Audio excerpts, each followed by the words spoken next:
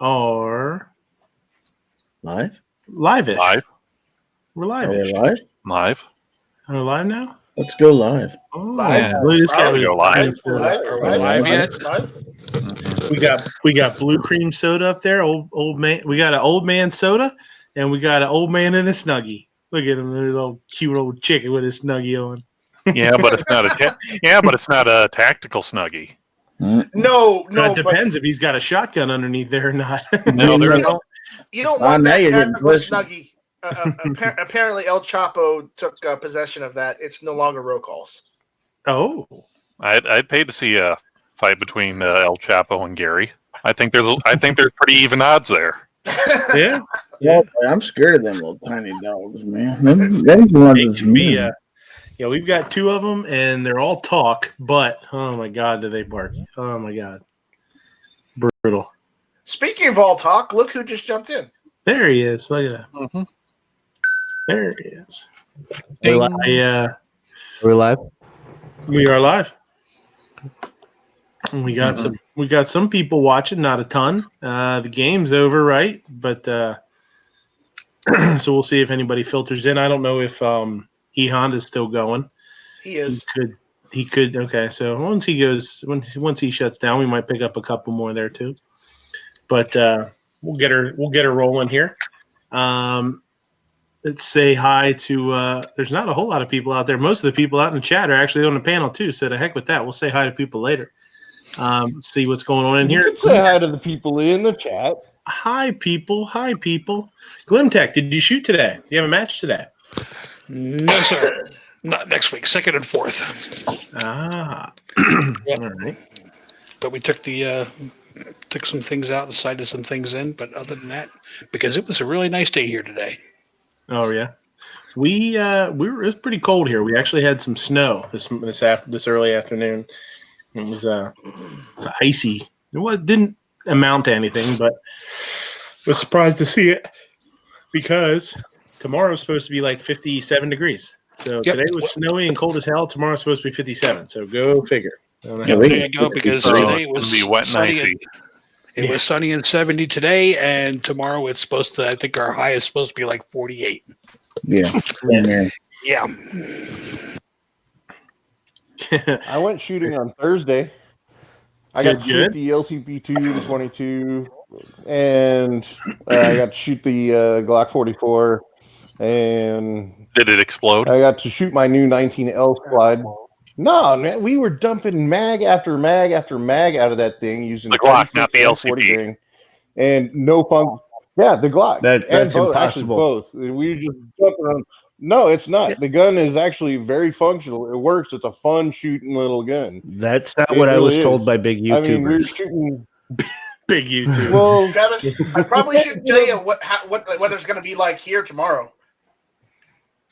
What's it gonna? Are you gonna have tornadoes? Fire and brimstone. 73 degrees, baby. Yeah. Nice. Yeah. Why wouldn't you talk about that? I mean, that's good weather. Yeah, but everybody else also got to shoot. Oh, that's true. Well, I also got to shoot a Glock 19 with an SRO on it, and those things are awesome, man. You can pick up the dot on those things really fast. I got one of those in my 34. That's my comp gun. I'm building up a. Oh, no, sorry. Oh, I was just going to say I'm building up a Glock 19L. It's pretty cool, but I still need to get a lower part kit. A 19L it's the reverse of a 19X or a 45. It's got the 17 slide and the 19 grip rather than the 19 slide and the 17 grip. Right. Okay. So, a buddy of mine bought it, was going to build up a 19L, and then decided not to. So I got it off him for what he paid for it, complete upper, threaded barrel, Brownell's thing. And then I ordered some suppressor height night sights on it for it, and they're still coming in. And I'm trying to decide what kind of optic I'm going to put on it. 3x9 Vortex. No. It's like R&R, like RMR type size. Crossfire. Put one of the crossfires on there. A good budget scope. SRO or the Holosun, one of the two. Yeah, make sure to put an O-light on it. Yeah, duct tape it. Actually, you know what? Olights are actually really good, so that's a possibility. Ape, what's happening, buddy? You're next. Not actually a fair amount. I've had a pretty busy weekend. Got to go see 1917 on Friday. I heard that was good. It's kind of interesting, and I also kind of wish I hadn't listened to Never Enough Ammo, aka Mr. Matt's Guns and Geek podcast, of him talking about their little gimmick of how they tried to shoot it to where it doesn't make any obvious cuts. Right. Because every time they'd either pan away from the main characters or they walk in front of the tree, I just kept thinking in the back of my head, "There's a cut. Oh, that's there's really a cut. good, yeah. Was that a cut?" But no, it was good, and couple of jump scares too. That was pretty good. Also, on the same day, I got to try the fake Whopper, and I have yet to die or violently expel it from my body. Okay. Just wait till it fully digests. So, It's how been. did it taste? When I got it, it was like 10 o'clock at a Burger King, so the people there were just throwing shit together and wanting to be done, so the burger was half on the bun. So I took a chunk of just the not meat and kind of chewed on it for a bit, and other than it being kind of dry, it was okay. I think how they get their flavor of it this tastes kind of like a Whopper is just they figured out how to make the burnt part taste kind of like a burnt or like a singed hamburger. Right. Yeah, if you can get the char right, you're okay. Yeah. And then today I actually did go shoot. I took my Ruger Precision Rimfire and loaded up the 20 or some different types of 22 ammo I'd been buying over the last 6 months and seeing which one it likes the best. Oh, how many different ones did you say?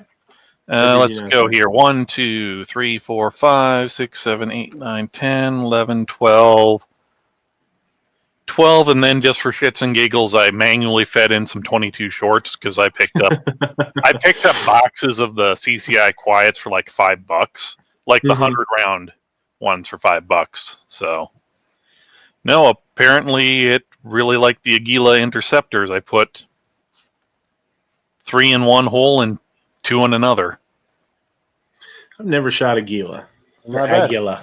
I think it's Aguila, right? Yeah, Aguila. Well, I think it's Aguila because it's like the bird or something like that. So yeah, that one right there, that's 5 shots at 50 yards. Yeah. What were you shooting it through again? My Ruger Precision Rimfire. Oh yeah. Yeah, because I figured. I asked the guy at the booth. It's pronounced Aguila. Yeah, I thought it was Aguila too. Aguila. Whoa. Yep. Yeah, case gauge fell on the floor. Yeah. Cool. Yep, and also got to shoot my new to me Smith & Wesson Model 10 that was made in 1973. Yeah, you showed that last week, I think, right?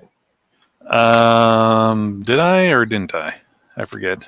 No, we might have. I might have said I went to my box guy, but I didn't say what was in the box. I don't know. I remember you mentioned it. Maybe we were just talking about it. I don't know. Oh no, I put new grips on it because the old ones were split, and last time I shot it, I actually got a pretty nice sliver in my thumb. So that'll teach you.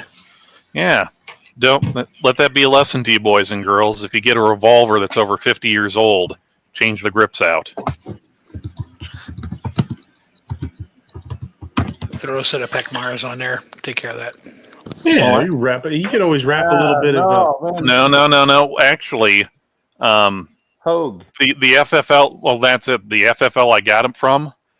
He's been trying to kind of downsize or clear out most of the stuff he's kind of accumulated, just like random stuff. You guys remember the Hogue blue guns that if you went into like a gun shop, they'd have it, and it's like, oh, here, put your hand on this that everyone else has put their hand on. Mm-hmm. Well, he'd gotten in a set like decades ago, but he never put them out or anything. And he's like, you know what? I'm never going to get an L frame or a K frame revolver. You want them? It's like, okay, I'll take them and take the grips off it. So I was like rummaging around in my bin of stuff. That's cool. For it, and it's like, oh, hey, I got this like a year ago. Dug down there. Oh, there's that speed loader I never returned. Oh, hey, it's for the Model 10. Yeah, that's funny. You see, you got to remember back in the 80s, Hogue wasn't Hogue didn't have revolver grips. That was Pacmar or nothing, basically. Mm-hmm. You could get Hogues, but it was a major malfunction to try to get those because Pacmar was a big thing with law enforcement. Model 10s were a standard issue because I had one. Oh, yeah. I mean, Pacmars you can get all day long. Hogues, nope. Yeah, I think. Well, now you can. Now according you to can get Hogue all day long. According to Smith & Wesson, I think they've from like 50 or 53 when they came out with the Model 10, they've made like over 6 million of them. Yep. Good gun, though. Yeah, so it's a Glock 22. So it's a rare piece. Yeah. Yeah, it's exceptionally rare. That's why I bought it, because it was exceptionally cheap. Like I said, when all else fails, you tie a rope to it and throw it off the side of your boat. You use it for a boat anchor.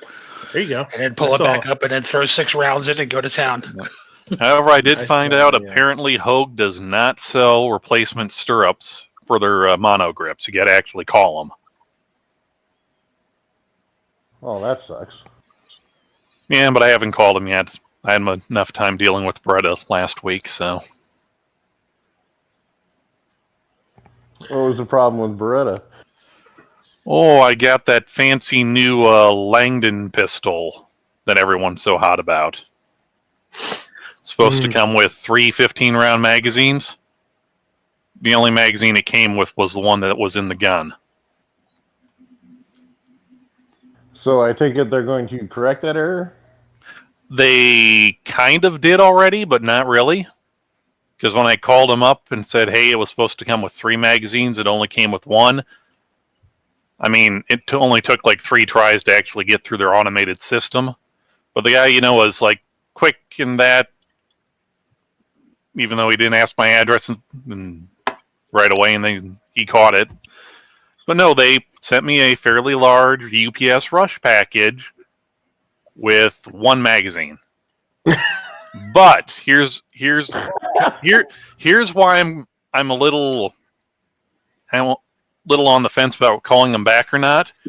The 15-round magazines that shipped with the Langdon pistol are just the regular plain Jane vanilla 92 15-round magazines.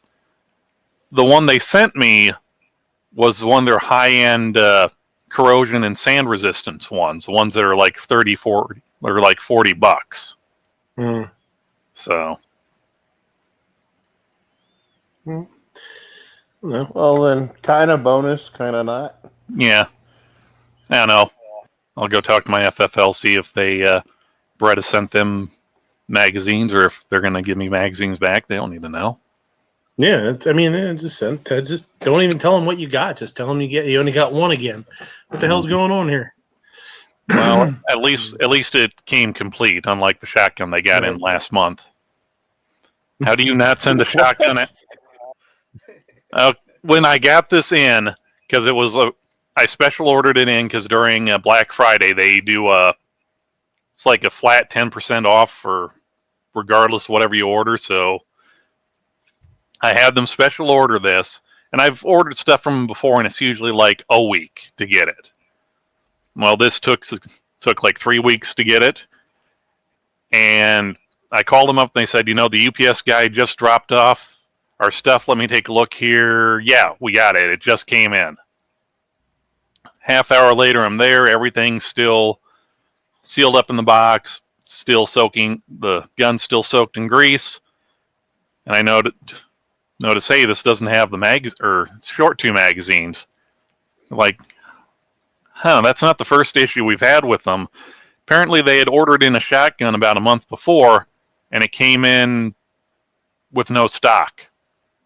Not like, hey, this is supposed to have like 2 stocks. It was the barrel, the action, and nothing else.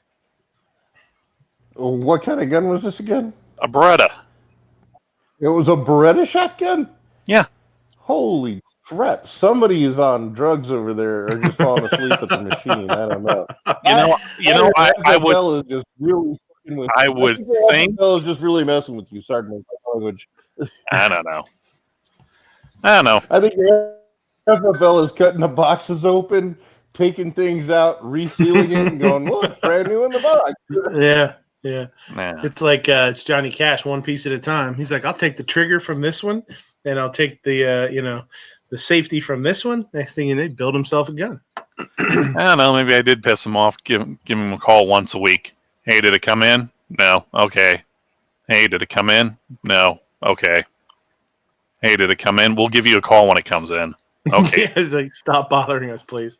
Well, when you say it's a week and based on previous experiences. Well, here's the thing too is it's when you're dealing with a lot of it seems like when you're dealing with, depending on how big your FFL is, with the little guys, little mom and pop shops, it's not that big of a deal. But when you're dealing with a bigger place, and they're like, oh, we'll call you when it comes in, and you call them and they're like, oh yeah, it's been here for 2 weeks. Oh, nobody called you? Oh, I thought somebody called you. It's like, Jesus, this shit happens. It falls through the cracks all the time. I'm thinking they might have ordered this directly from Beretta, because everything else I've ordered or special ordered through them comes through Davidson's, Gallery of Guns, because they're also a distributor. Mm-hmm. Because everything Davidson sells, it comes with the card. Because regardless of whether you bought it through an FFL or from Davidson's direct, Davidson's will guarantee it for your life. It's like an extra warranty on top of regular warranty. Yeah, I've heard of that. Travis P. Evans talked about that, I believe. Yeah. Night Strike, what's going on? You're next. Oh, hi there. I didn't realize we were still doing introductions. I thought we were just talking. Oh, yeah. Oh, no, we'll be doing introductions till about 2:30. Night Strike, you've been here before. Right. I keep forgetting. Sorry about that. Mm-hmm. Yeah. So, nothing's going on. Just, chilling, hanging out, that kind of thing. Nothing wrong with that. Mourning the loss of one of my favorite websites. So, yeah. Mm-hmm. Yeah. Yeah. I know. It was weird. It really sucks too, because today Every Second Matters. Yeah. And it was it was really weird setting up the show tonight, because I've never, other than 1 or 2 times where I forgot or was you forgot and I put it up on there for you. Right. Not setting the show up over there was really weird, for sure. Heavy B, back from vacation. I think you were on the show about maybe a year and a quarter, year and a half ago. It's great to have you back. How was your vacation? How it was been that long? Holy crud! I don't know. It's been a while. Trying to watch my own here. No, I'm just working a lot. That's all. My new job, or not so new job anymore, just has really weird hours for me. So that's all. That's why I haven't been around. No, I already told you. Glad to have you, man. Always. Yeah. You mean you haven't been avoiding us because of Night Strike? Joe says, no, I haven't been avoiding you because of Night Strike. Come on, I wouldn't let Night Strike keep me from talking to you guys. I just haven't been able to do chats. Hell, I went on. Why would it be my fault to try to do a chat, and I couldn't even set up the chat because evidently now you got to have software for it or whatever. I couldn't even go live. I was like, oh, well, okay. Yeah. Hangouts last year. Yeah, we're running through GunTube, which is nice because you don't have any restrictions on the number of people. Or if you hours. go through, right, if you go through StreamYard or whatever, you can only have 6 people, and so GunTube's a really nice option for us. Yeah, if you don't pay for it, they put like a 20-hour a month limit on your stream, and if you go over that, they send you a strongly worded letter. If you do it again, they're like the old cell phone carriers of, well, you can use as much as you want. It's just that come next month, you're not going to be able to use it until you earn back the 20 hours a month. Oh, right. Yeah. I did not. Conversely, do they do rollover minutes? I don't think no, I think it's just No. taking. Isn't nice, though. Isn't StreamYard only like a 3-person operation or something like that? I don't know.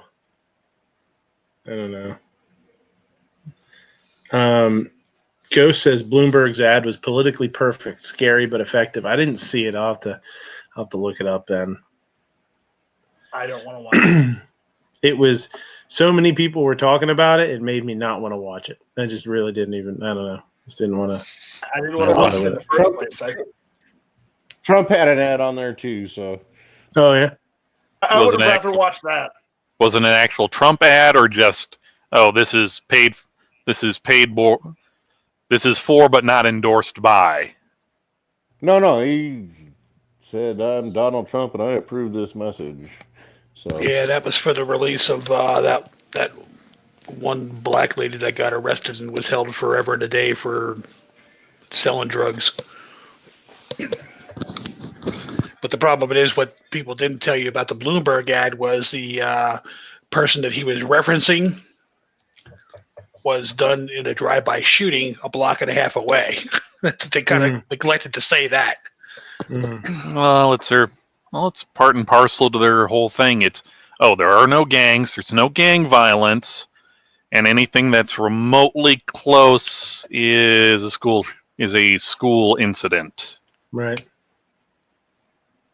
Remember, folks, it's all bullshit and it's bad for you. True story. Very true. Gizzard, what's going on? Not a whole lot. It's pretty quiet around here right now.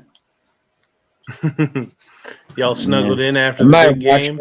Might have watched a little bit of football earlier, but yeah, I'm kind of snuggled in now. Yeah, watching the big post-event celebration up in Kansas City. They're spilling out onto the streets. Is there fires and riots and all that other good stuff? Nope,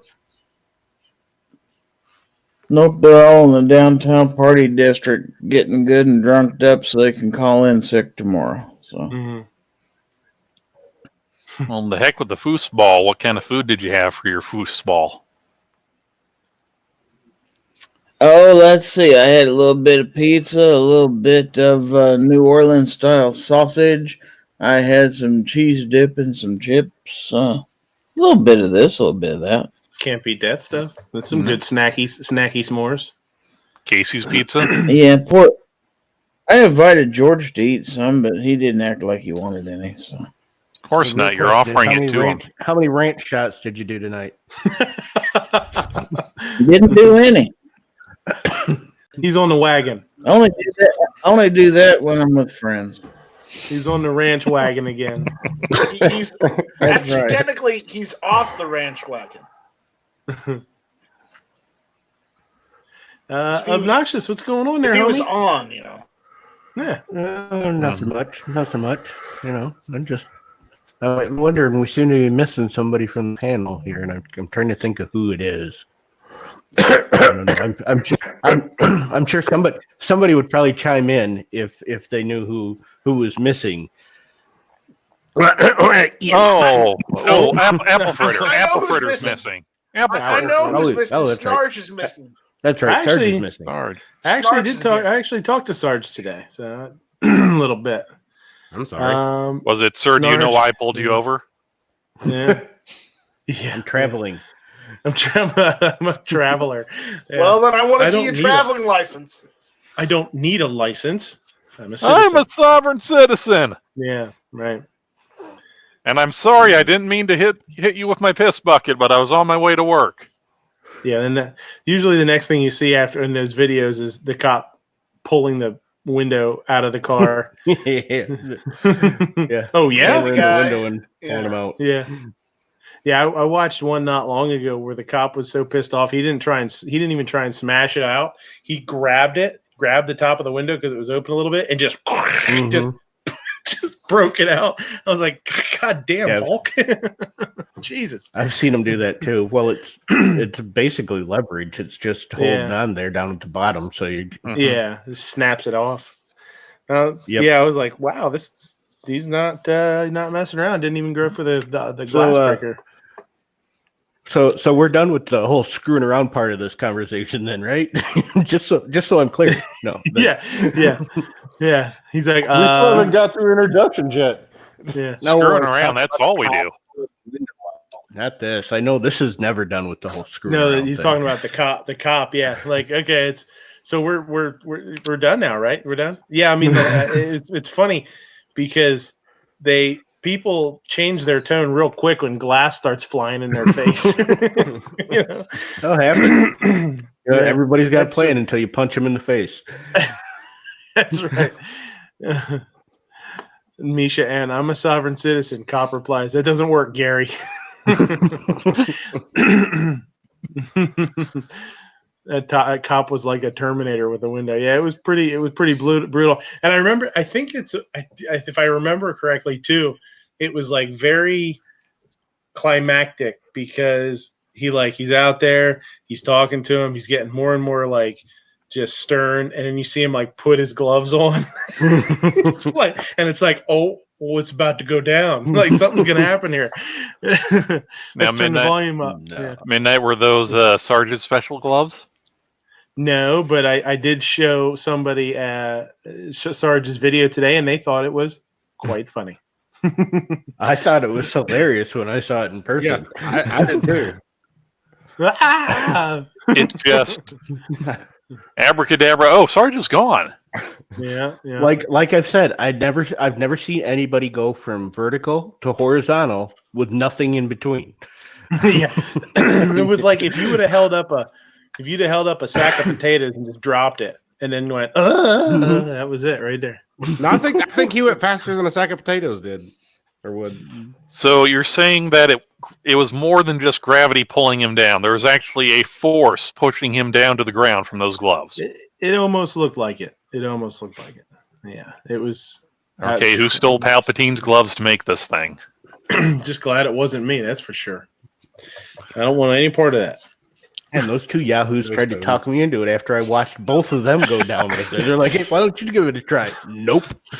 You are pretty gullible. You just stood up like in a Tom and Jerry cartoon with your head smoking, like all blackface. Like you got in trouble because you probably would have had blackface on. We're getting all burned up. No, I tried to stand up. I don't think you can. Did anybody else catch it while you were there, or is he the only one that did it? No, there was somebody that went before Sarge and Snob did. I saw somebody else go, and they dropped pretty good, but not as fast as Sarge dropped. Yeah. Oh, I mean, I thought I did good compared to watching Sarge afterwards. You did. Like I said, you two yahoos are like, well, why don't you try it? Nope. I'm gonna pass. What were you guys doing? Just out of curiosity. Oh, you don't know what was going on, huh? You didn't see the shot so special. Well, I haven't been here for a while. So these guys went out to SHOT Show because they're a bunch of big shots, and they found this police officer cop product, and it's basically looked like a normal glove that you might kind of look like a winter glove, that you would wear. like a heavy winter glove. But it was like a taser glove. And old Sarge got zapped with it, and it just like it was on his forearm. Comedy ensued. Because it wasn't like the guy went to his face or that. It was just, well, like if you're trying to control someone or get them to move away, you just kind of grab like their wrist or that. Mm-hmm. Yeah. And all he did was, even though Sarge knew it, he says, "I'm just going to put my hand on your forearm, and when I say like glove on or something like that, you're going to feel it. So he just put on his arm, and it was Sarge was standing there one frame, and the next frame it was down, and there was a ah. Well, he kind of let me know he was going to do it to me, but then whenever it was Sarge's turn, it was like he didn't even let him really know. He was just telling him what he was going to do, and he did it. Yeah. At least I had a little bit of warning. Yeah, but you actually stood up for like 4 or 5 frames. It just wasn't. Yeah, Sarge just disappeared. I was holding Sarge's camera, and it's like, where'd he go? And then Sarge grabs at me because I didn't follow him down with the camera. I'm like, I didn't know where you went. I thought you went for a walk down the block. I didn't think you pulled that fast. I was looking up. Yeah. Don't glove me, bro. Yeah. It's always funny to see someone else. That's when you look at him. That's when you look at him when he's on the ground and going, "Oh, sorry, I didn't get that. Can you do it again?" One more time. And grab him by the ankle with it too and drag him. Yeah. So, all right. We got a decent crowd out there now. There's like 30 something. AC's out there, Consolidated. Michael Dixon's out there. I know who that is. Misha, we talked about that. Guy in the comments. Scott P79's out there. Seven Wonders. Ohio Yoder. New York Outcast. What else we got out there? Kingpin's out there and in here. We saw that. Talked to him. Said hi. Zeus is out there. Ghost said Ghost is out there. Pete's out there. Bunch of people. Not bad. Sorry, I got a little scratchy throat. Oh, Gary give you the crud too? Well, Sounds son's sick. Son's sick again. So Lead Life's out there. Western Probes is out there. So I'm hoping I'm not getting it, but I don't know if it was just from talking today. I actually was able to. I went to the outdoor show today, so did a lot of talking today. So my throat's a little scratchy. Probably didn't drink as much as I should. I should have been drinking more while I was doing that. But yeah, so I saw some really cool stuff. Talked to some fun people, and we'll talk about were bullpup pistols a real thing? Well, there was what's that one with the Borshat? Boberg and Bond Arms. And and then there was that one from way back in the day, that Borchardt kind of looked like a bullpup. That was a weird looking pistol. The one I think that turned into the Luger eventually. No, the Borchardt. The Borchardt really wasn't a bullpup. It's Yeah, I know, but it just looked weird. It looked like it was. It looked like a bullpup. I think it was like the first ever viable semi-auto pistol. Mm-hmm. Well, Midnight with that scratchy throat. It sounds like you need a cool and refreshing glass of Diet Beef Soda Zero. Diet Beef Soda Zero, all the beef flavor with none of the fat or regret. Now with more Red 40. No. red dye number 4. The red one's the one to get you. Yeah, that's why you need to drink the blue cream soda, not the red cream soda. Yeah, because blue tastes better. Blue's more refreshing for sure. So that's actually a different flavor. Are they different flavors? They're not different flavors, are they? Yeah, because this colors, right? No, because they had right next to it orange cream soda, and that's orange soda with the cream soda, so it's like a creamsicle, which is epic. Yeah, because I know when I was a kid, you could buy birch beer by the same company, and there was red one, there was blue, and there was clear. They just called it white. If you get birch beer and it's clear, they call it white birch beer. But there wasn't anything different other than food coloring in it. And then, which I was never a big fan of that. The white, usually I like a darker, more amber colored birch beer. But so saw some cool stuff today. Spent some time over there. Did some videos. I talked to I hung out at the Ruger booth for quite a while. I was really having a good time playing with some of the stuff there. Checked out FN, IWI, stopped over at Taurus, Smith & Wesson, Colt, and then sort of stumbled upon a really small, really new manufacturer, and we'll talk about them a little bit later. And it turns out that they are literally like a half an hour away from where Sarge is. So I put a picture up on Instagram of the pistol, tagged Sarge in it, and I wanted him to get a hold of him. I was talking to him about Sarge. He was really excited to maybe get together with him and shoot a little bit. And they're also talking about coming up here and doing some demo days. And I was like, oh man, I was like, I would love to be part of that. And he was like, oh yeah, absolutely, we'd love to have you. So that might be like a kind of a cool little hookup for me with a really, really cool little company, and we'll talk about them. Would a White Claw be a hard beef soda? I guess it depends. No. If it's all natural claw flavored, maybe. No, we've said this before. We have many fine products here at Diabeef Zero Corporation, including Diabeef Soda Dark, now with 15% more vodka. So I did have I have a question for Glimtech. Glimtech, you have the FN. Do you have some? I think you have more than one. The 509s, right? I have all three of them. How's your trigger on the small one? I actually happen to like it. Now the other one, I did my mid-sized MRD and the full-sized. I changed those out to Apex triggers, which are similar to the Glock style. Okay.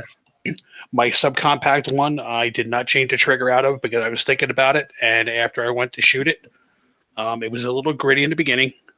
But with FN, for whatever reason, when you dry fire and you actually shoot it, it's two different feeling.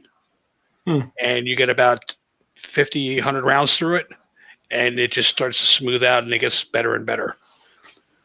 I like it. It gives you a nice wall and a really crisp break and a really nice reset.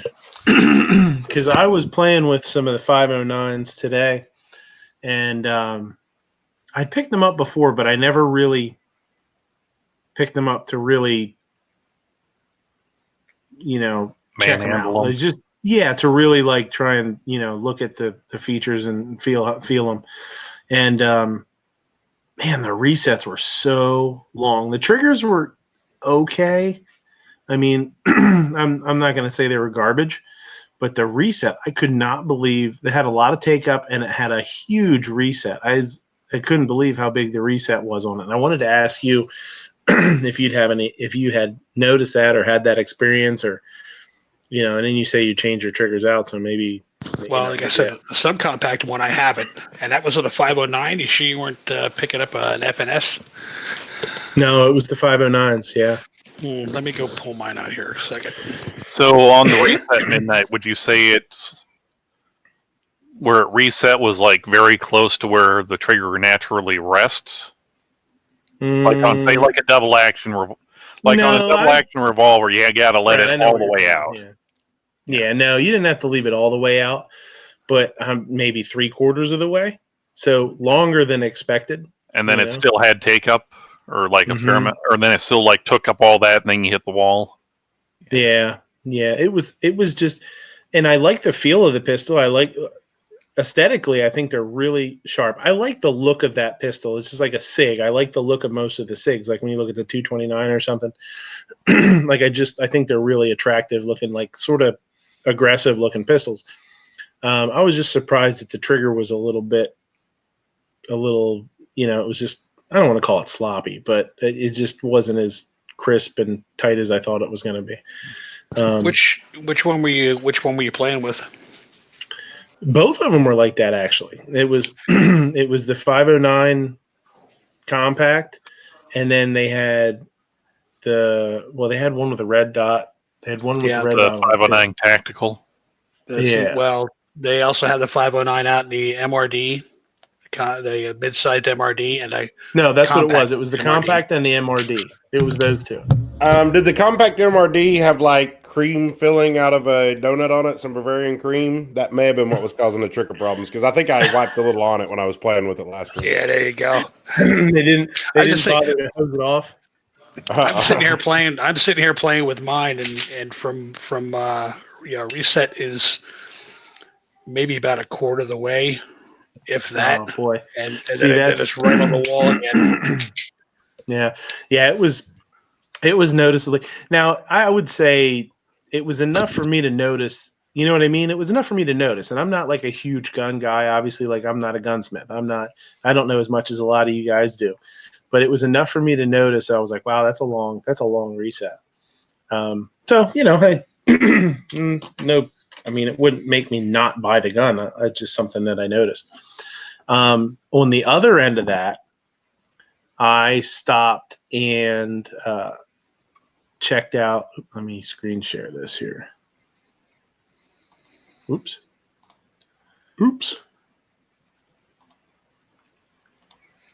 I don't know, Clover. I would almost think that if they were had to make them or disable them, they could just chop the end off the striker. Well, they did, as far as I know. I don't know if every gun did, but I do think they removed firing pins. I know a lot of the guns didn't have firing pins in them. Mm-hmm. But other than that, I don't know. And maybe, I mean, I don't know. Could the removal of the firing pin affect the reset? Would you guys, any of you guys? Well, it's the 509's a striker, so isn't the whole striker assembly is your? Oh, yeah, it's all one piece. What I was just talking about is the actual part that protrudes from the breech block and would strike the primer. It would just be nothing for them just to put that on a lathe and just. Yeah, I mean, well, yeah, I don't know. That didn't even occur to me. That would be. But that is very possible. That may be the reason why you had such a long reset on that, because either they replaced it or they didn't have one in there. Yeah, it could be. So I will say this though, that I didn't have any other pistols that felt like that. None of the other companies that I checked out their pistols, and I picked up a bunch of guns today. I didn't notice anything weird in any of theirs, but could be. I mean, it could be something to do with the way that they're built. That when you take the firing pin out, it affects that. Am I screen sharing? Can you guys see this? Yes, you are screen sharing. Yeah, you're still the Masada. You're shilling for IWI. I'll tell you what. Yeah. So, This pistol feels awesome. How awesome! I was really, really nice. I was really surprised. As soon as I got it in my hand, I was really surprised. Now I'll be honest, I don't know what backstrap they had on it, but it does have removable back straps. But when you look at it, it's got a nice curvature to the back of the grip that fit my hand amazing. Like it was really, really nice. And the trigger on this thing was fantastic. The reset was nice and short. It was crisp. It wasn't spongy. It was the nicest as far as I have dealt with personally. And obviously I didn't shoot it. Like I would love to shoot it at range day or something. Like if I had the opportunity to shoot it at a range day or something, I would jump on it. But it's the nicest trigger I've ever felt on a striker fired gun. It was crisp. It wasn't mushy. It didn't have a whole lot of take up. I was really, really impressed with this pistol. aren't those pretty affordable too? Yeah, it's under $5 MSRP, I think. $480 MSRP. Yeah, they're talking about maybe $400. Mm-hmm. I was thinking they were pretty cheap. Yeah, I'll tell you. And it's a 10. They have 10 and 7. I mean, here it is 10 and 17 rounds. They have a 17 round mag. Barrel's about 4 inches, I think, 4.1. One of the other things that was kind of cool too is,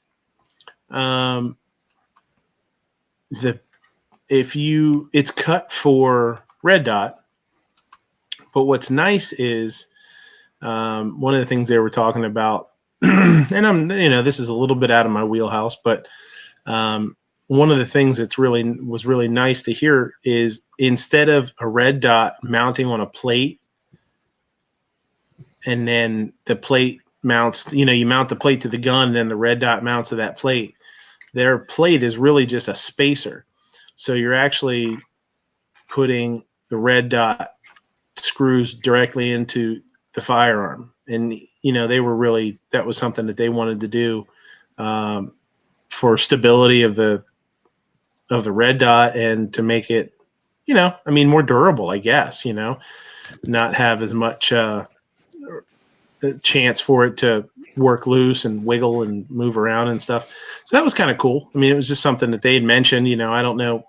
Again, for the average shooter, is it going to matter? I don't know, but it's kind of cool. It was something that they mentioned. I thought that makes a good point. Yeah, the 509, the 509 set up the same way. Oh, is it? Okay. Yeah. Yeah, they have their front piece. They have their front adapter piece, which matches up with the so the 509 tactical is the same way with the front of the optic. The plate that's on there is just basically a riser plate because otherwise it would sit too low. Right. And then the screws actually go through the optic, through that riser plate, and actually into the mount right into the slide. Mm-hmm. One of the things too is they had one mounted with, and I don't even remember what red dot it had on it. I should have taken notice. Maybe I did some video. Maybe I can see when I watch the video if I can tell what it is. But it didn't have suppressor sight, so you couldn't co-witness. And I asked him about that, and he said that they cut the Masada for SIG sights, so you can just buy SIG sights that are suppressor height, and then you'd be able to co-witness too if you wanted to do that. So I thought that was kind of cool too that they just used it, which I know a lot of other companies use SIG sights also. So that was kind of cool. But I was really impressed with this.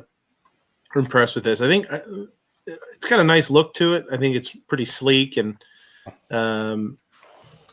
visually I really like it. But I'll tell you It's what, almost I like the CZ. Mm-hmm. Yeah.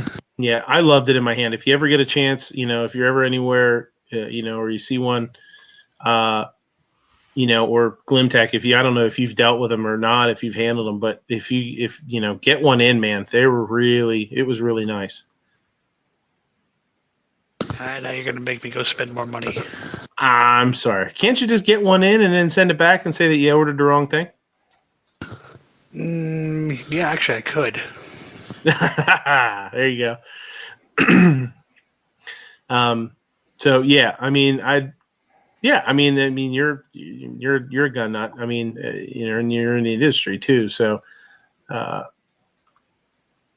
Gigadwa was the 92X there. I did not see a 92X. You know where the 92X isn't? In Yankee's hand. It obnoxious is safe, even though he's had it paid for 3 months. You son of a bitch. Yes, I've had the money outlaid for a 92X since I think the week after Wanamaker. I like how this in their website it says restricted states. Each Masada comes with 2 standard capacity magazines or 2 10-round magazines for consumers who reside in states with magazine capacity restrictions. Yeah, it's a pretty boilerplate thing there. Yeah, it's just funny because using the term standard capacity when it's a 17 rounder is kind of cool. I like that. Well, that is standard capacity. So. Yeah, my 9's a 17 too. See, now you're gonna have to make me get. Now you're gonna have to make me get one of these Masadas. Well, I'll tell you what. If you get it, can you loan it to me somehow? Because I really want to shoot one. It's easy to do. I just got to send it to an FFL. You just got to go pick it up. Hey, man, that would be awesome, man. If you get one, man, let me. Because I'll tell you what, the guys at IWI, there was a couple guys behind the counter, the whatever you want to call it, and 2 of the guys were really friendly. One of them didn't seem to want to be there a whole lot, and he's the one that I ended up talking to. He just seemed kind of unimpressed with me as a YouTube guy too. He's just like, man, he did a video for me and he perked up for the video and did a good video. And then right afterwards, he kind of, mellowed down a little bit, but I'll IWI, I didn't know like until recently. I feel stupid, but apparently they've been there for 3 or 5 years. IWI is pretty local. They're in Central PA, and I was hoping that they did tours or something. I'd love to go out there and poke around a little bit, but he said they don't do tours, they don't do whatever. So I'm going to send a couple of emails and see if I could go out and visit the place, because especially after seeing this, I'm really super interested in looking around a little bit.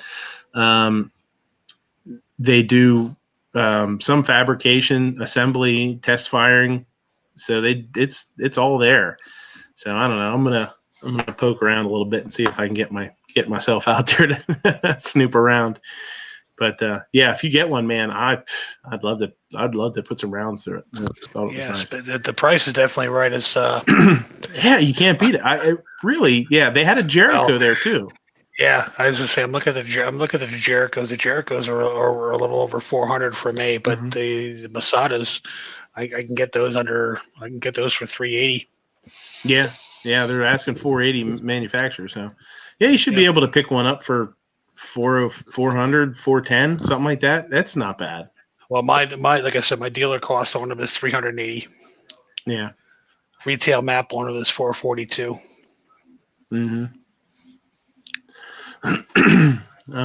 So let's see what else we got here. Let me. Oh, for all the guys who went to SHOT Show, did anybody get their hands on that Palmetto State? What is it? The PS9 Dagger or whatever it's called. Their Glock. They're not a that Glock. they're coming out with. Yeah, Palmetto was not. Oh yeah, unfortunately, I really want one of those.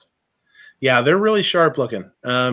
Palmetto was not here, which is kind of surprising because we're not that far away from where they are. I really think they should come up for it. I'm surprised they don't.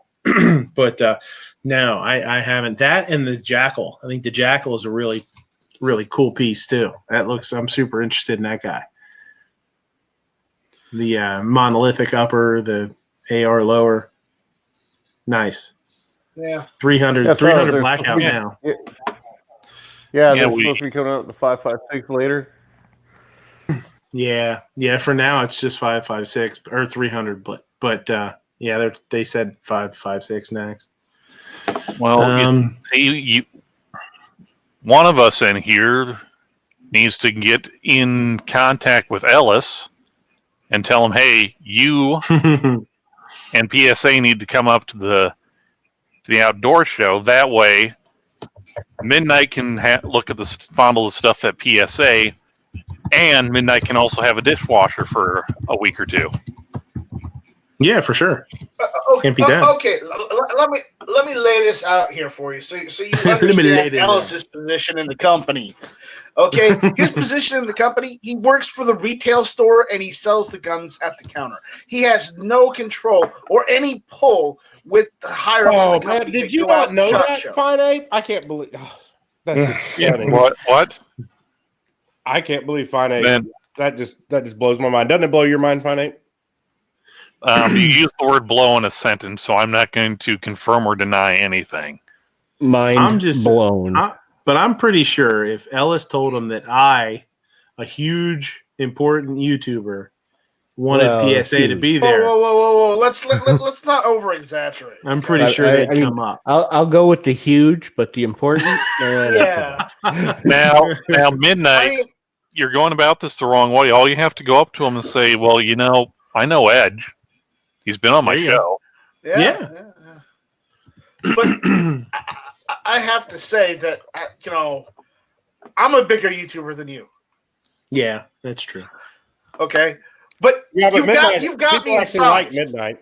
You've got me in size. In physical size, you're bigger than me. I'll give you that. Yeah. I was just surprised. I'm surprised they didn't come up. I think it'd be Pennsylvania's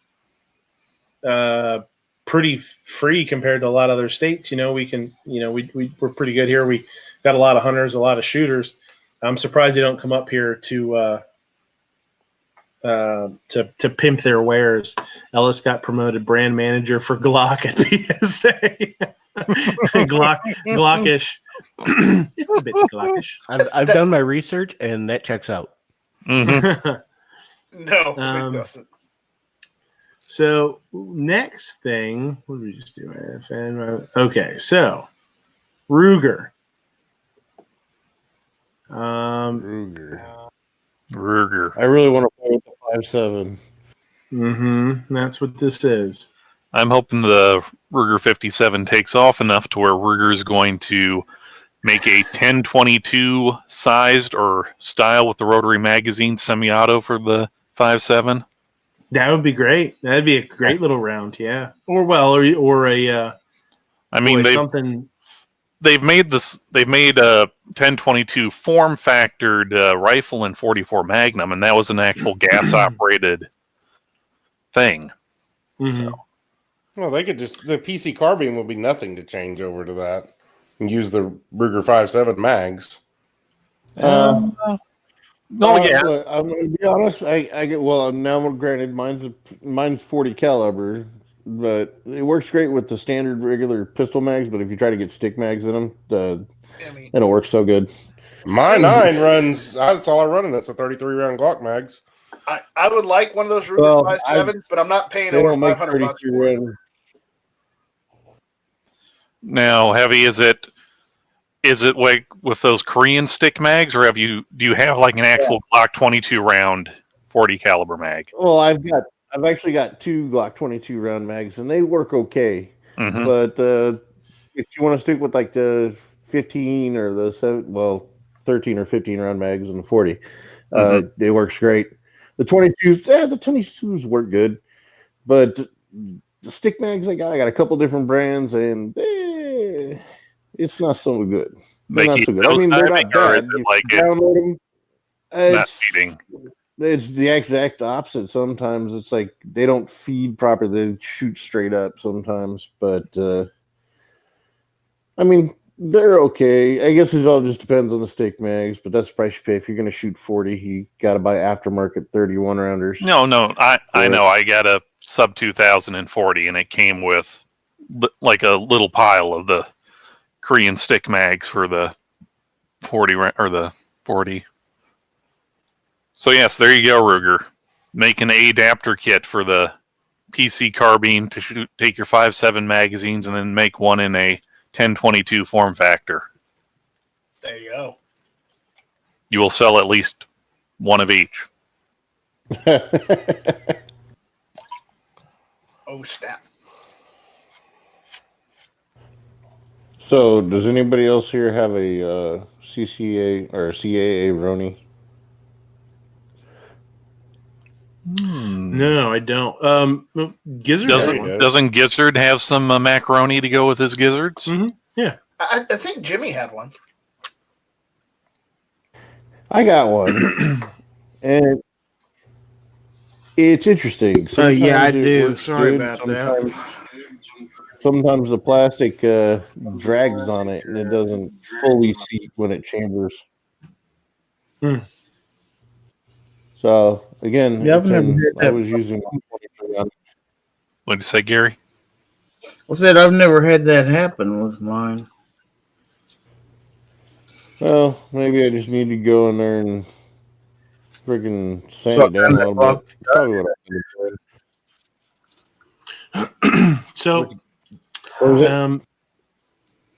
I was able to, which is kind of nice. Ruger and FN were sort of close to each other, so I actually went back and forth. I actually went from one to the other and back to the other again while I was looking at the FN 5.7 and the Ruger 57. So it was kind of nice. There pluses and minuses, I think. Okay, start with the pluses on the. Sorry, I got a text there. Oh, sorry. So I think there are some pluses and minuses. The Ruger has I like the safety. It's a more traditional 1911 style sort of flip down safety. You guys can see it there. The grip is a nice size. It's not as big as I thought it would be, especially for like whatever it is, a 20 round capacity or something crazy like that. 20 plus 1. The grip is a little squarish. when you grip it, it's a good size for me. I mean, I really enjoyed it. But the back of the grip, I felt like it kind of dug in a little bit. It was a little bit angular. If it was a little more rounded off, I think it would have been perfect. It's got some sort of sandpapery grippiness to it. Nothing too crazy, right? When you go to, let me go to the FN here.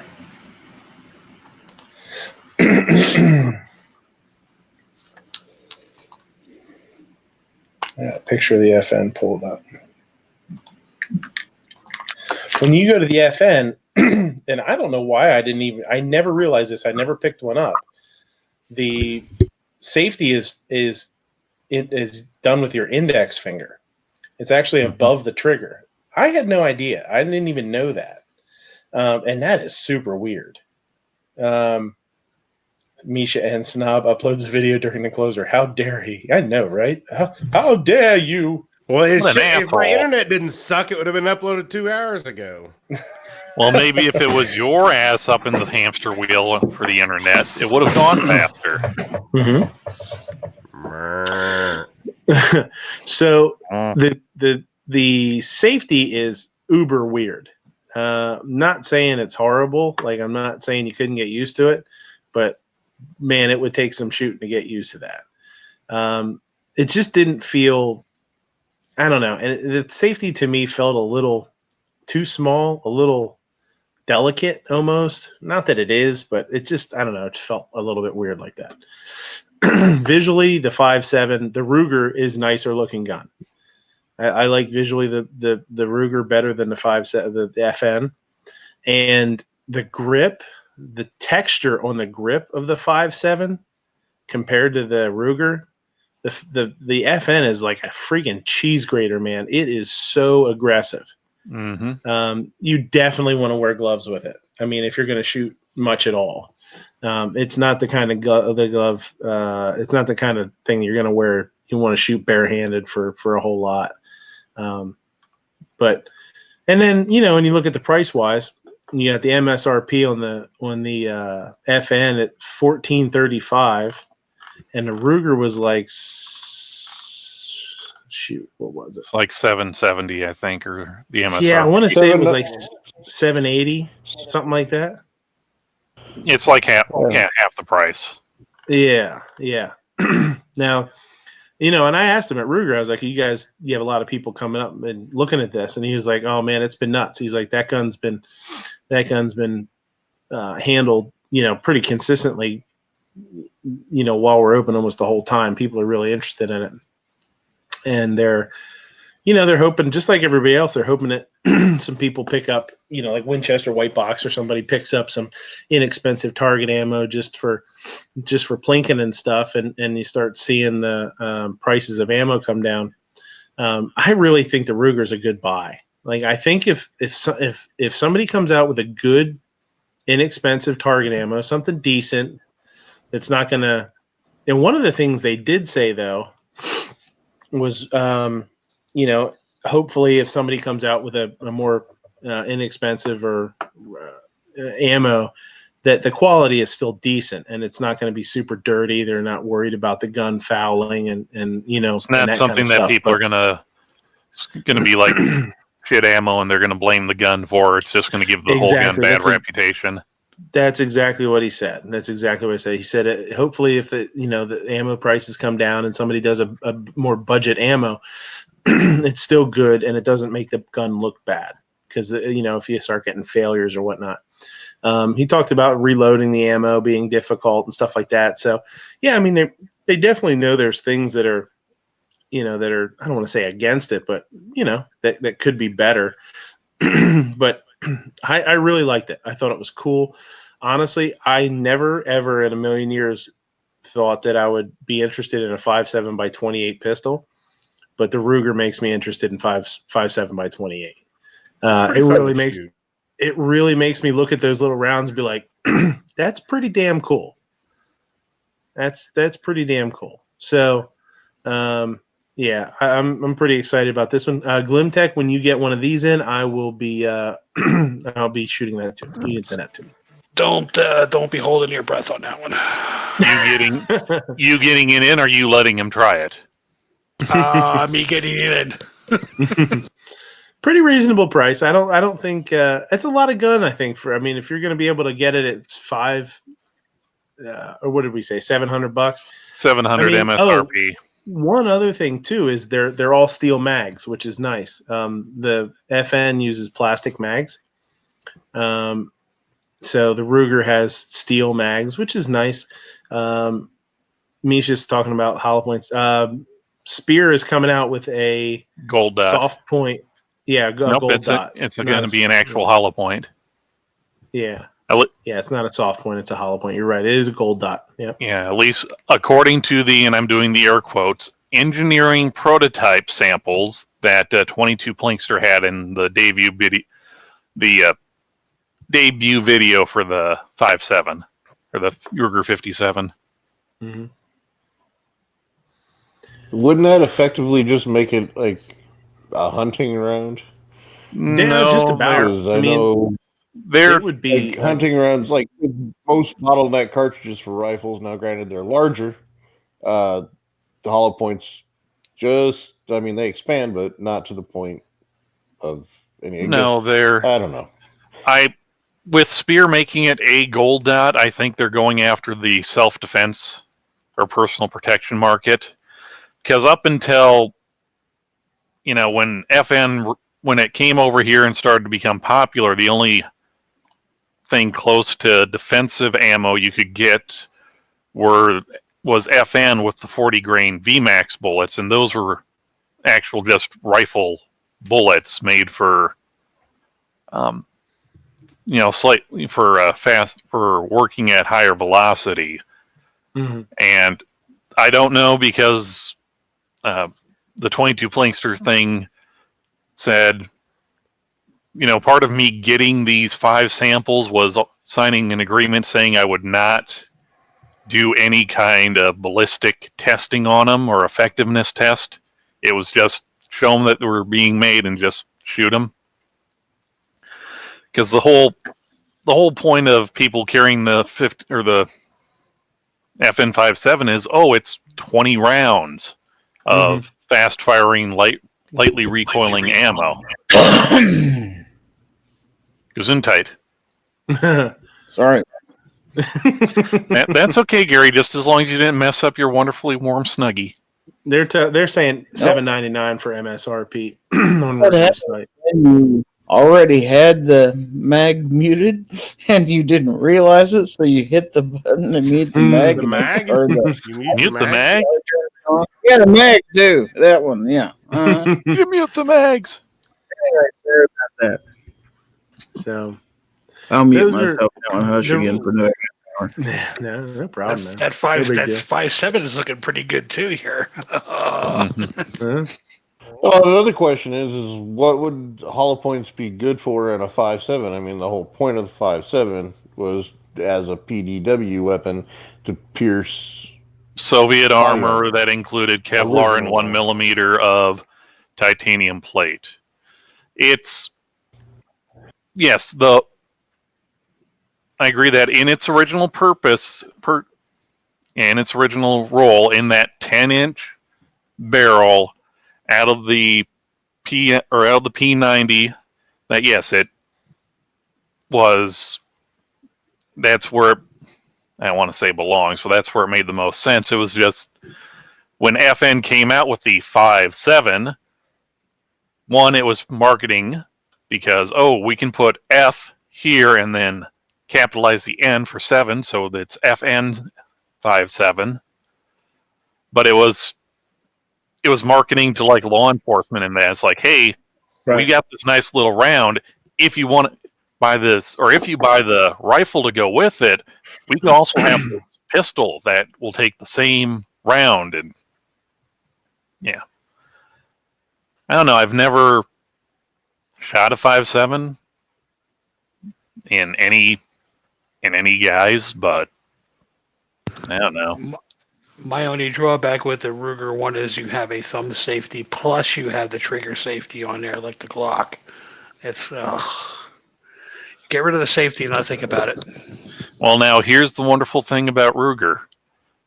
They will make you pretty much anything you want as long as you order 500 or 1,000 units. Yeah, true. And if I go down there, if I drive down there and knock on their door, maybe I can get them to make me one without.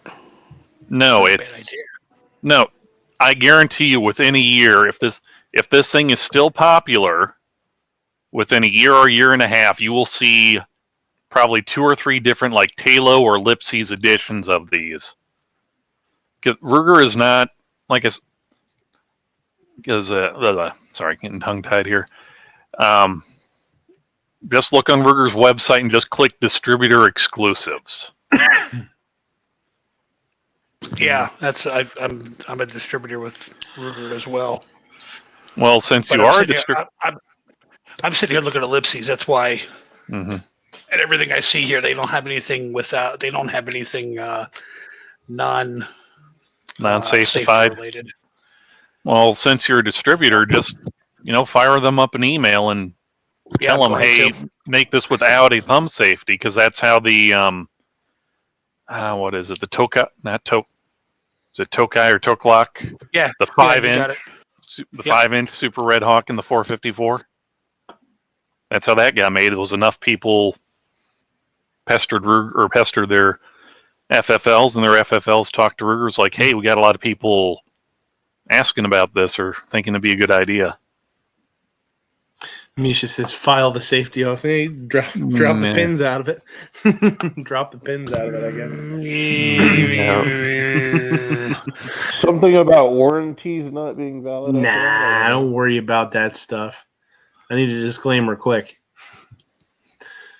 Ladies and gentlemen and Jonases of all ages, the views and opinions of Misha M are the views and opinions of Misha M and do not reflect the views and opinions of Midnight Range TM, Fine 1393, The Heavy B, Night Strike, GunTube, Gun Channels, the Gun Channel community, or anyone other than Misha M. Please remember to send any and all hate mail to shootingleftofcenter@gmail.com. Ghost is saying he hasn't heard good things about the Ruger 57. Heard it's not a real good shooter. Any of you guys shoot it? Yep. Snob, you said you shot it. How was accuracy? How did it feel? I don't know what the steel targets were at, but I was hitting them at, they were probably 50 or 75. They were way down there, and then had some paper targets up close. Yeah. And I was hitting no problem. Had a Vortex Venom on it, I think, but I thought it was a great little shooter. I liked it better than the FN 57. I've shot it too. I like the Ruger 10-1 better over it. Yeah, I definitely like the grip would on lean. it. Yeah, the grip was less aggressive. I definitely like the feel of the Ruger better. I think it seems like they've really done a good job. If there's accuracy issues, I don't know. That I can't speak for. But now,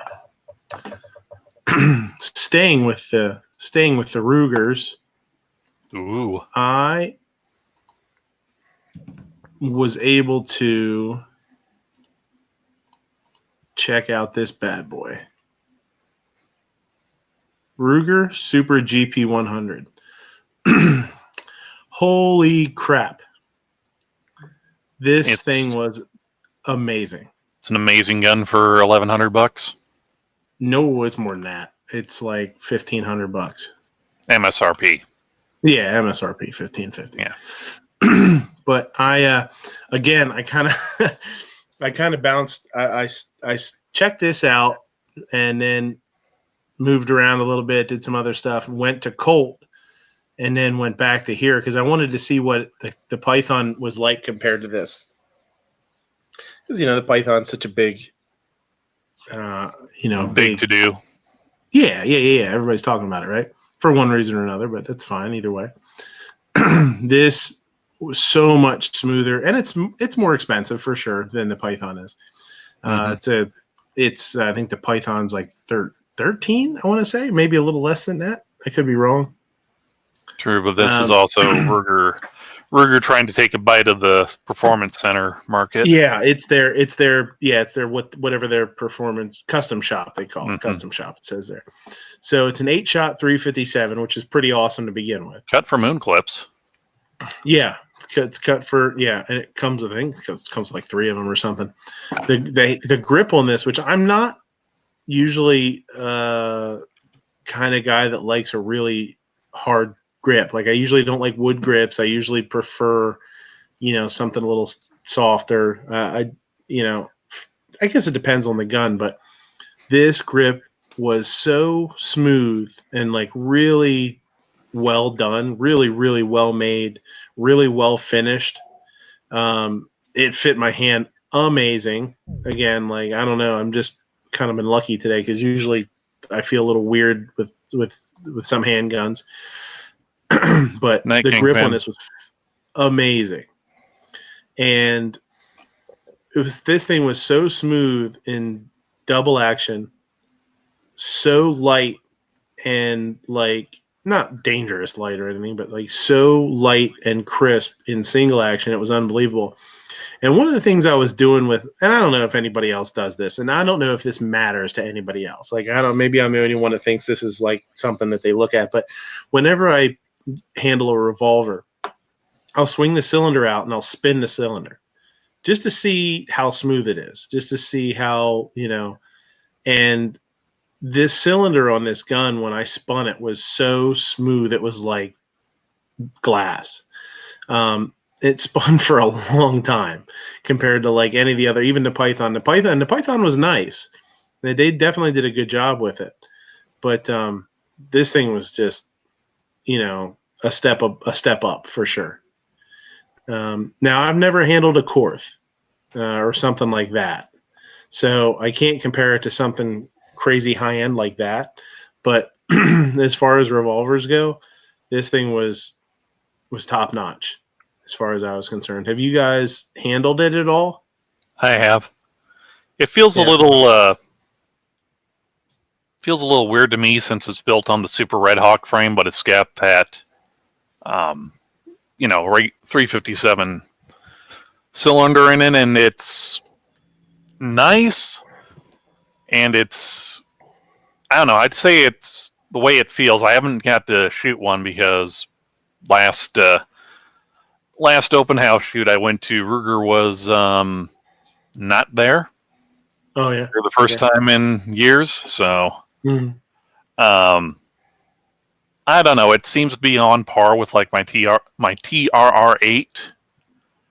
Okay, but I don't know. It's it's a spendy gun, yeah, for sure. And TRR8s aren't cheap either. No, but what I paid for my TRR8 was less than what I saw that at my local gun shop for, and it was well under the MSRP. Mm-hmm. Oh, okay. Well, I'm pretty sure someone on this panel has handled the Korth and handled that just 2 weeks ago. And obnoxious. Are you kidding? I didn't dare pull the trigger on those Korths. Oh, you just held them? Yes. He didn't want to pull the trigger. He'd come over and swat them out of my hand. What are you doing? Cradled them and told them what good boys they were. Yeah. Mm-hmm. He didn't want to pull the trigger. He knew that Yankee had already fondled him, and he didn't want to break loose whatever might have gotten caked in there. That's true as well. Yeah. I usually prefer a full underlug. I think a full underlug looks good on a revolver, but the half underlug is pretty nice. I usually don't like guns that don't have the underlug. I just visually, I don't know. I'm just not a big fan of it. But this was, so then the cuts in the cuts in the barrel and stuff are really cool looking.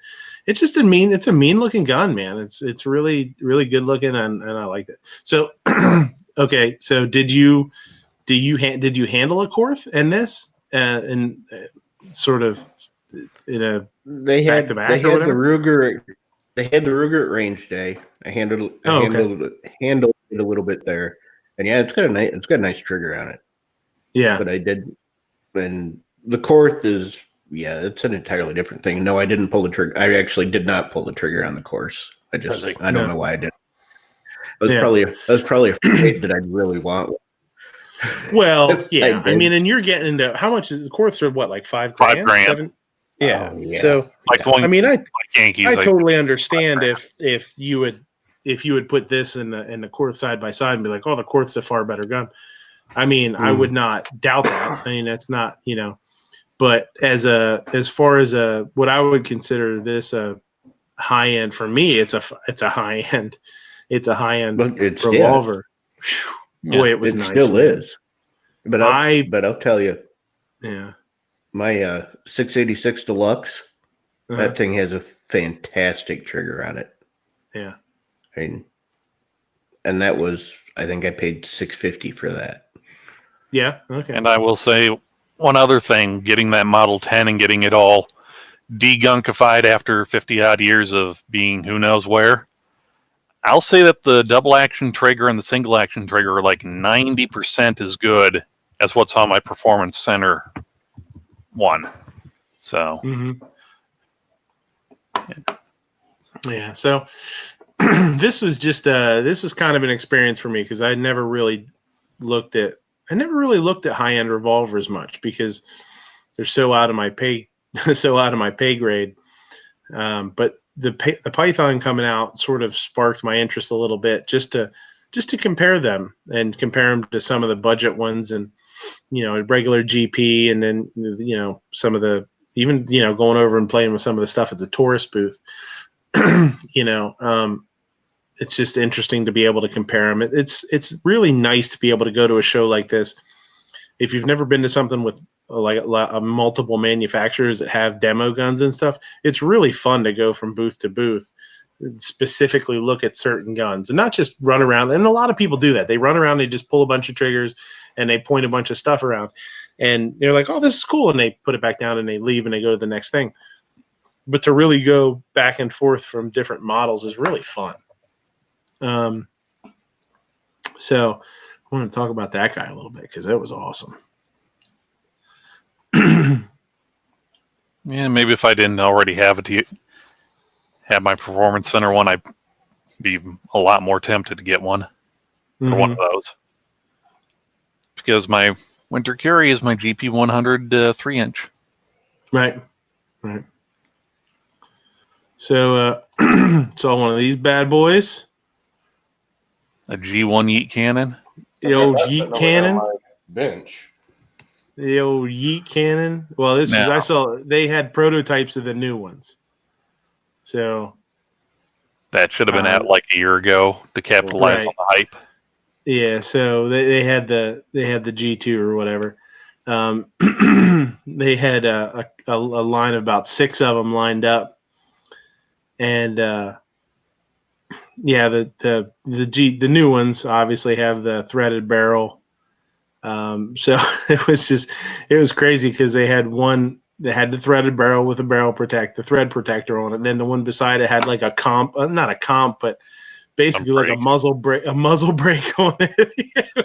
Oh yeah. Thing was almost probably an inch and a half or 2 inches long.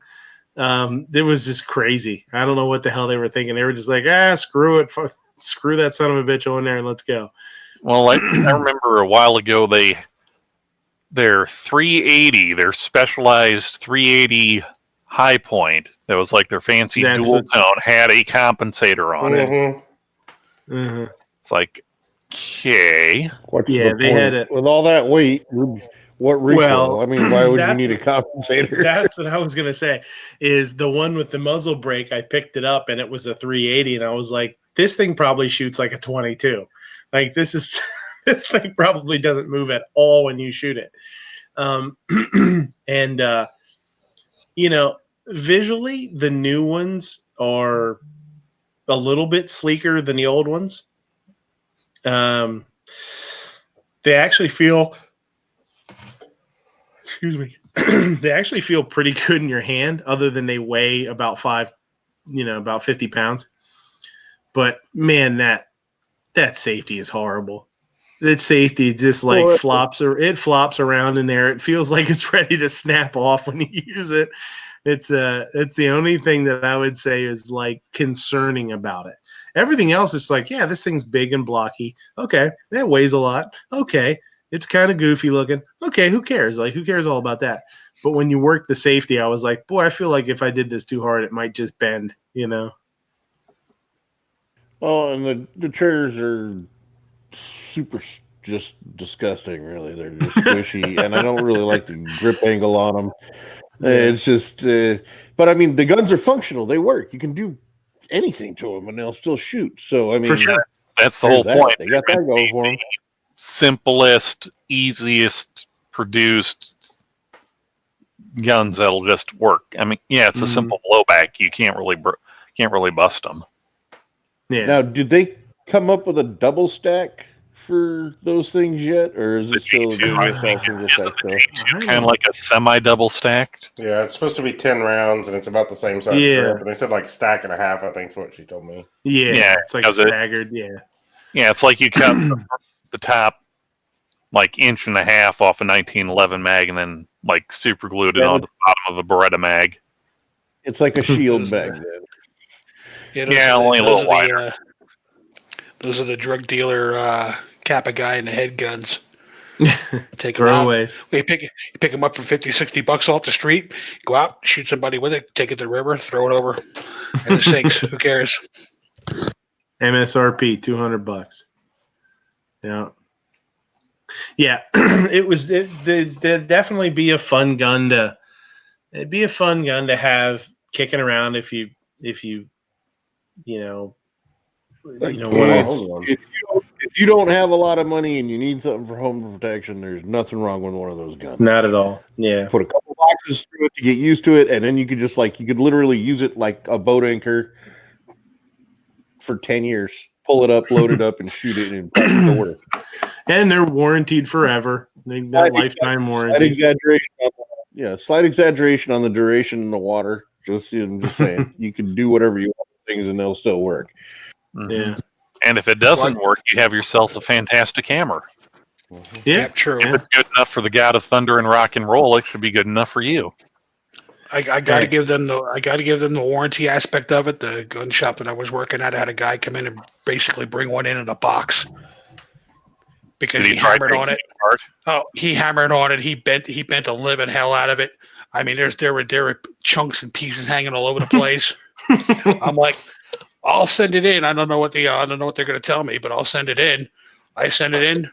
A week and a half later, I got it back, completely rebuilt. The only thing they reused was the frame.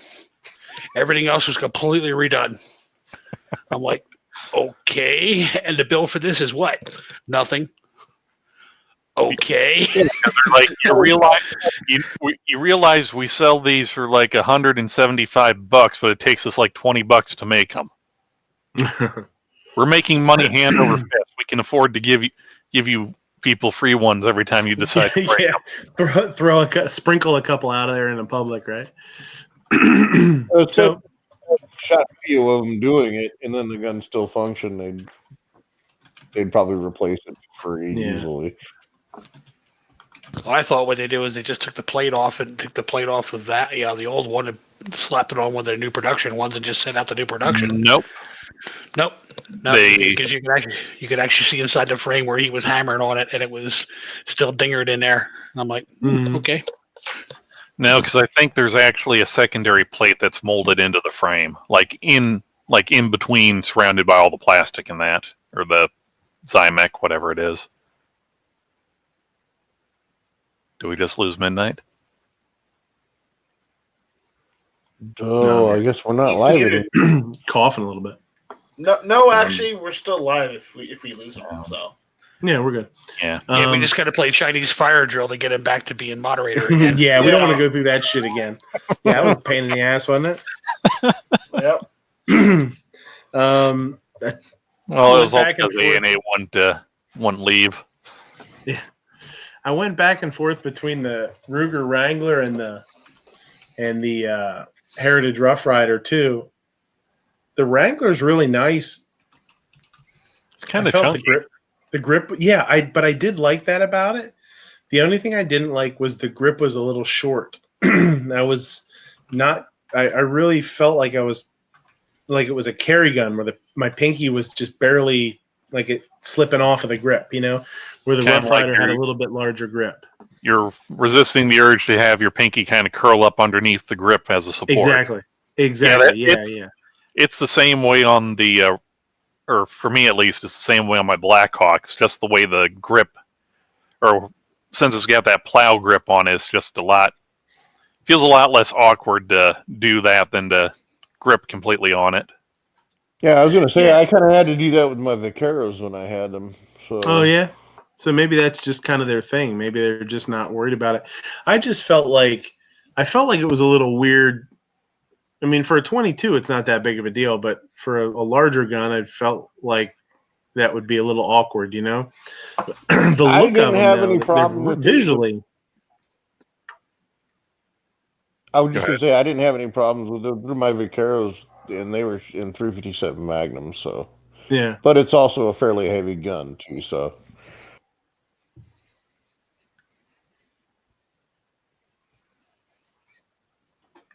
Yeah, I like the look of them visually with the underlug going all the way out and stuff. They're a cool gun, man. They're cool. So, one of the last places, I forget where I was. I can't remember where I was at. It wasn't IWI. I can't remember where I was at. And I turned around and there was a really small booth, just a I mean, probably 8 feet or something. And it had a, glass display case or whatever, with a couple of 1911s in it.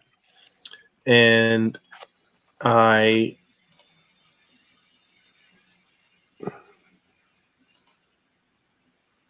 you still, can you guys still hear me?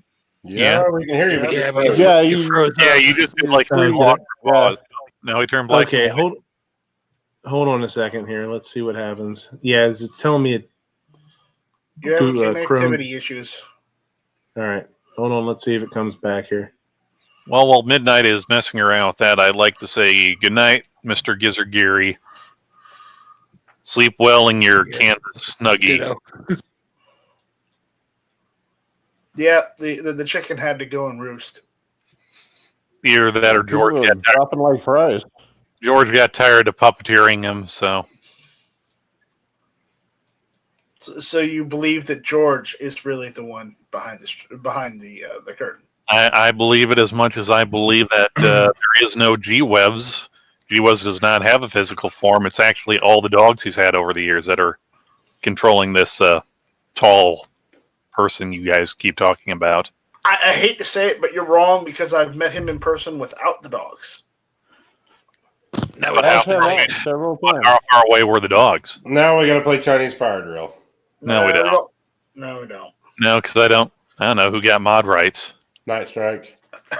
No, we're good. I think we can trust Night Strike. Really? Yeah. That's who you're going to trust?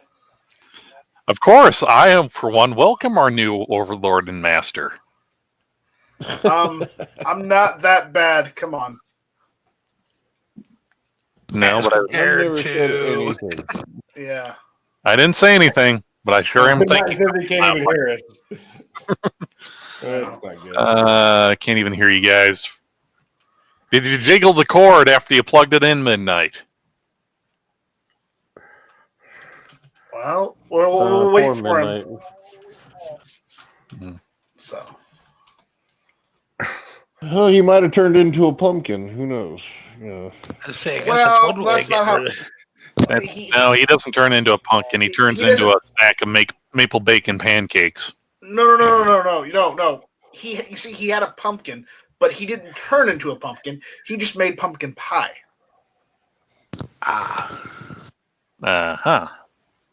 Making bacon pancakes. We'll go with that. Oh. So, all right. Who else in here? Was there anybody who left in here that went to SHOT Show? 2/3 of Trigger Plus Pete there at the bottom. I was going to ask him if they got. Whatever happened to gun channels anyway? It has been retired. Yeah, he retired February 1st. So. Yeah. Okay, yeah, we'll have to elaborate on that then. Yeah, we'll talk about. We'll it do that off out there. Yeah. Yep. I won't be here until the end. I can guarantee you. I got to be up early tomorrow. Well, it's midnight. Yeah. Hey, there you Who's this loser? How do you All get right. a like? Okay. So do you want me to keep Yeah, I posting? got everything froze up. Like I couldn't do anything. So am I back now? I guess. You're here. Yeah. Yes, you're fine. Back. Okay. Can you hear us? It's super weird because I X'd out of it. I thought, okay, I'm just going to dump out and then come back and then have to jump back in somehow. And when I dumped it out, it popped right back up and it's fine now. It's really, really weird. So, okay. So, yeah, we You got NSA'd. So, I walked up to this little tiny rinky-dink booth, right? And it had some 1911s in it. And I don't own a 1911, but I'm really interested in them. And this is a company. Oops, I guess I should screen share this. Hold on. I did have it. When I screen shared it is when it dumped out on me. So I don't know what the hell happened there. It's a company called Cosaint. One word, COSAINT, Cosaint. And it's actually the Celtic word for defend or protect. I forget. I guess this could probably the same. To defend or protect. And it's just a really small operation. It's a guy. It was a guy, his wife and his daughter were there. And then he has like 3 employees or something. They're located in what is it here? Flat Rock, North Carolina. And they said they were in North Carolina, and they're really close to where Sarge is. So it's really kind of neat. And I'm trying to hook them up because I think he would be really interested in shooting one of these things. So what it is it is a polymer gripped or polymer lower, whatever you want to call it, 1911. So, and they're really, really, they have some customization to them, which is really nice. They're able to do different kind of slides. They're able to do what they call a round slide round top slide or the tri-top. You can see it. This one's the tri-top. This is the gun that I actually got a chance to play with. This is the COS 11. They have it 9mm or 45. They're making most of the parts. There's a couple of them that for right now they're buying. I think he's buying like safeties and like 1 or 2 other things, and the other stuff they're making themselves. You have the ability to pick and choose a few different features. So would that be commander size or would that be officer size? This is an officer size. Yeah, this one's like 3.5 inch, right? Yeah, because I'm looking at how short that slide is, and it's not a standard slide. Yeah, no, it's not a government model for sure. And his whole point is the whole point of his is the company is to get people to carry a 1911. People that want to carry a 1911 to be able to carry a 1911 that has a great trigger and is very accurate and is very high end, like that shoots great and it's very accurate and feels high end and it's made well and it's not sloppy and it doesn't rattle around on you. So you have the ability to pick this slide, like I said, different aluminum frames, a round or a square trigger guard, whichever one you like best. You got to hold one of these, right? Yeah. And it feels. Can I ask you a question? Yep. Does it still work on the whole tilting barrel, or is it using a different type of technology? No, it's the same. It's the same as far as the upper. I want to call it an upper and a lower because it's not one piece now. You know what I mean? It's kind of weird, but yeah, right. the slide.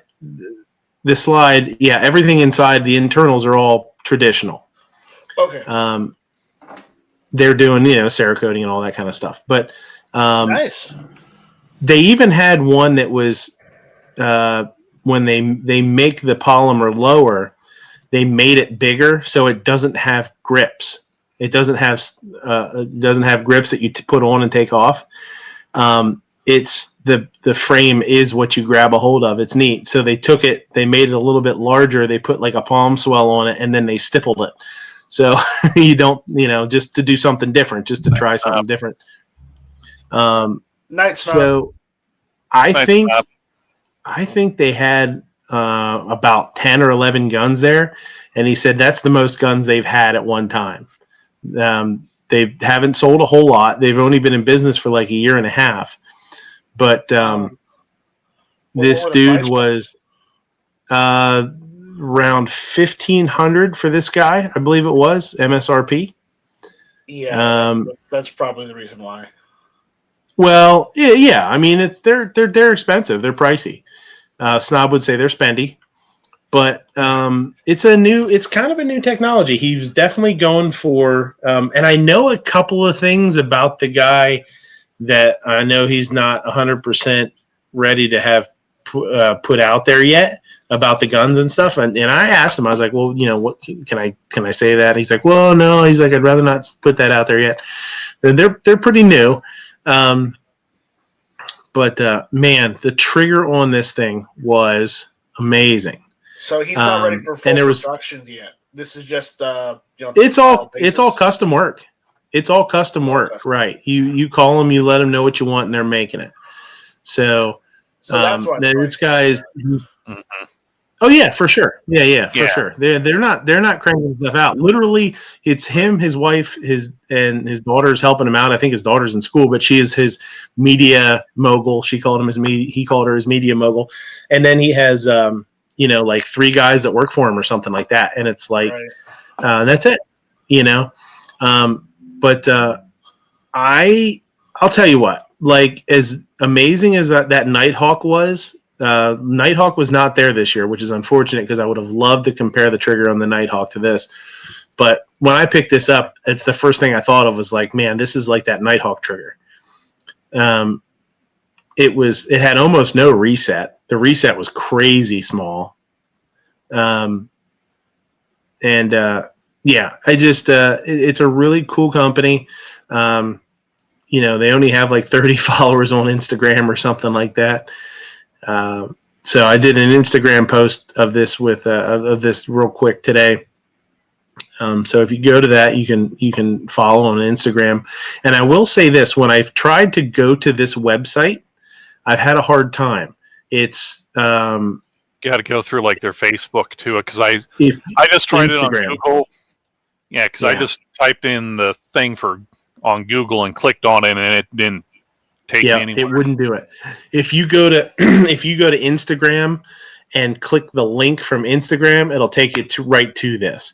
And I know the website's very new. I know they actually, it's very recent that it's been live.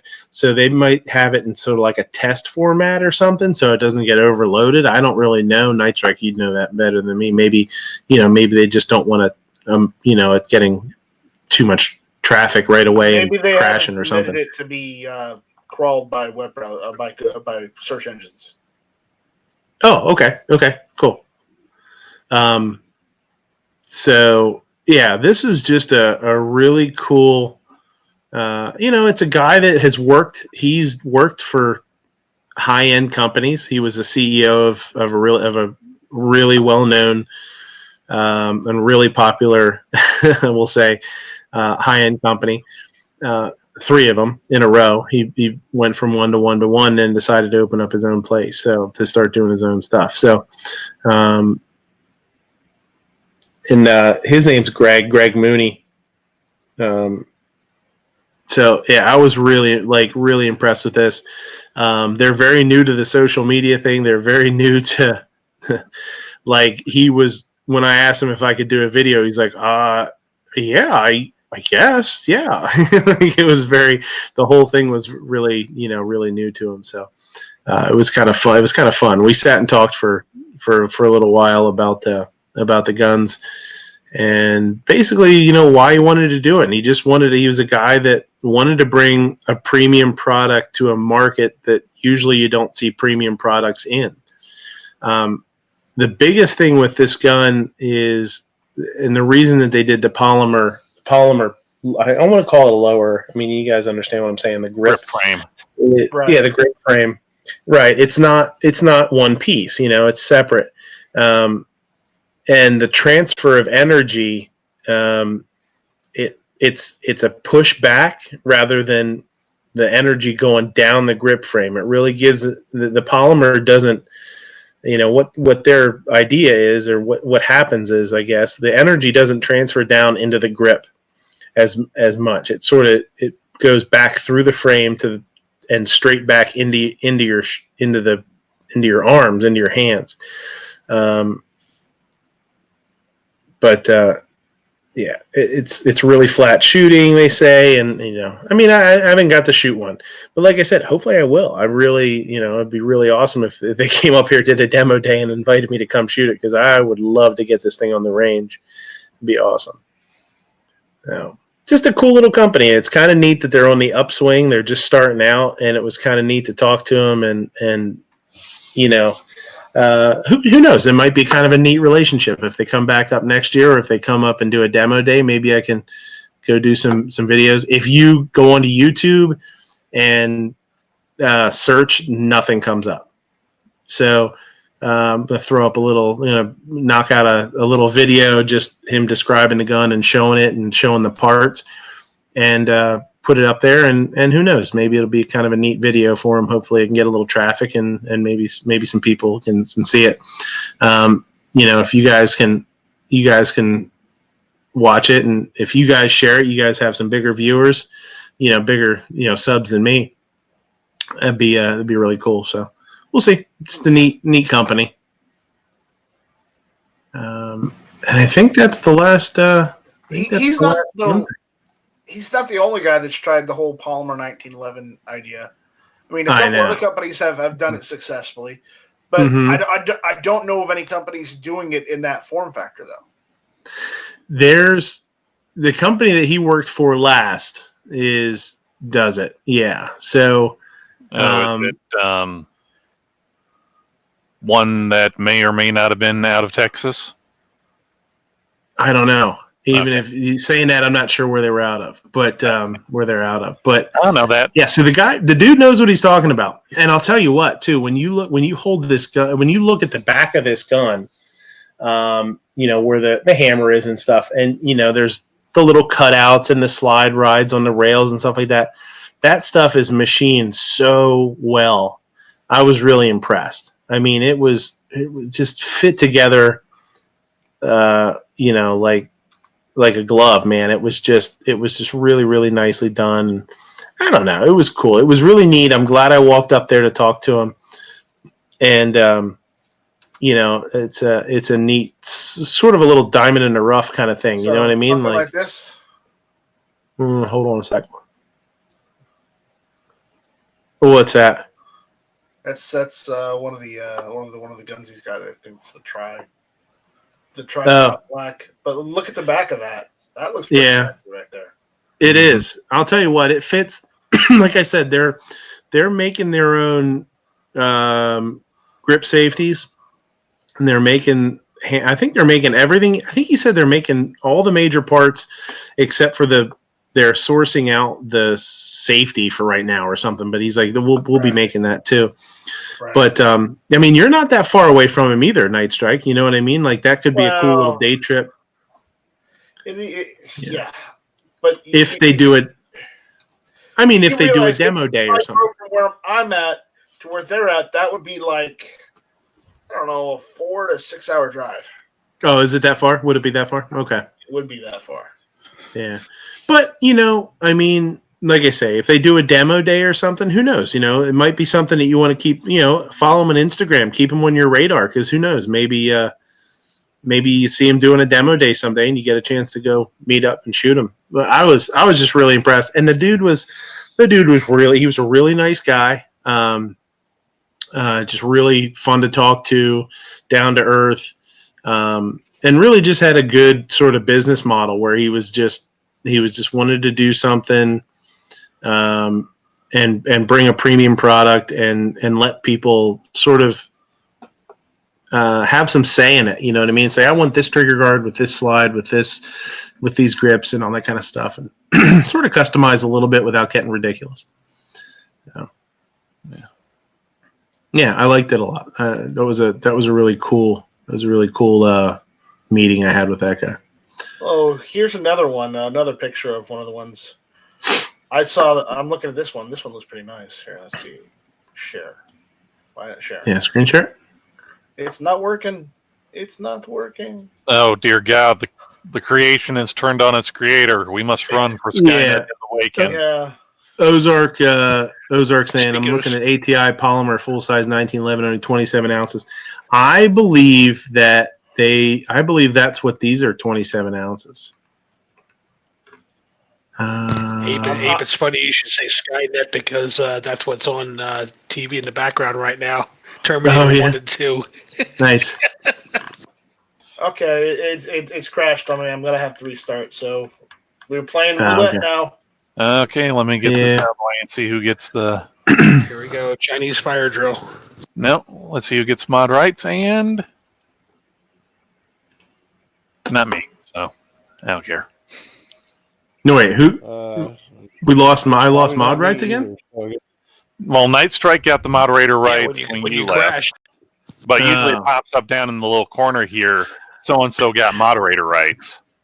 Pink says, is that 6 to 8 hours on a mower, bicycle, or moped? Oh, wait, I got moderator rights. Okay, yeah, it just took a second. All right, I'm back. From outer space. That's weird how that goes. That's weird how that goes with moderator rights because usually it goes by the order you come in. All right. Right. Yeah. I just think the first one here. I think Skynet likes it because I have Robbie. Or Robbie has me, however Skynet wishes to interpret this. Revolver says 1,500. Okay, I'll keep looking at Rock Island Armor. Yeah, they're pricey, man. I'm not gonna bullshit, and I'll never be able to afford one. Like I know it. But then again, look at that. Yeah, look that's pretty nice. Yeah. The only thing you can tell is Palmer though, right there. Yep. Yeah. Think about the only thing I'd really like to change is maybe like do a bevel on the front end, on the front of the slide there, kind of like a carry cut or radius hit. So that's like a sty. The grip is polymer, but the lower frame itself is steel. Yeah, so it's kind of like a STI. If you look right here at the behind the trigger guard, there's a screw there, so it screws right into the bottom frame. It looks like you could change that. Yeah, so it's similar but different from the STI because the STIs go like crossways through where that screw goes in and up. I think the STIs go like crossways. Because I was thinking I was thinking you can make it polymer, but how are you going to get the rails right? And by making that piece right there, where the rails go, that's actually pretty smart. Yeah, and I have the video I did. I have a video of him talking a little bit, and then I have him showing a traditional frame with their frames, and stuff like that, so you can really kind of see what's going on. One of the other things too, I forgot to mention when we were talking about the Masada is that has a fire control group too that pops out. The serialized part is it comes out. So when I was asking him about different models, he's like, yeah, eventually, hopefully we'll just be able to sell you different frames and you just pop your fire control group out, put it in something else, and you're ready to go. So that from IWI, that for the Masada, that's another cool point for them if they would do that.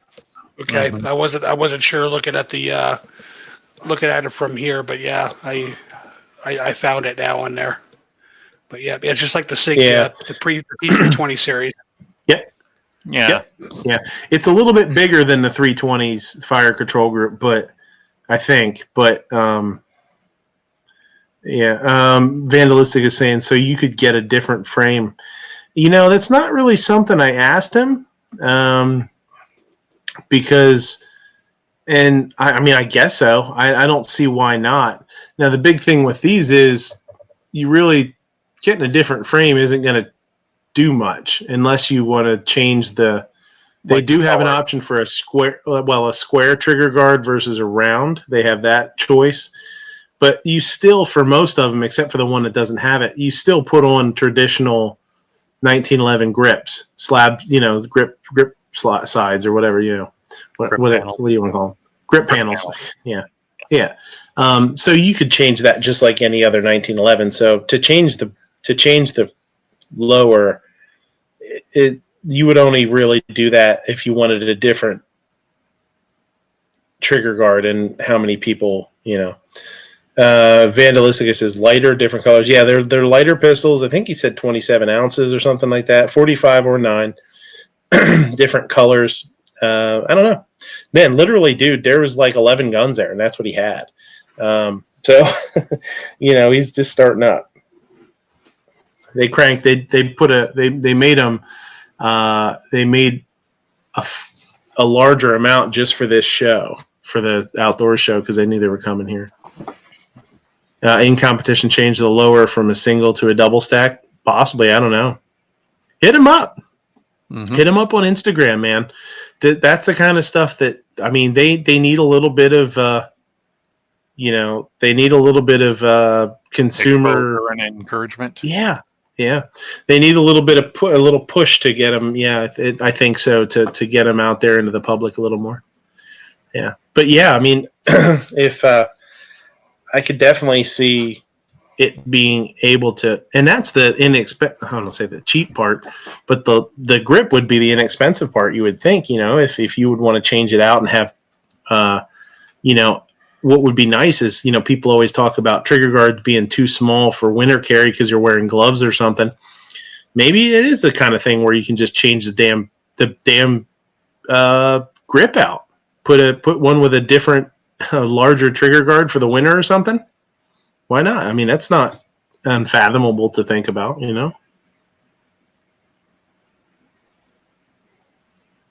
So that's my gun talk from today. I hope it wasn't boring. So, question for you. Mm-hmm. Was Henry there? Yes, Henry was there. I did get a chance to play with the axe a little bit. And what'd you think of it? It was a little heavier than I thought it was going to be. Mm-hmm. And the furniture on it was really, really nice. I don't remember if Budget mentioned the furniture in his video, but I was really, I think they did a really good job. It was finished really nice. It was really nice and smooth. It had a real satiny kind of feel to it. I think it's walnut. I would imagine it is. It's a weird little firearm. Yeah. I would say gun, but it's not a gun.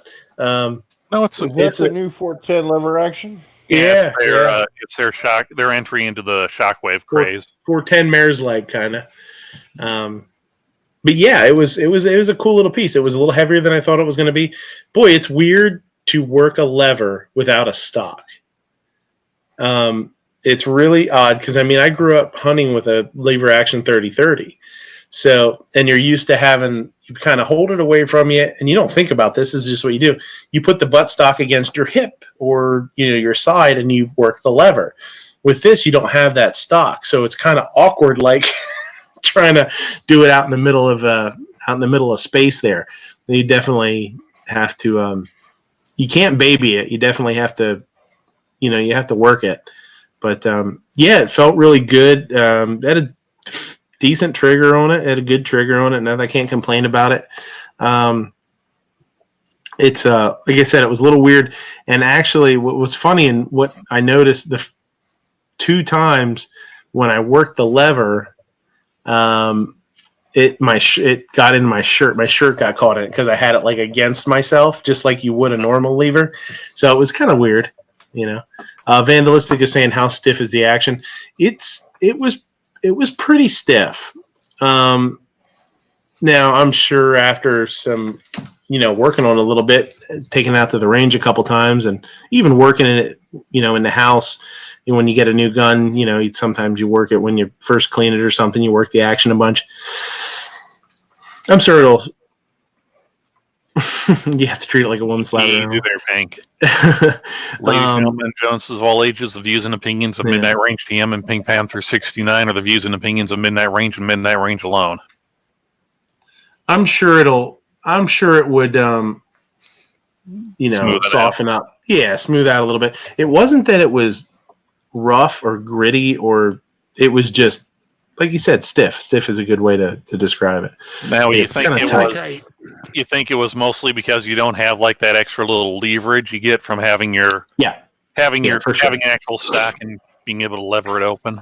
Yeah, and that's what I said. Like, I felt a little spastic when I first tried to work it, because I was like, "Oh, what the hell? How do you?"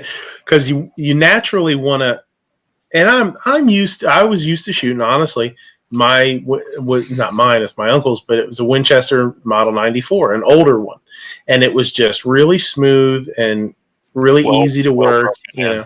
Yeah, for sure. This was a little bit tighter and harder, and the first time I went to work the lever. I kind of it didn't even open. The action didn't even open. I just kind of was like, it kind of pushed it away from me. I was like, oh, you really need to pop it. You really need to pop it to get it to open up, at first. So.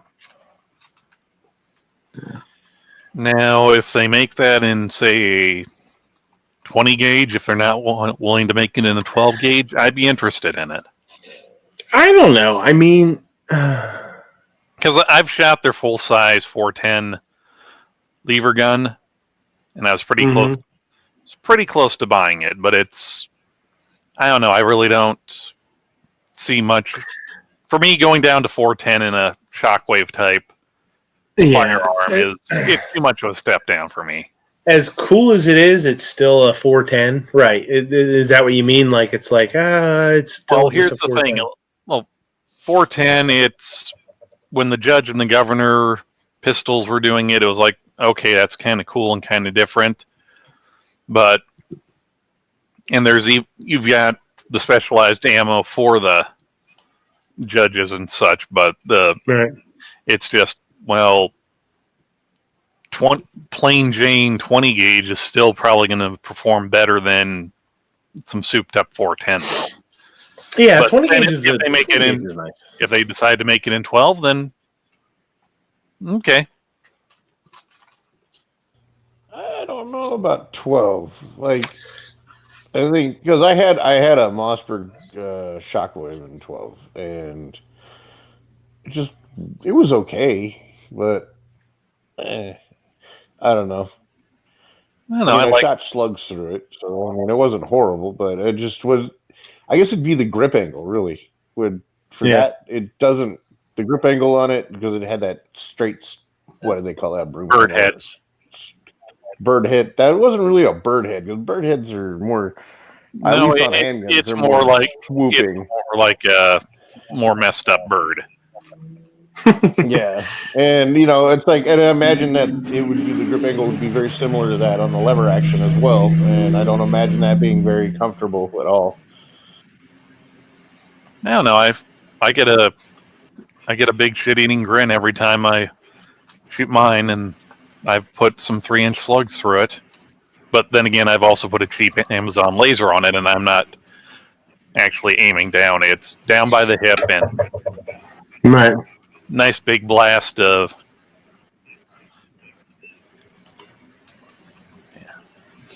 I only was shooting 2 3/4-inch slugs out of mine, but I mean, it was fun. I mean, I will admit it's definitely cool, but it wasn't something that I was actually thinking about getting one of those pistol braces for it, and then I decided against it and just got rid of it. Got something else. Yeah, Rich has one in 20. He has a TAC 14. I don't remember what he has, but he has a pistol grip, and a brace on his. It's nice. It's a nice little. Yeah. So Sarge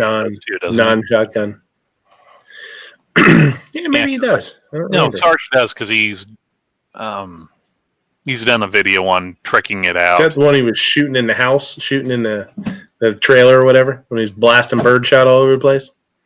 I don't know if it was that one. Yeah. No, it was. I don't know. He'd gotten a big package from Brownells because their Brownells now is doing like a package of here's a ported 590 barrel with the what was it?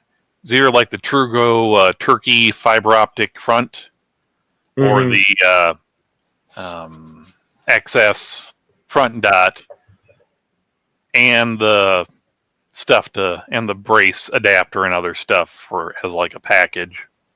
Yeah, Sarge put a brace on his. And yes, Pink, Heavy isn't on the chat. How about you say hi? Yo. I don't know if How about them apples? What would actually interest me is if the pistol braces work for the semi-auto versions, like the 1100. Yeah, well, no, for like the semiotic shockwaves or whatever they are. I forget what they call. Like I guess what is it, TAC 13 for Remington, and then Mossberg has their 930 edition or whatever it is. I guess I wasn't aware that Mossberg had come out with the semi-auto shockwave yet. I knew Remington. I thought Remington was trying to like beat them to the punch with their 1100 model shockwave. Mm-hmm. Yeah, maybe that's what I'm thinking, but no, I'm pretty sure. I think Mossberg has one too. Let me Google that really quick. But yeah, I mean, if the pistol brace would work on the semi-auto version now you're looking at something that would be interesting to me. Mm-hmm.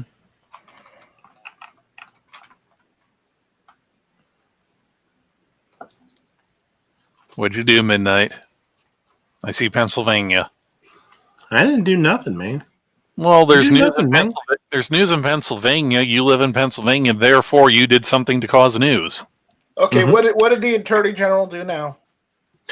Pennsylvania court issues preliminary. The hell's preliminary? Preliminary injunction against AG Shapiro's ban on partially manufactured receivers. A couple of weeks ago, we were talking about this. See you, Ghost. Night, Ghost. Night, Ghost. Talking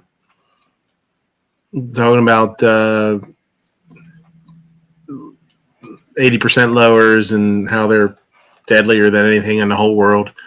They're the most killiest things ever. But today, Judge Kevin Brobson of PA Court issued a 17-page opinion and order enjoining Pennsylvania State Police Commissioner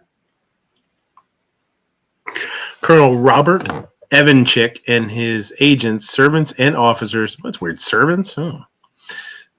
His butler. From implementing or enforcing PSP's new policy addressed to partially manufactured receivers. Pennsylvania State Police issued and enforced the now blocked policy after being directed to by Attorney General Josh Shapiro in an opinion issued last month. The court's opinion and order are available at fpclegal.org. So last month, this Yahoo decided that polymer lowers were, or not polymer lowers, 80% lowers were now guns.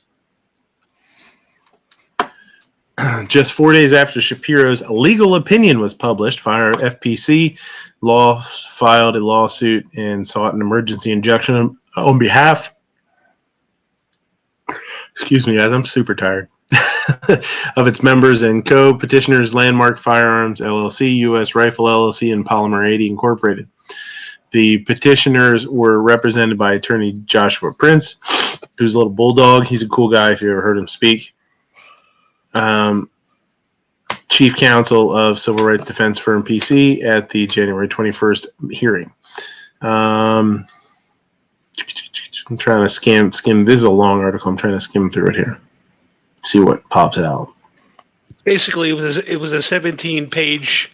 F you, you're doing what you're doing unconstitutionally, so knock the hell off. Mm-hmm. The public policy of this Commonwealth does not favor such vague laws, and while there, quote, are many ills that our society faces and government can be an effective force in combating them, the laudable intentions and policy goals of a government agency, however, cannot override limits on governmental power. Simply put, the ends cannot justify the means. Thank you, Judge Brobson. Thank you. That's such a powerful statement.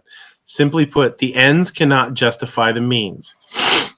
You cannot crush rights in hopes of,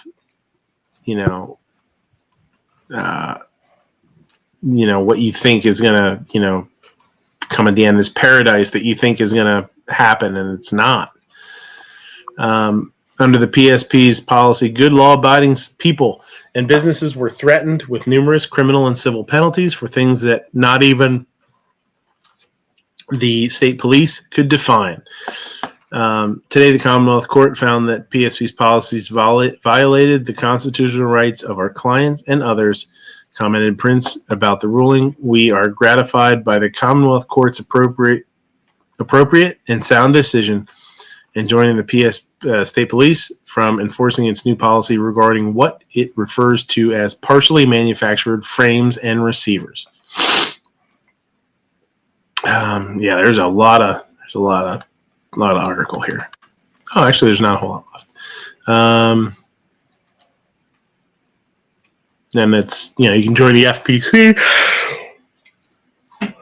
You can join the FPC at joinfpc.org. Make a tax-deductible donation to FPC. They do have their 501c.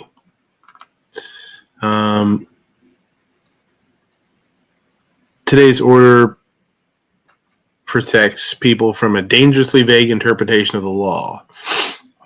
The court pointed out a law is void on its face if it is so vague that a person of common intelligence somebody smarter than me, must guess as to its meaning, explained FPC Director of Legal Strategy and Co-Counsel Adam Kraut. Attorney General Josh Shapiro and the PSP attempted to shoehorn a radical expansion of the law into a definition to suit political agenda. Nowhere in the Uniform Firearms Act nor its regulations are the term frame or receiver defined. We are delighted with this positive development and look forward to further litigating on behalf of the people, civil rights, and individual liberty.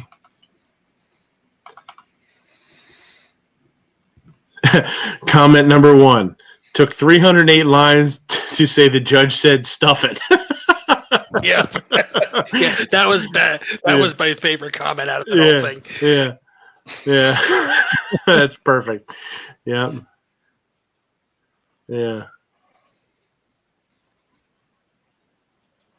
Briefs. Yeah. So, it's nice to see. It's nice to see a judge look at something and just be like, "This is nuts." You can't just make stuff up, and you can't make things so vague that nobody knows what the hell is legal and what's not. I mean, it's kind of, goes back to like the brace thing. It's like, well, it's illegal. No, it's legal. Well, it's legal if you don't shoulder it. Well, you can shoulder it if you do it by accident. And then it's like, well, you know what I mean? There's so much of that right now going on that people's, not even opinions, but their beliefs form their opinions, and their opinions are forming laws, and that's scary. Mm-hmm. Indeed. So, but this is good. This is good news. Little something good, coming out of PA. Yeah. We're still holding on up here. We're surrounded by some nonsense, but we're still holding on. We do have a lobby day. Accomplishment. Yeah. Well, I'll tell you what. I was pretty damn proud of the red flag laws not getting voted in. A lot of people showed up to that, and we packed the courtroom, packed the overflow. I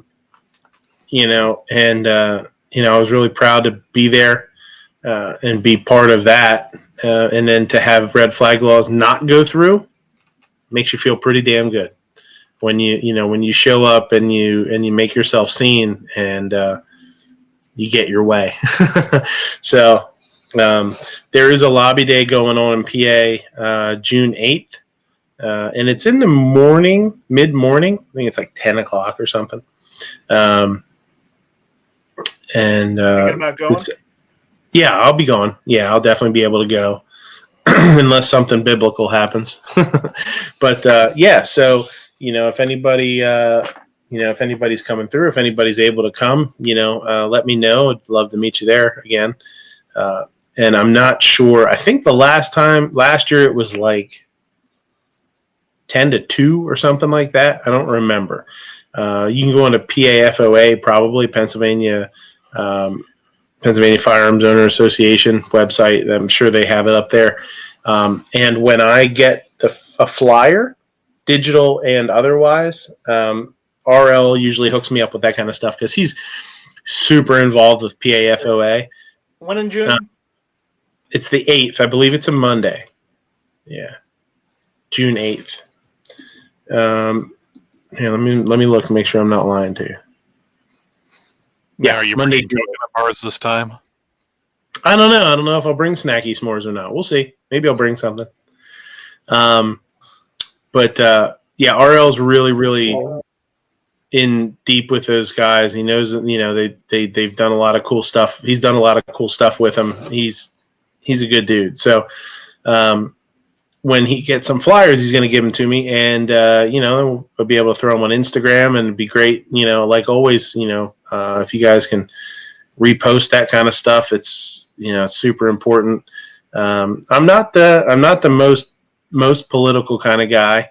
I'm not necessarily the kind of guy that's going to be up there pounding the pulpit and screaming and yelling, but I have really enjoyed going to some of the rallies and meeting people and just being part of the group, part of the 2A community. So if you've never, I've said this a couple times, if you've never been to a rally or a gathering like that, all Gun Channel members get free food at the rally after the rally. Sure, Gun Channels is gone. Anybody that's a current member. Hold on there, sunshine. Let's make one thing clear. Much like Asgard, Gun Channels is not a place. There you go. It's a people. There you go. Okay, I'll get down with that. So no, Pink, that's not true. They changed my mind there.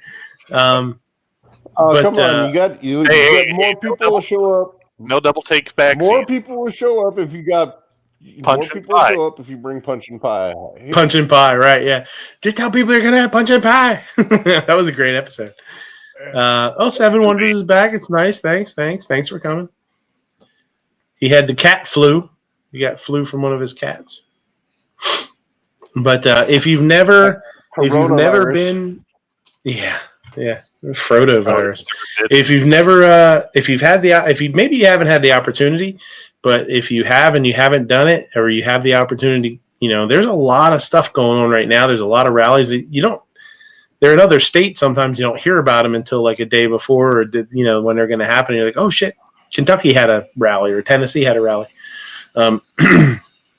Go to them. It's fun. It really is fun. It makes you feel good to be part of the movement, the community.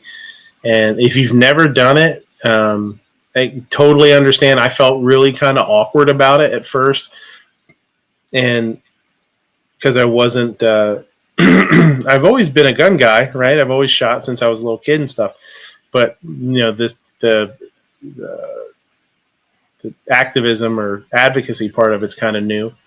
And I was definitely felt a little apprehensive or awkward about going, but once I did, I felt really good about being there. So, and it's really fun. So, yeah, if you've never done it, do it. That's my public service announcement for the day.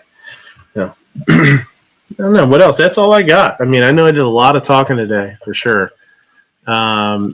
Which I normally sort of go back and forth and try and bring people in, but I had kind of a lot of stuff to talk about today. I had some cool stuff happen, and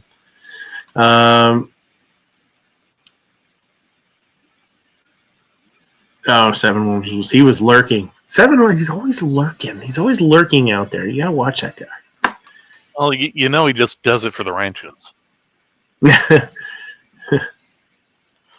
It's all for the wrenches.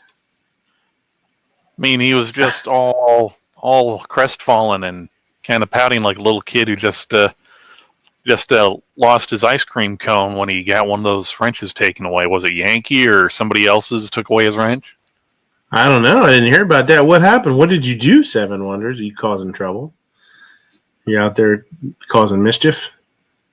Well, I mean, we do have the Seven Wonders rule where you have to stop talking for 10 minutes after you say something Seven Wonders worthy. You see, Matt got Stone Guy. We have Seven Wonders. Used to be 5 minutes. Used to be a 5-minute break. Now it's 10. Is that true? Look, Okay. I know it's 5. You know it's 5. I just want to let it be known that I knew Stone Guy. Just saying. Yeah. Yeah, that was before me. Heavy. This rule only applies to Seven Wonders and Midnight.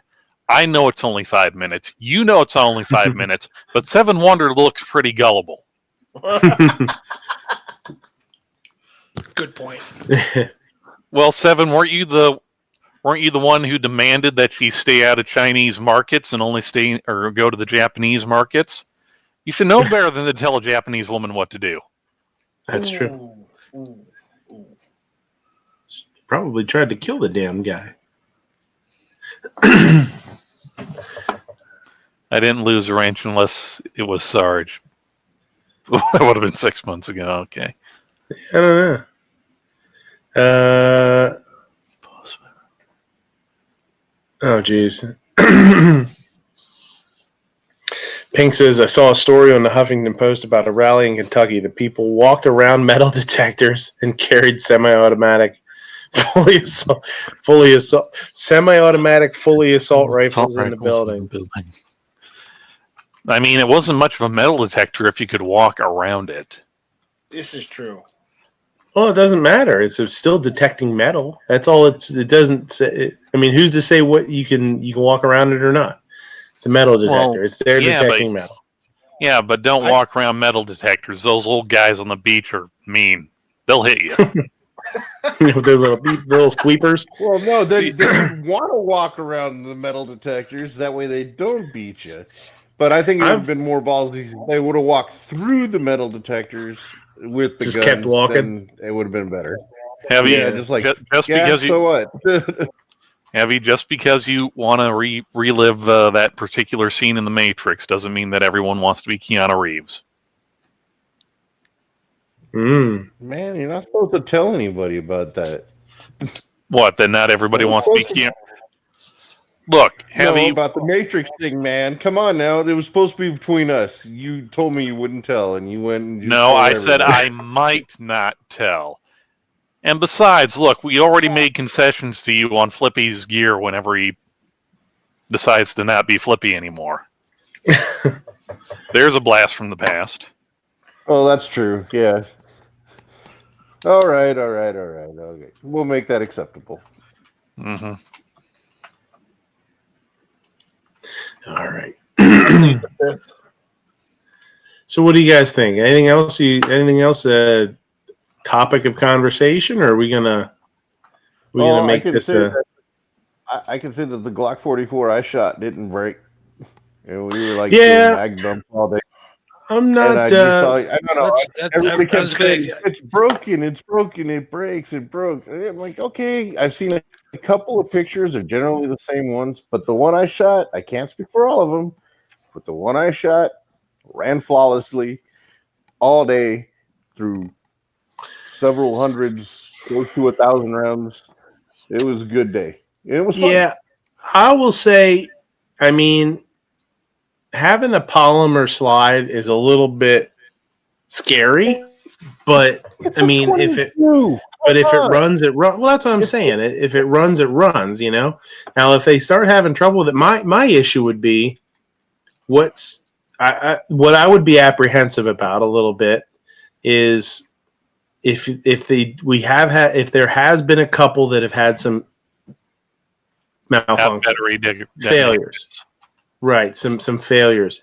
If it's happening with brand new ones, is it going to happen 2, 3, 4, 5 years down the road when the polymer starts to, I mean, that shit doesn't last forever. It's got a shelf life, Doesn't the FN57? Yeah, but that is reinforced though. Well, here the whole thing with both of these is that on the 5.7 it is a plastic shell on top of a metal frame or metal innards. On the Glock, all from what I've seen, all like the contact surfaces, so like your breech face and that, and the slide rails and all that, that's metal. It's just that they gooped some plastic on it so it actually looked like a Glock without having to use expensive metal. And I'm pretty sure most of it is, this is a Glock, it's the best thing ever. And then people now finally have something to point to of, look, that Glock, it failed. Which it's a semi-automatic 22. These things have never, ever been known for their reliability. Very solid point. I mean, mostly just because it's a 22 and the rimfire ammo in itself isn't exactly super reliable, especially when you buy bulk. But like I said, I shot it. I had fun with it. Did like mag dump after mag dump on the thing. I mean, and it ran great. Same thing with the LCP 220. Same thing. Yeah, I picked up an LCP 2 and 22 today at the Ruger booth. Well, that's a little pistol. It's nice. It's a good little pocket gun for hunting, for fishing, or if you're walking the dog or something and you want something real small. Well, I've got my LCP 2 380. It's the exact same size. The only difference is the LCP 2 has that safety on the side. That I'm not so crazy about, but. Other than that, I mean, it was a fun little gun, 10 rounds of 22. And because it's got the all steel slide, it has very little recoil and it was fun to shoot. I picked up a SIG 365 SAS. Man, those sights are weird. They're cool though. They're little ghost ring. It's like almost like a ghost ring sight. That's pretty neat. I could see getting used to that. I could see liking that for sure. But holy shit, that safety is small on those things. That's thumb safety. Yeah, you're gonna put something like I can see it because it's for carry. So yeah, you don't want it too large protruding. But on those things, I mean, honestly, if anybody buys one with a safety on it, how many people actually use that safety? Most people just probably leave it down and forget about it. Yeah. Would be my assumption, and I could be wrong.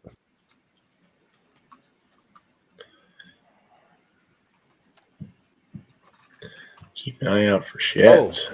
Has anybody know about the double tap, that really thin 9mm Derringer that just came out? I got to shoot one of those too. And it's not fun to shoot. Really, you can feel it in your palm. I bet. I got it a few times, and it's not cool. Yeah. I mean, if you only had to, to use it, then yeah. But other than that, it's not very cool. Yeah. Yeah, it's definitely oh shit, look at that thing. I gotta kill that quick kind of gun.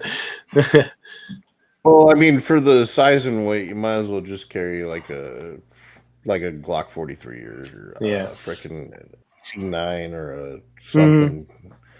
Oh, I'll tell you what, man. I picked up, because I had never handled one, a Taurus G2C. That had the worst trigger on it I've ever felt on anything in my life. Holy shit, that was horrible. Now, like again, maybe it's something with having it at the show. Maybe there was no firing pin in it. Maybe that had something to do with it. But no, those triggers suck. I oh sold my 2 of them, god, and they were horrible. dude! I can't believe how far the trigger pull is, and how long the reset. I mean, it is twice what it needs to be. I just say the reset is the length of the trigger pull because there really is no reset on those. So it's more like a true double action almost. Oh man, if I'm not mistaken, I believe the G2C is actually double strike capable. Oh, you know what? It might be. I don't know. Actually, I think it could be. If it's double strike capable, there's a way you can do it to get an actual reset to it, but it's like a real pain in the ass to do it. One of the reasons why I got rid of my Taurus, the one that I had to double strike. Clover, you want a link? Clover, you got a link. Guy that comments, no, Kingpin bailed out probably about, I don't know, half hour, 45 minutes ago or so. Yeah, it's probably longer than that. Yes, we're talking 22s, Clover, because we were talking. Heavy was talking about how his Glock 44 heading Glock-nated on him, and then he was also Glock exploded. He's also ranting and raving, not to be confused with rants and raves with roll call, about the LCP and Night Strike. 22. And Night Strike? It's back to and Night Strike? Yes, yeah, it's and Night Strike. Pink is saying that I can't always attend them, but I try to attend all of them as I can. Okay. Pink is saying the G2C is double strike capable. But yeah, I picked that thing up and I was like, holy shit. I could not believe how long that trigger pull was. I didn't know it was double strike. So I mean that does make sense why the resets so far. There's a certain way you have to do it to enable the double strike. Or to disengage the double strike so it actually works as a reset. And like I said, it was just such a pain in the ass because when I had mine, it was sometimes it would, sometimes it wouldn't, sometimes it would, and the trigger was like trying to squeeze a sponge. And I'm like, nah. I mean, I went out, I shot 50 rounds through it, turned around, took it back to the place that I bought it from and said, here, try this on something else. Yeah. Yeah, as I know, like Travis P11 has one or used to have one, and really speaks highly of them. I know is that the one he talks about changing. He changed the guide rod to a metal guide rod instead of the plastic. But man, it felt good in my hand. Like I think ergonomically, Taurus does a good job with their pistols. They feel really good when you hold them. I've never felt one and I've never picked up a Taurus of any kind and thought, no, this feels bad. But yeah, man, I was like, oh Christ, it was worst trigger I've ever felt on anything. I mean, it was crazy. Yeah. What? Well, I asked CloverTech, sausage link, chain link, missing link. You didn't specify what link. I mean, missing link, I mean, it'd be like a 2-day drive for me to get down there, but I could. Clover, do you need? I sent you a link. Did you not? If you want, is he talking about getting a link to this? I don't know. I can send him a link. I was just smarting off to him when he popped in and said, "Are you guys still up and going?" Shut up. Is trying to sleep, and I said, "But Clover, we're talking about 22s, or we were at the time." Yeah. Oh, and for reference, the Glock 44 I shot was not mine; it was a friend's. But still, it shot great. Oh, now it's a friend's. See, now it's a friend's gun. That changes everything. It's always been a friend's. I never said I bought one. I said I got to shoot one.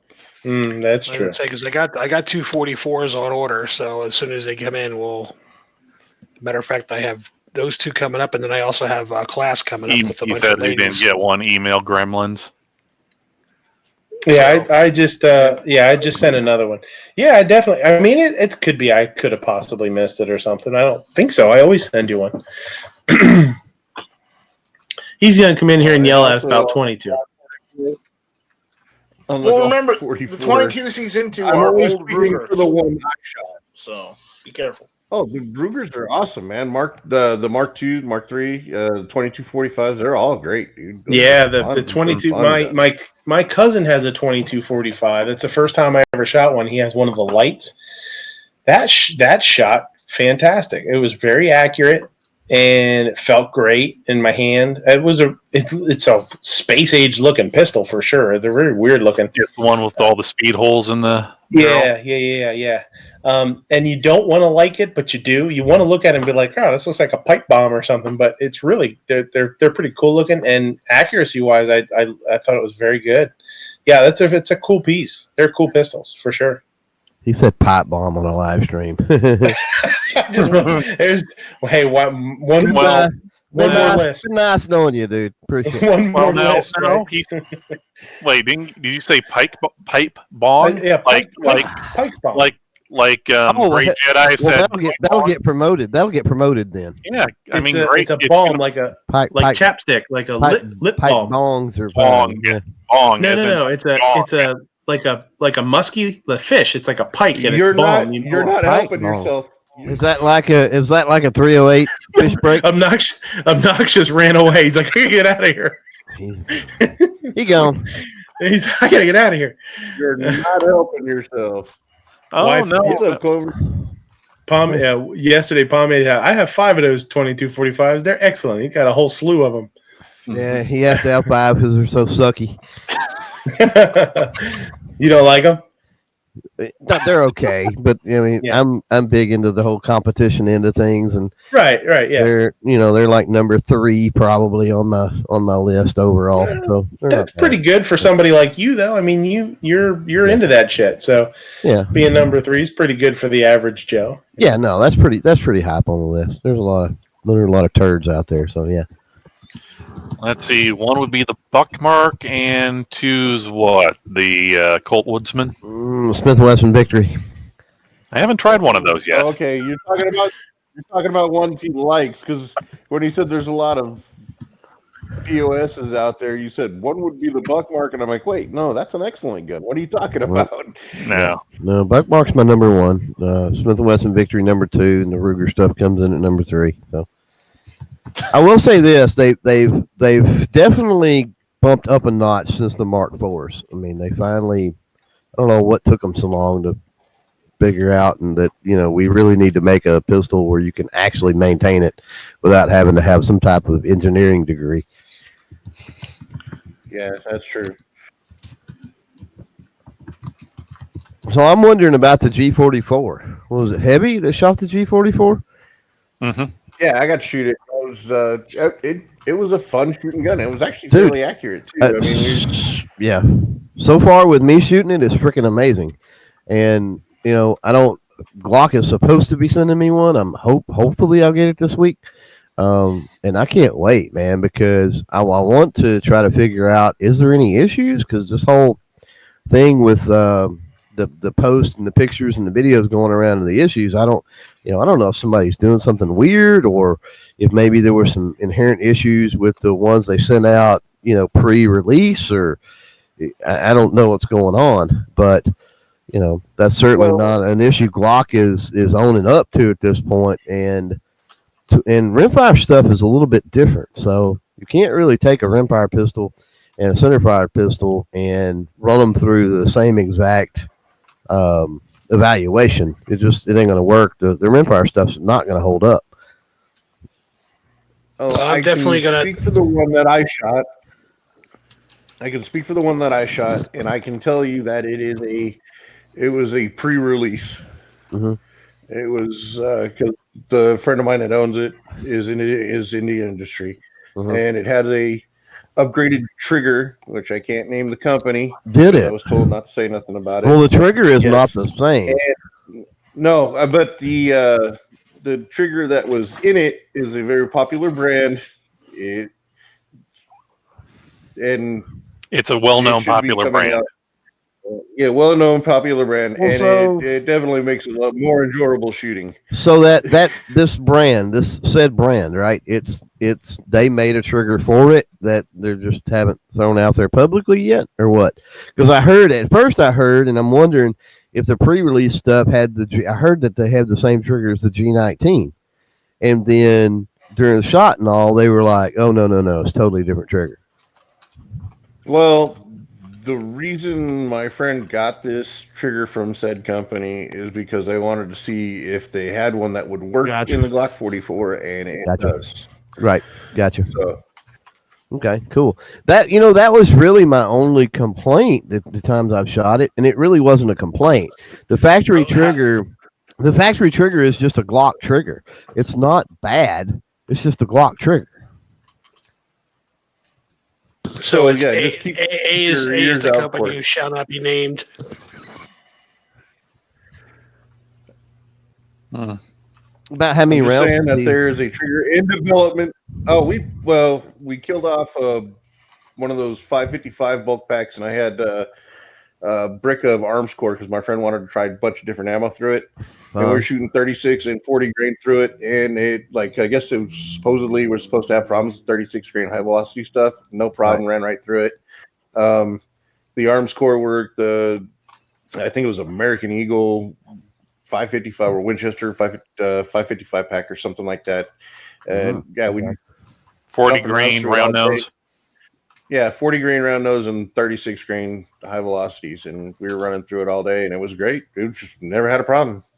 Wow. I mean, other than your typical, it's a rimfire bulk ammo type thing where it just the round didn't go off. Yeah, exactly. Other than that, it fired fine.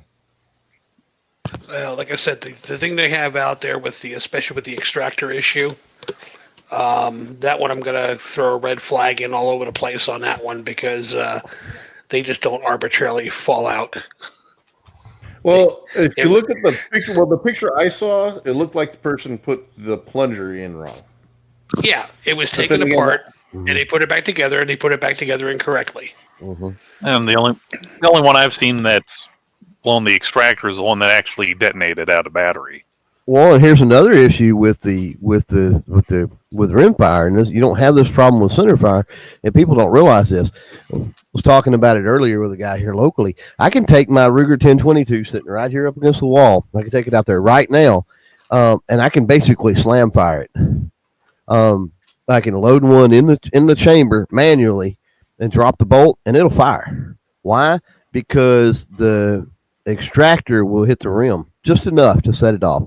Most times anyway. So if there's an issue where they jacked around with that assembly and for some reason the extractor wasn't moving freely enough as it grabbed the round, and for some reason it was behind it and it was pushing on it, it would slam fire. I mean, and it could appear that it fired out of battery, and when in reality it was more of a slam fire. Make sense? Yeah, because it's a rimfire ammo, and the primer itself is the casing, and it's all along the edge. That's why they call it rimfire. Mm-hmm. Right. And when something strikes it, it could ignite it. Yeah, and that's not a problem for people that have shot literally millions of rounds of rimfire. But when you get into more centerfire guys that aren't around rimfire enough to really understand the concept and how rimfire firearms are designed and how they work, they are different.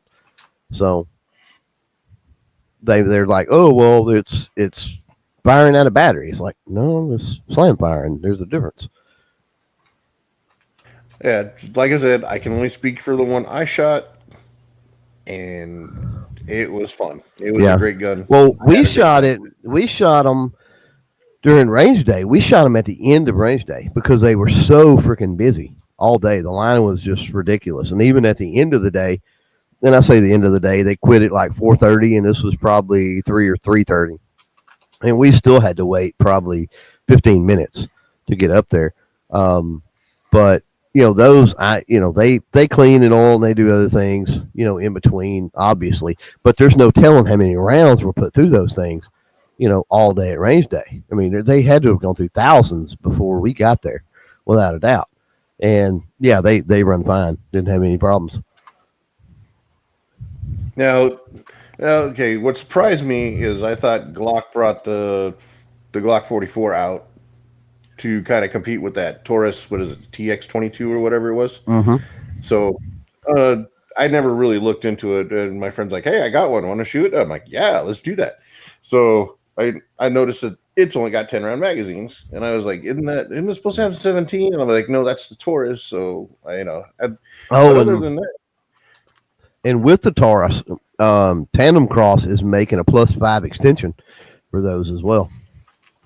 Oh wow! Yeah. Now, have you shot the TX22? I have, and I do. I enjoy it. It's a pretty nice little pistol. I mean, for playing around. I mean, what are you gonna do with a 22 other than play around, right? Yeah. Exactly. But okay, compare it to like your experience with the G44. Which one did you like better? So far, I think I like the G44 better. The reason I do, I've got this. I mean, I love my 42, and it's the same reason. Is there's something about standard, the stock, the cup and ball Glock sights that there's something about those, and there's something about the grip angle that I just shoot really well. It's comfortable. It's a natural point of aim for me. And so if you shoot well, you're going to enjoy something. You know what I mean? Because you can hit anything and everything you want to hit with it. And so because of that, I think I like the G44 better. But I'm not knocking the TX22 one single bit. All right, got it. Yeah. I have that cup and ball on my 9mm, my full size 9mm, and I've always shot well with that gun. And I know a lot of people say they hate that, but I've always liked it.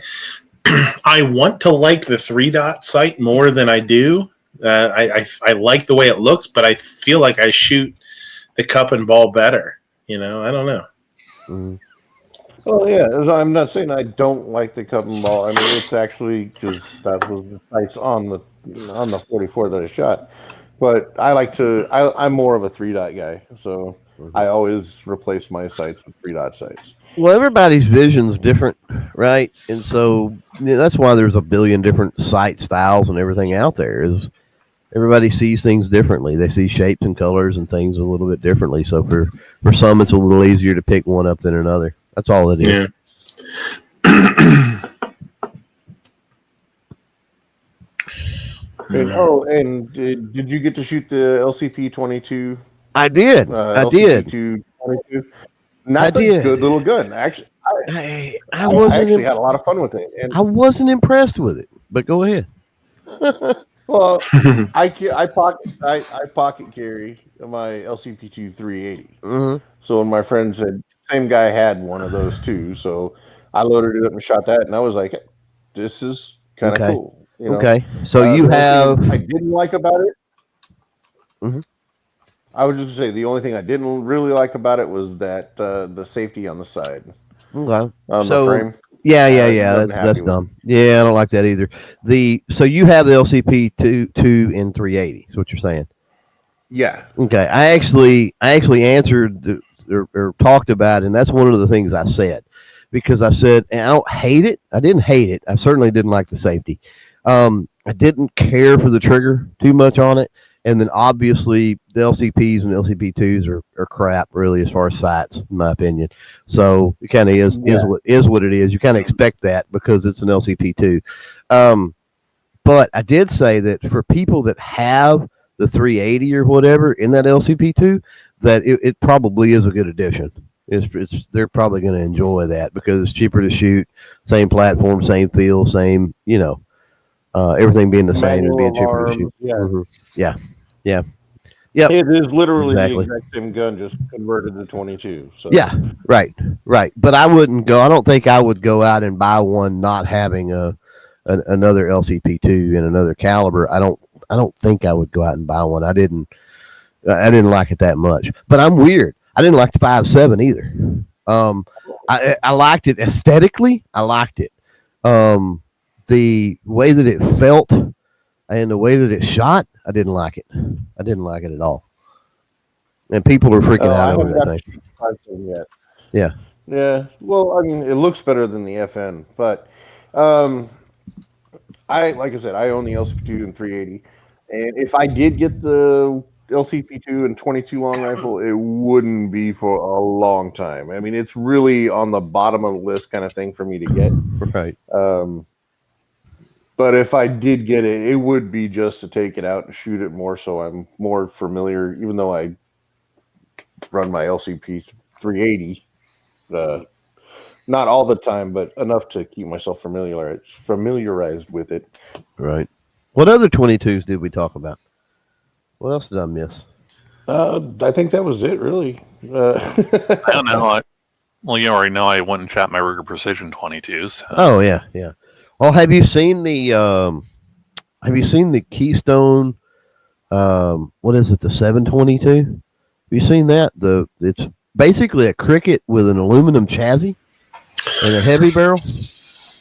Yeah, they had one there. It's like a mini. No. It's like a mini. It's like a mini Ruger Precision. It's neat. I'm thinking of Savage. Savage had some really cool stuff there today. Savage is making a Rascal Target now. Mm-hmm. Heavy barrel. Yeah. Those are pretty awesome. Yeah, I got a picture of it on my phone with a little bipod on it, and little bipod on it and a little scope on it. Yeah, it's the cutest little thing I've ever seen in my life. Honestly, I took a picture of it with my phone. I shouldn't even said that because I took a picture of it with my phone and I wanted to post it because you almost can't tell that it's a little tiny rifle. It almost just looks like a Savage. It looks like a Savage 110, just little, just micro. It's cool. Yeah, without like a point of reference, you know what I mean? Without something else in the picture. Yeah. Exactly right. Yeah. It's too bad he couldn't talk, or Sarge wasn't swinging by. You could have got one of his tiny hands. Right. Yeah. Right. That really would have been perfect. Man. Yeah. Like a 50. Savage had some awesome stuff though. I mean, I didn't do a whole lot of pictures in there, just because I don't know. It's just something that it's just. In a picture, it doesn't really do stuff like that justice. Like, hey, here's a cool rifle, but they have an awful lot of stuff built off the 110, and then their new semi-auto shotgun was pretty sweet. Mm-hmm. Yeah, they didn't have a whole lot of space there, but they had a ton of guns packed into it. But those little the little Rascals are pretty cool, man. They're neat. Yeah, the Rascals. I've always said the Rascal is so thus far. When the Cricket is a big seller, I mean, but if you really want to teach your kiddos proper manual alarms and all that kind of stuff, the Rascals are definitely the way to go. You don't have that goofy cocking mechanism, and I thought that died out like back in the 50s with some of the Remington rifles, but for whatever reason, Cricket brought it back. Where you pull it back again? Yeah, you got to operate the bolt, then you got to cock it back, and then the early versions didn't even have a safety, so you can't really teach safety on it like you can because the Rascals have a safety. So there's several things. Not that the Cricket's a bad rifle. It's just if you're wanting to teach a kid on a platform that is a scaled down version of a normal platform, then the Rascal's the way to go. That Cricket is just it's oddball. They're gonna can they learn safety and the basics and stuff? Sure. Can they have fun with it? Sure. Can they hit stuff? Sure. But then later on, when they get into a hunting rifle or something like that, they haven't had all them years with the safety, beside the bolt or behind the bolt and all that kind of stuff. They're dealing with the whole cocking mechanism and they're trained on that. And I don't know, it's just weird. Oh, another 22 that was mentioned was the Ruger Wrangler. I guess. Awesome! Midnight there. Yeah, those are awesome.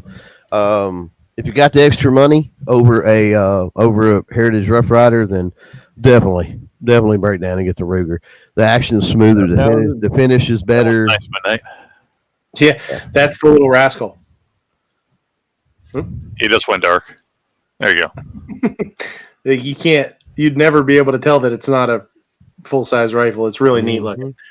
They're really cool. Yeah, and that's what I love companies that are doing fun stuff like that. Like that's to really, because I know when I was a kid, I would have killed to have that little thing. Well, you're talking about kids and killing to have something. 122 that I don't know if y'all talked about is the Vector 22.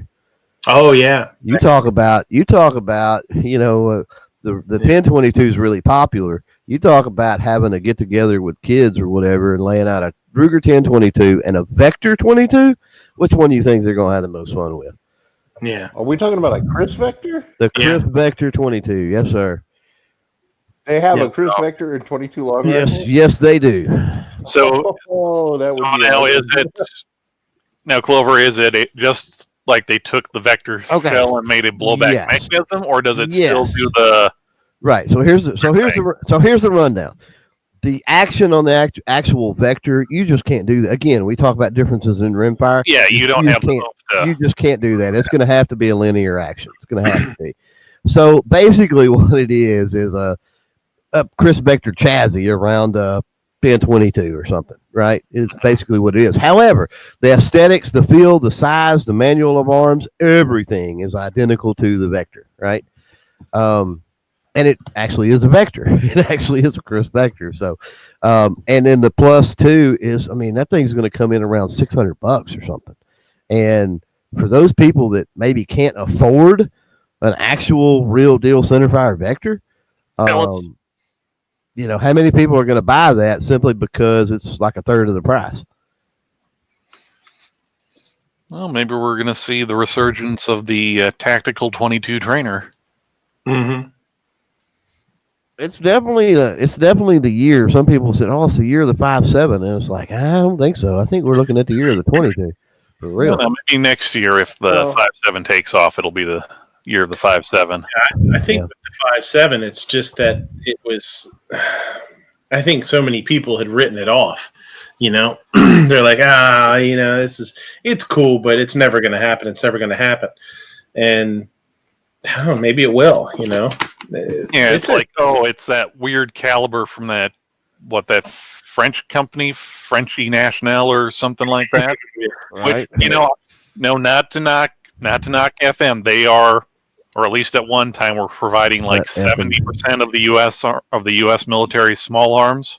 Mm-hmm. But it's not Colt, it's not Smith and Wesson, it's not Ruger. It doesn't have the name recognition here in the States.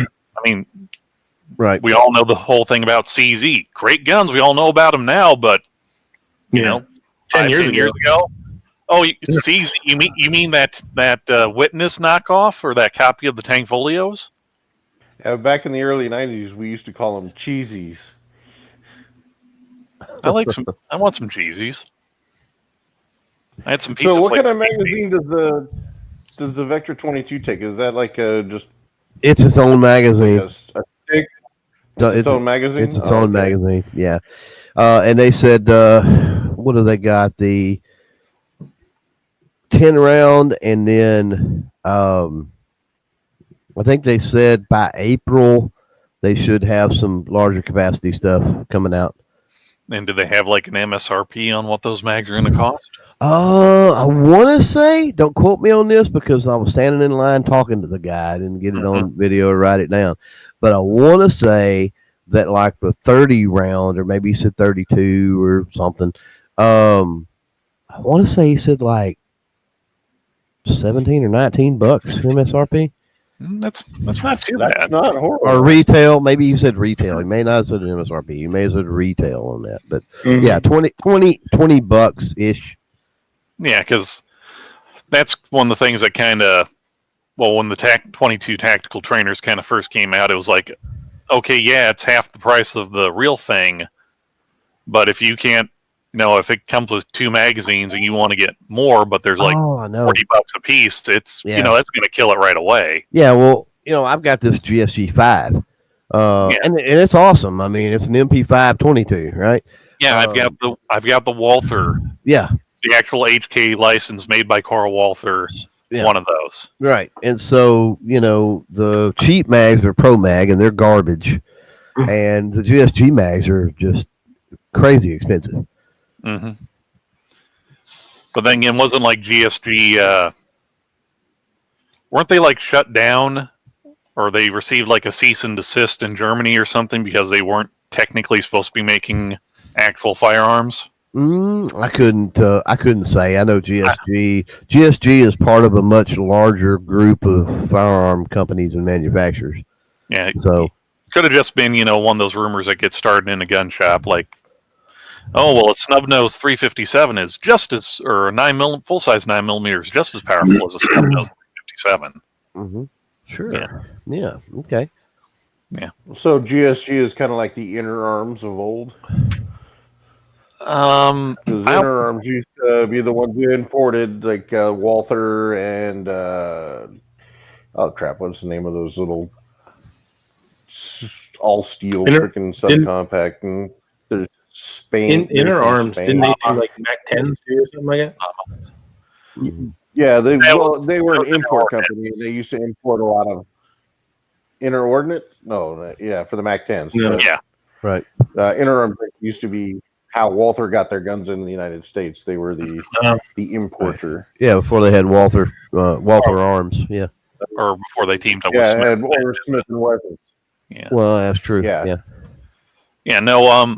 At least from what I remember, like GSG originally made like what we would have called airsoft, but it was something different in Europe, to where they made like these super, these really detailed like replicas, but they weren't actual guns. But then they figured, oh hey,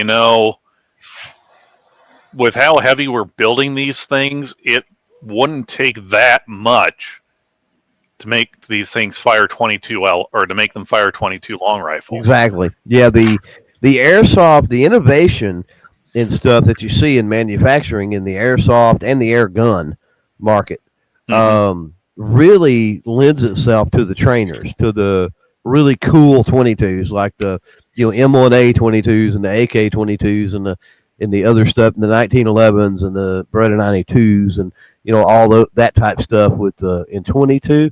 That all came from, you're absolutely right, that all came from like airsoft air gun type development, that they got to a point and they're like, hey, we can change a barrel, a few springs, a couple mechanisms, bam, we've got an actual 22 here.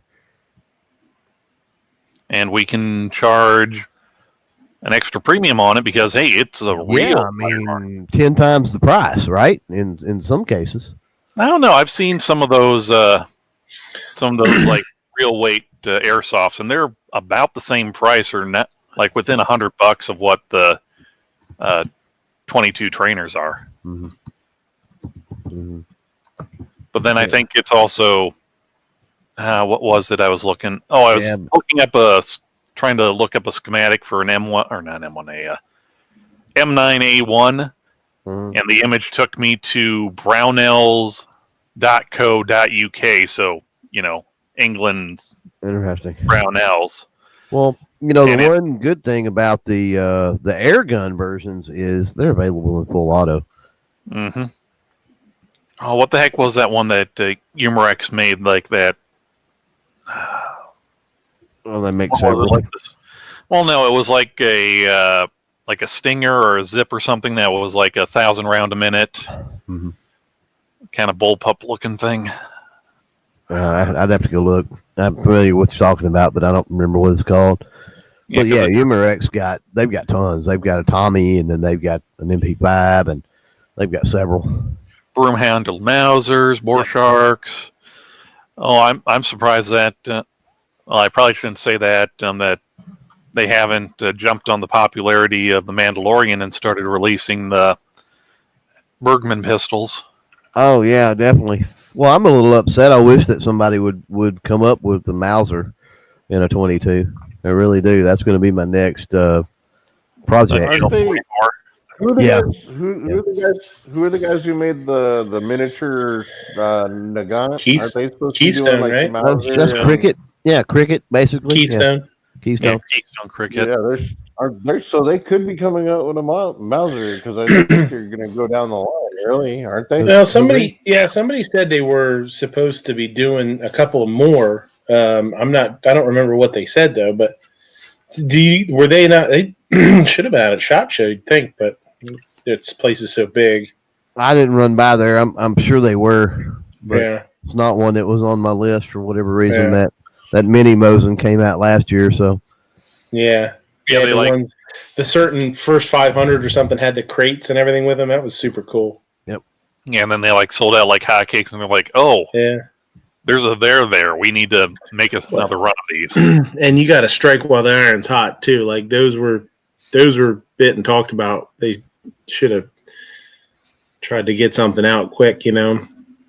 But as as a lot of these, you take another famous. I was just going to say, I guarantee you, as soon as they come out with another popular milsurp in 22, the miniature in 22, then it'll come right back. Well, miniature or replica, full size, either one. The thing is, we're starting to see these milsurps dry up, and obviously, if you go to Tulsa every trip, you wouldn't think so, but in the real world anyway, they are. So there's going to be if you're looking forward into the future and you're playing the long game, developing some of these, in 22 or whatever. You're going to have a market in the future without a doubt, because there's going to be people that want them that can't get them. I mean, whether it's the Nagant or whether it's an Enfield or a Mauser or whatever, and they can't touch one for less than $700, $800, $900, $1,000 or some kind of crap. And a $200 or $300 little 22 that gives them the look and the feel and everything else. It's cheap to shoot. They can enjoy it, so it gives them that nostalgia. The same as if they had the regular thing. The only thing that's missing would be the actually having something, right? The collectible value or whatever. Yep, valid point. Now, if they come out with a replica Martini Henry, I'm interested. Oh, there's one in my local gun shop. It's been there forever. I want it so freaking bad, dude. I want it so Martini bad. Henry or a replica? Yes, it's an actual Martini Henry. Yes. What is that? 580 bore or something like that? I don't. 577 bore. Yeah, I don't remember exactly, but yeah, I want it so bad, and it's actually priced fairly decent, but. Then I guess I shouldn't show you the video of the guys burning through 500 rounds of hand-loaded Martini Henry. Yeah, probably not. I mean, I talked to the guy who loads all of it. I'm on one of the chats he's on. He's a pretty cool dude.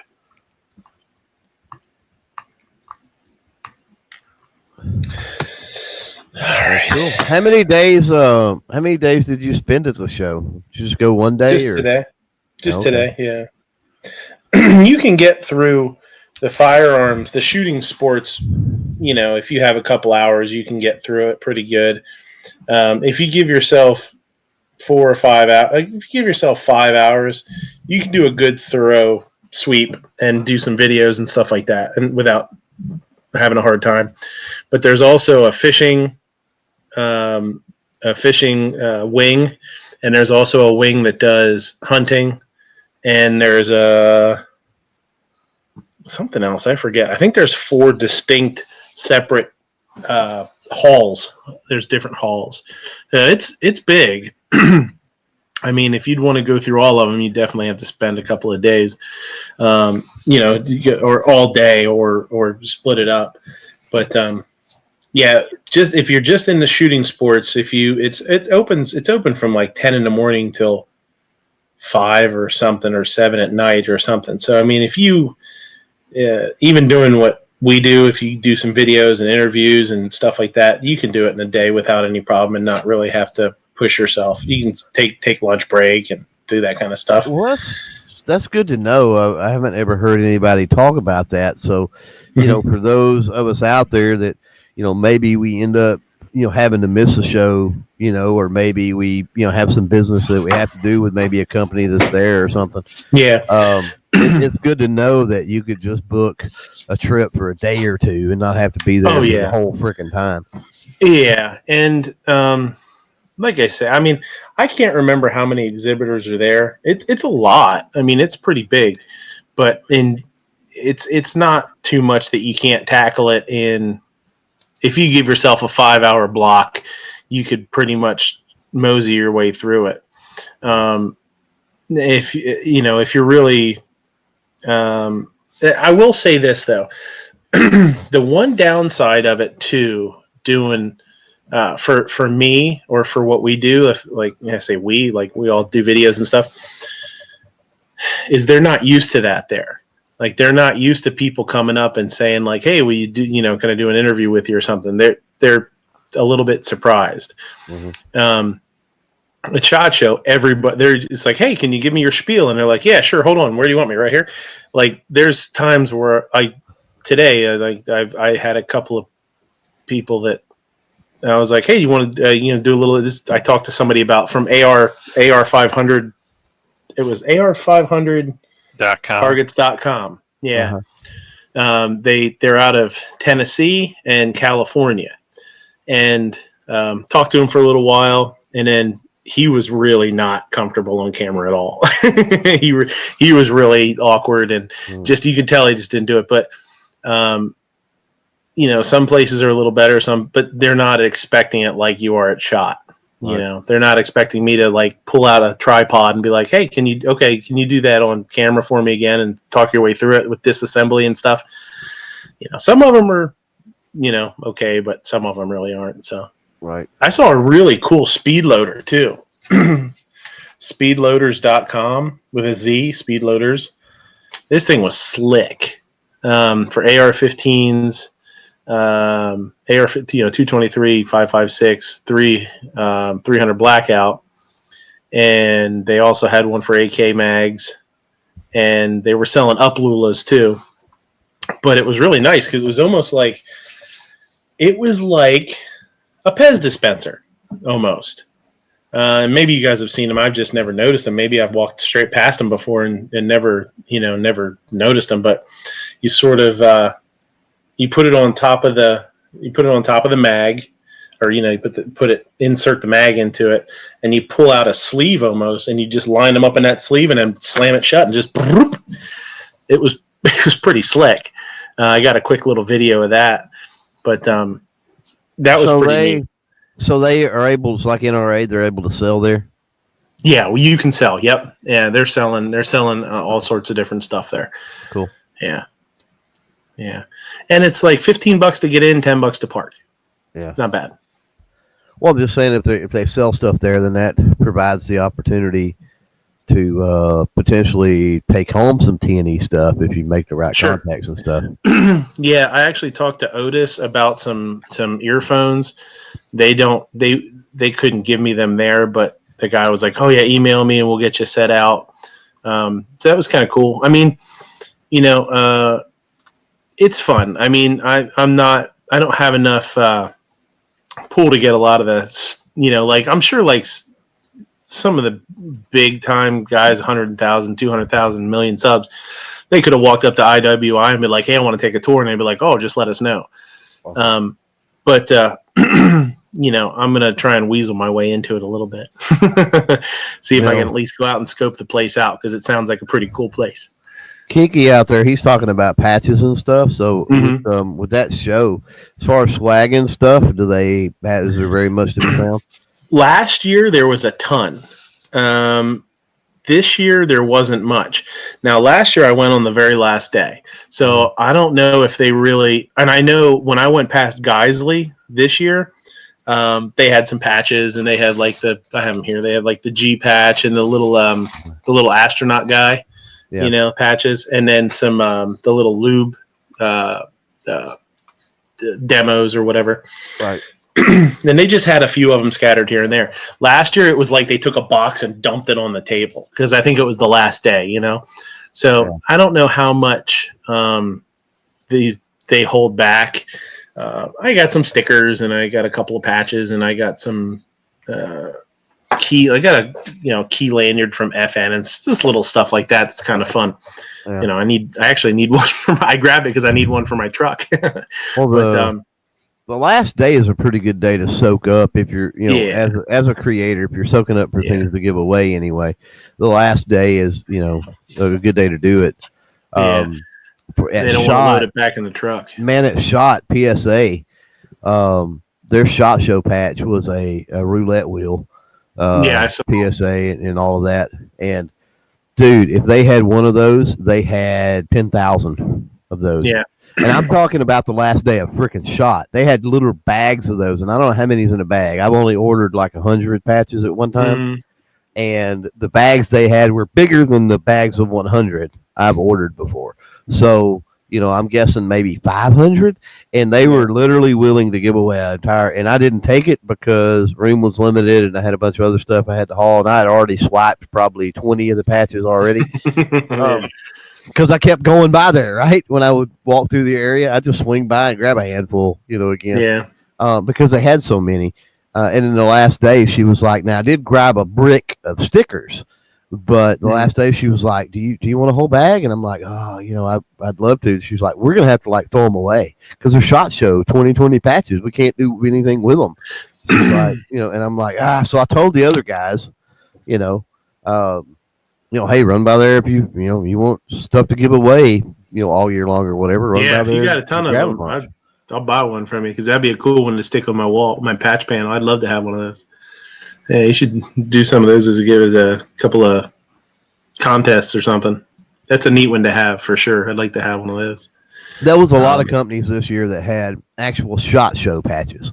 A lot. Yeah, I did see a lot with the logo. Yeah, it just says SHOT 2020 and stuff. Yeah. You get SHOT Show's a good place. They, that they almost always have patches. There's a lot of places, but this is the first year that I've seen this many that were actual SHOT Show patches. So one thing Kinky was talking about was, I think, probably selling on eBay or something. He was talking about one patch that was like $110. Baby Yoda patch. I did. Being interesting to see. I haven't jumped on eBay, but that's one thing I like to do after shot is jump on eBay and actually see. I did that too. Just to see what was on there, and I wanted to see if I specifically looked for that one. I couldn't, and it wasn't. There was none up yet. That I was like, that's going to be popular as hell, for sure. And the companies hate that. They hate that, and that really kills us that want to go by and get several. Because we do giveaways and stuff, and you really got to sell yourself on that because that's the first thing that they talk about is selling them on eBay. And it's like, look, dude, I'm legit, I'm media. I give away 50, 60 patches a year, give them away. So, no, I'm not going to be selling on eBay. Yeah.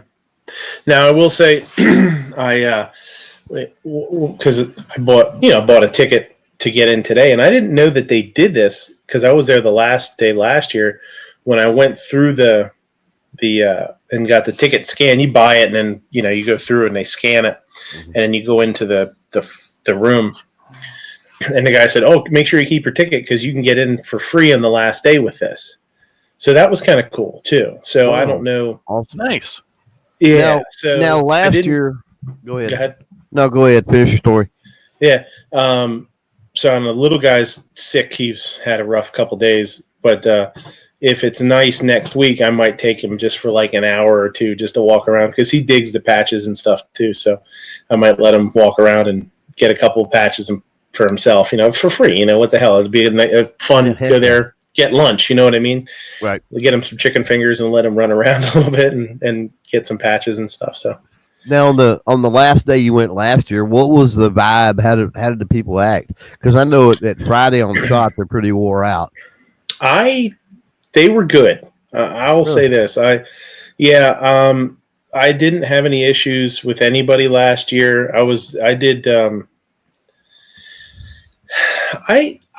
Maybe I just got lucky. Last year I had some people that were pretty energetic. Everybody that I dealt with today was personable and they were really nice and I didn't have any issues with anybody. Like I said, the one dude from the IWI booth was a little dismissive at first. Like he just wasn't, and well, you're gonna get those occasionally. Yeah. When I got him on camera, he perked right up and he did a really good job.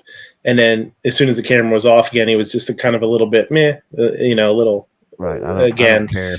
Yeah. Yeah. It was just like, you're just a dude, But the other guys that were at the IWI booth were really personable. The one dude I was talking to about the Masada that I wanted to do the video with, he didn't want to do the video. He was like, "Oh, that's Jason does that kind of stuff. Jason, can you do a video? Because the guy I was originally talking to was really just you could tell he really liked the pistol. I was checking it out, and he was like, "That's really nice, isn't it?" He's like, "Oh man," he's like, "That's a great pistol." He's like, they did such a good job, and he was talking it up, but he was talking it up as a fan, you could tell, which I appreciate. So that's why I wanted him to do the video, because I figured he would really do a better job, and I think he would have. I think he would have done a more fun job, but it is what it is. Well, one of the frustrating things with doing this and going to these shows is you make those people that you're talking about, they're real friendly, personal people that you hit it off with. More times than not, they're just a peon. You know what I'm saying? Right. It's not like there's somebody that can give you T&E stuff and can work with you and can come on your podcast and it can help you grow, with what you're doing. And that just sucks. And more, it's more often than not, the person for that type of stuff, they're either not there or they're like the guy you're talking about. They're real like standoffish. I don't care. You don't impress me unless you're big enough that I just automatically know who you are when you walk up. Right. And that's the thing. I mean, for me, it was like last year I hit up Streamlight because I wanted to get a light, like I had the O light, and this isn't an O light, but it's the knockoff, but it's a knockoff of an O light, basically. It's just a little pushback, and I wear it at work now. I love it. It fits in my thermometer pocket in my chef jacket. So last year I hit up Streamlight, and they didn't want to deal with me at all. They just kind of blew me off. You know what I mean? When I even wanted to email, they're like, "Oh, we're not giving anything away." Then it's fine, whatever. And then other companies are like, "Sure, great, yeah. If you can help us sell 10 of them, that's what we want. Here's, here, have one," or something like that. Right. And so you just never know. And it is weird when you first get into it, because you feel, apprehensive about asking, and you don't want to feel like you're overselling yourself, like you're a big shot. But at the same time, if you can give me a $10 product and I get 2,000 views on a video, that's a lot of help, Yeah. Yeah. Yeah. It's a lot of return on investment, a lot of ROI. Yeah, for sure. I mean, I have, when the Vortex Crossfire Red Dot came out, the small one that's like $130, I bought one, and my video was the very first one on YouTube. It was crazy. Like I bought it and I had it shipped and did a little video on it and put it up, and I was like, man, nobody else has a video on this thing. And it's got like 13,000 views. Like, you can't tell me that didn't help the company. You know what I mean? So it does feel, it is pretty cool to feel like you're part of the part of the community in that way too. It's kind of neat. Talking about the difference in there in shot with the last day. One factor that comes into play, I'm sure, is all the freaking parties and stuff with shot. Oh yeah, it's not like that staying up all night and everything and partying. I'm sure that wears on people a lot more, even though it's a shorter show. You got a lot more going on after hours. Yeah, and it's different. Harrisburg's not a big city. You know what I mean? It's, people are leaving there, they're going to dinner, and they're going home. They might hang out a little bit here or there, different bars or whatever, but it's not like these companies are throwing keggers, and inviting a bunch of people over, even though, and it's the public. I mean, like I say, there's people that do take pictures, and there's some people that are, I would say most of the time when you see somebody with a camera or doing video, it's not somebody like us. It's not somebody doing reviews. It's not somebody doing YouTube videos. It's somebody that works for the company or that's there to cover it for some media, So yeah, it's definitely a little bit different. And that's what's a little bit weird about it too, is, I've walked up to and like, hey, do you want to I'll talk to somebody about something and say, hey, you want to do a quick video for this? And, and they kind of look at me a little funny. They're like, what do you need me for? You know what I mean? I'm like, no, you're going to do the video. You know what I mean? Right. You're going to do a demo for me, and I'm going to, make a video out of it. I think sometimes they just think, yeah, go ahead, take whatever video you want. They're not assuming that it's anything more than just for me to watch later or show my friends. You know. Mm-hmm. Yeah. So I don't know. Anybody else? Nobody else has anything. I was just gonna ask. Yeah. I was just gonna ask Clover real quick if he knows where NRA 2020 is going to be. Oh, I did hear looking that. it up online. This year's Nashville. Yeah. Oh, right on. This year's Nashville. I think next year's Houston. I think. Don't quote me on that. But it seems like it is. Nashville. Yep, But, there it is. Nashville, Tennessee. Yep. And just to forewarn people, I've already started looking for housing arrangements and lodging. And I was a little ticked off with Indy last year because I'm used to SHOT Show. Vegas is just cheap. It is cheap to stay in Vegas. And Indy was more expensive. Nashville is even more expensive than Indy. It was insane. It was freaking insane. The price of just crappy hotels and crappy Airbnbs and stuff. So better start if you're planning on making NRA. You better get on the ball and get your stuff booked.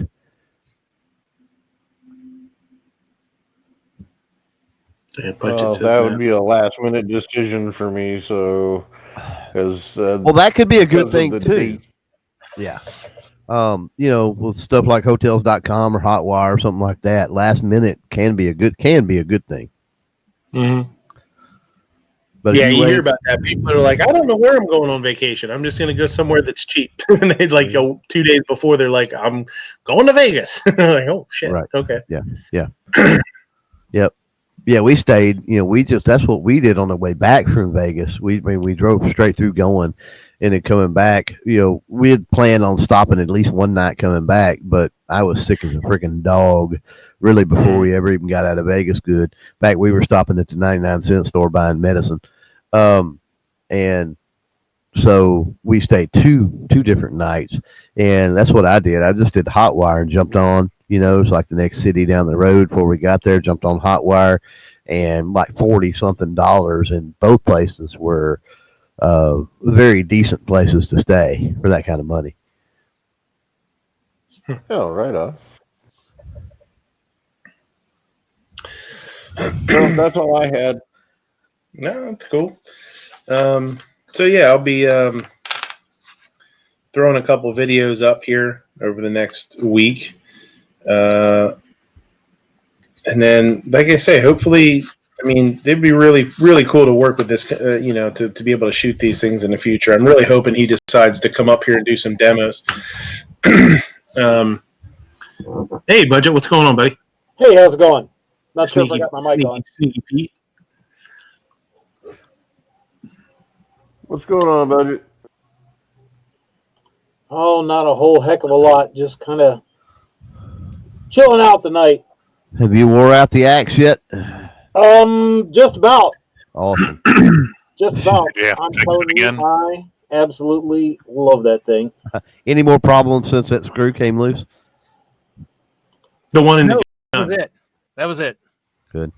A little bit of Loctite and that's fixed. That's something, man. When I watched your video, and I thought, if that would have happened to just about anybody else, there would be 18 billion hits and people on YouTube and social media trashing Henry over a screw being loose, which happens. Vibrations and everything else, stuff comes loose. So that aggravates the snot out of me. That matter of fact, the whole recall, I don't know if you guys remember years and years ago, Sears had a massive recall on a bolt action shotgun. And matter of fact, still going on, I think to this day. You can do something. But anyway, and all it wasn't, bolt come back and smacked the dude in the face, right? And so there was this big lawsuit and everything, and they did a recall. And that's all it was. It was a screw being loose. A screw, you got to be vigilant because there's a screw that'll come loose. So a little Loctite probably, and lock that dude in, and nobody would ever have a problem. Yeah. But because one idiot doesn't pay attention and maintain his firearms and stuff, well, that's why I felt that it's aggravating. While I absolutely had to show that happened. Yeah. I felt that I also had to show that it was a quick and easy fix. Right. Well, I will say when I was when I picked up the Henry today, the axe today, there was a rep there, and he said, "Oh, what do you think?" And I said, "Well, I got a guy that says this thing's a piece of junk, so I'm not interested." And he was very upset. Okay. So the guy that And commented, then I gave him your name and number and where you lived. Awesome. No wonder Dan hasn't got back to me yet on hasn't replied to me yet. Yeah. It's all your fault. so Yeah. the guy Oh, yeah, that, I was talking you down like a son of a bitch. Said he's Yeah, over there. yeah, He's yeah. unscrewing Threw stuff. you under the bus. Yeah, Right. he was unscrewing stuff. I saw him smacking up against a tree a couple times. Took some sandpaper to it. Said that The it was finish horrible. wasn't all that good. The action He was said rough. the finish couldn't even Well, hold up here's the the 8 thing. grit sandpaper. He said this thing's Here's junk. the thing. I brought it back from the range the other day. Had it in a short tactical case that I used to keep my AR pistol in when I take it to the range. the Zipper came guy over that- about 4 inches, guy that comments out there's got a question. and it fell straight out and on the steps and scratched the barrel. And Was that the Henry? Whoa, Yep. whoa! Back up. You Really? broke. Yeah, you were breaking up. You know, You Break got real your choppy there. roboting. I'm roboting. Yeah, turn your camera off. See if that. Here we go. How's this? Oh, he wasn't. Better. He wasn't Okay. roboting for me, but okay. Yeah, No, he was for me too. I had it in a pistol case that I keep my AR pistol in, and had it slung over my back, and the case unzipped a little bit, and Henry fell out, scratched the barrel, and nicked the grip, the butt. Oops. Oops. There was a lot of cussing involved. Well, what's funny, I've got that Texas Tribute Edition they sent me, right? Mm-hmm. And so I've showed that sucker off to 18 billion people because it's gorgeous. But I'll break it out, and they're like, "Oh man, and there's like a scratch on the barrel, and then there's a nick in the buttstock now." And they're like, "What the heck? What and I'm like, I don't know. I mean, that's what happens when you take it out and shoot it and play with it. It's just it happens. Well, yeah, When it's gonna you happen. use something, it's not going to remain perfect. And they're like, "Well, why are you shooting?" Like, because they sent it to me to shoot. They didn't send it to me to put in the, safe and save it. So Yeah, it's not a, hey, look at this, ain't it pretty? Yeah, Right. but I'm never doing nothing with it. yeah, right. No, that's not why They didn't send it to you. Yeah. They didn't send it to you. Put on like velvet and put it in glass and hang Right. it on a wall. Right. That was the deal. That was the absolute deal. Was we're going to send you this, but we expect you to play with it. I'm like, okay, deal. They can't help midnight take. Budget. What did you think of the stock on the axe? As far as what the stock, you mean the grip, Just the or the forearm, or what? Yeah, well, just the wood, the finish, the quality of the wood. I was really impressed by the feel of it. Yeah, I was too. Yeah. If I have a suggestion There for was, it would be to put some checkering on it, On the wrist. or yeah, on I could the see that for forearm? sure. because it's a little probably. bit slippery when you're shooting the heavier loads through Yeah. it. Yeah, I bet. Yeah, I can see that. Yeah, I didn't was- realize it Nothing didn't have dangerous, but it's still there, yeah, Well, that would be good. I could see that. Well, now budget. They It's didn't. I don't know what you couldn't did interfere with the lever. I was going to say you could leather wrap the wrist just like you'd leather wrap the That's true. lever. But The I mo- would think the most the important place where it would need checkering though is on the forearm.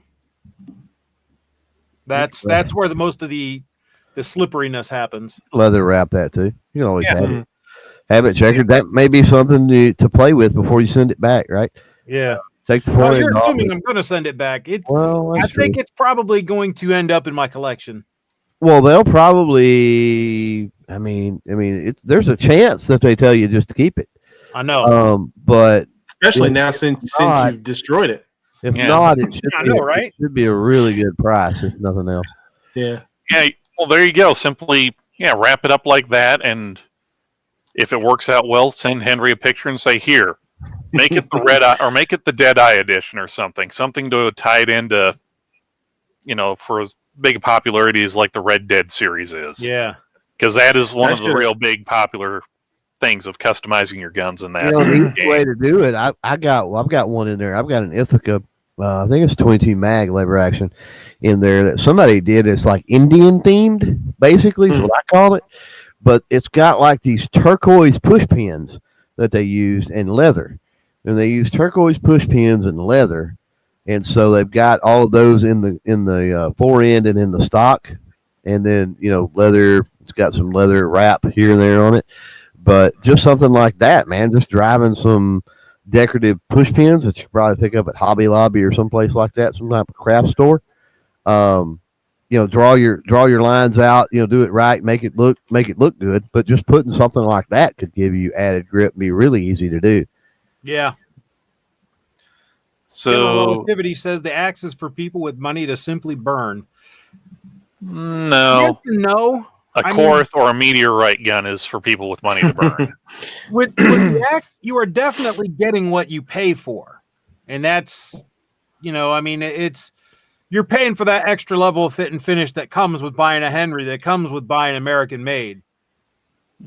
I would burn money in a heartbeat on a Korth. It's 357 or 44? Both. Well, I don't know. Do you really need both of your kidneys? Well, what else do I got two of? I got two eyes. You can sell eyes. Yeah, but then you can't look upon your lovely Korth. I mean, that'd be like a Twilight Zone episode. As long as I keep my non-dominant, give away my non-dominant, keep my dominant, I'll be good. Most of my sights in my dominant. That's all right. I carry my revolver in single action. Asked for any of those who went to SHOT Show. Did you check out the suppressed Sub 2000? And any thoughts if you did? Yeah, and it's okay. It's okay, or it's okay for a Keltec? It's okay. I don't. The thing with it's not the best suppressed suppression job or whatever that I've seen. I don't know how to word that right, but that's one of the things going into not only Antares but the SHOT Show range day that I was kind of looking at with suppressor companies, because I've looked for the longest now and played with I don't know how many cans, looking for a good 9mm can, and they're just not up to my snobby standards when it comes to suppressors, because I really am one that I want the absolute quietest if you're shooting subsonic, right? Mm-hmm. I want the absolute quiet. I want close to movie quiet. I want to be able to hear the action on the stupid thing, literally. And it's not that quiet. That being said, I did find, and I don't remember, I don't remember the model number, but Torrent suppressors, which I've had them on the podcast before, I actually got to play with theirs, and theirs is one that I would consider in a 9mm. They got a 9mm can that is very nice. And I think they said retail on it was around 500. So in the world of suppressors, it's in that range of affordability for sure. Mm-hmm. I know for being like super like stupid quiet, you'd need like a relatively large volume, and then I think wipes. Yeah. To kind of like cause the gas to more slowly exit. You don't have to. There's so many suppressor designs nowadays with CNC and stuff, monocores and CNC, that there's some pretty wild stuff that definitely slow it down. I mean, it even I've seen some that are like multi. I don't even know what you would call it. Multi-chamber, multi-stage. I want to say multi-chamber, but that's not really the word, because in between each baffle would be a chamber, so it's not really multi-chambered. Multi-sleeved, I guess, would be more the word, where the gas goes down the center and then it exits out a central sleeve and then an outside sleeve before it kind ever of like a water jacket. And it basically recycles. You know what I mean? Yeah. Or whatever. It like recycles the gas back through. Some of the gas obviously gets out, but a lot of it recycles back through and exits like long after you've even fired. The gas is still coming out. It's weird. It's like a maze. It's crazy. It's a gas maze. Yeah, basically, that's what it is. That's a neat concept. Now, the guy that comments was asking earlier about some 300 Win Mag stuff up there. Mm-hmm. He said 300 Win Mag, 165 grain, 3,100 feet a second versus 300 RCM, 165 grain at 3,185 feet a second. Is it worth a marginal improvement of performance? Worth buying a whole other gun? Short answer to that is no. Long answer is that's not even marginal. That's not enough. I don't know if you're. Yeah, that's within error almost. I don't know if you chrono or you're just reading the box or whatever. But when you get up to over 3,000 feet a second, 85 feet a second ain't nothing. So that's not even marginal, in my opinion. In fact, the RCM might not even, out of the particular rifle you're shooting, might not even be getting the 3185 anyway. I'm a big fan of the 300 Win Mag. 300 Win Mag is tried and true. It's hard to beat.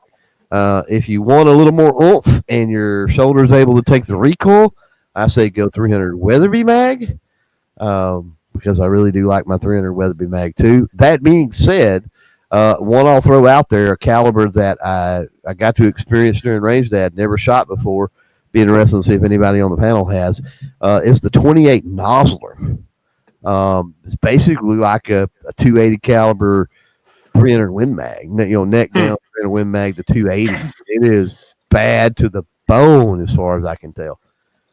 If you want more if you want it to hit harder too, you go up in caliber and do 338 Win Mag. I've shot a 338 Win Mag.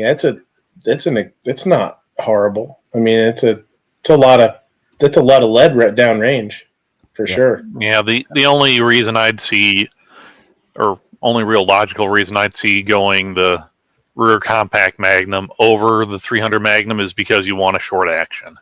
That's true. Yeah, that's true.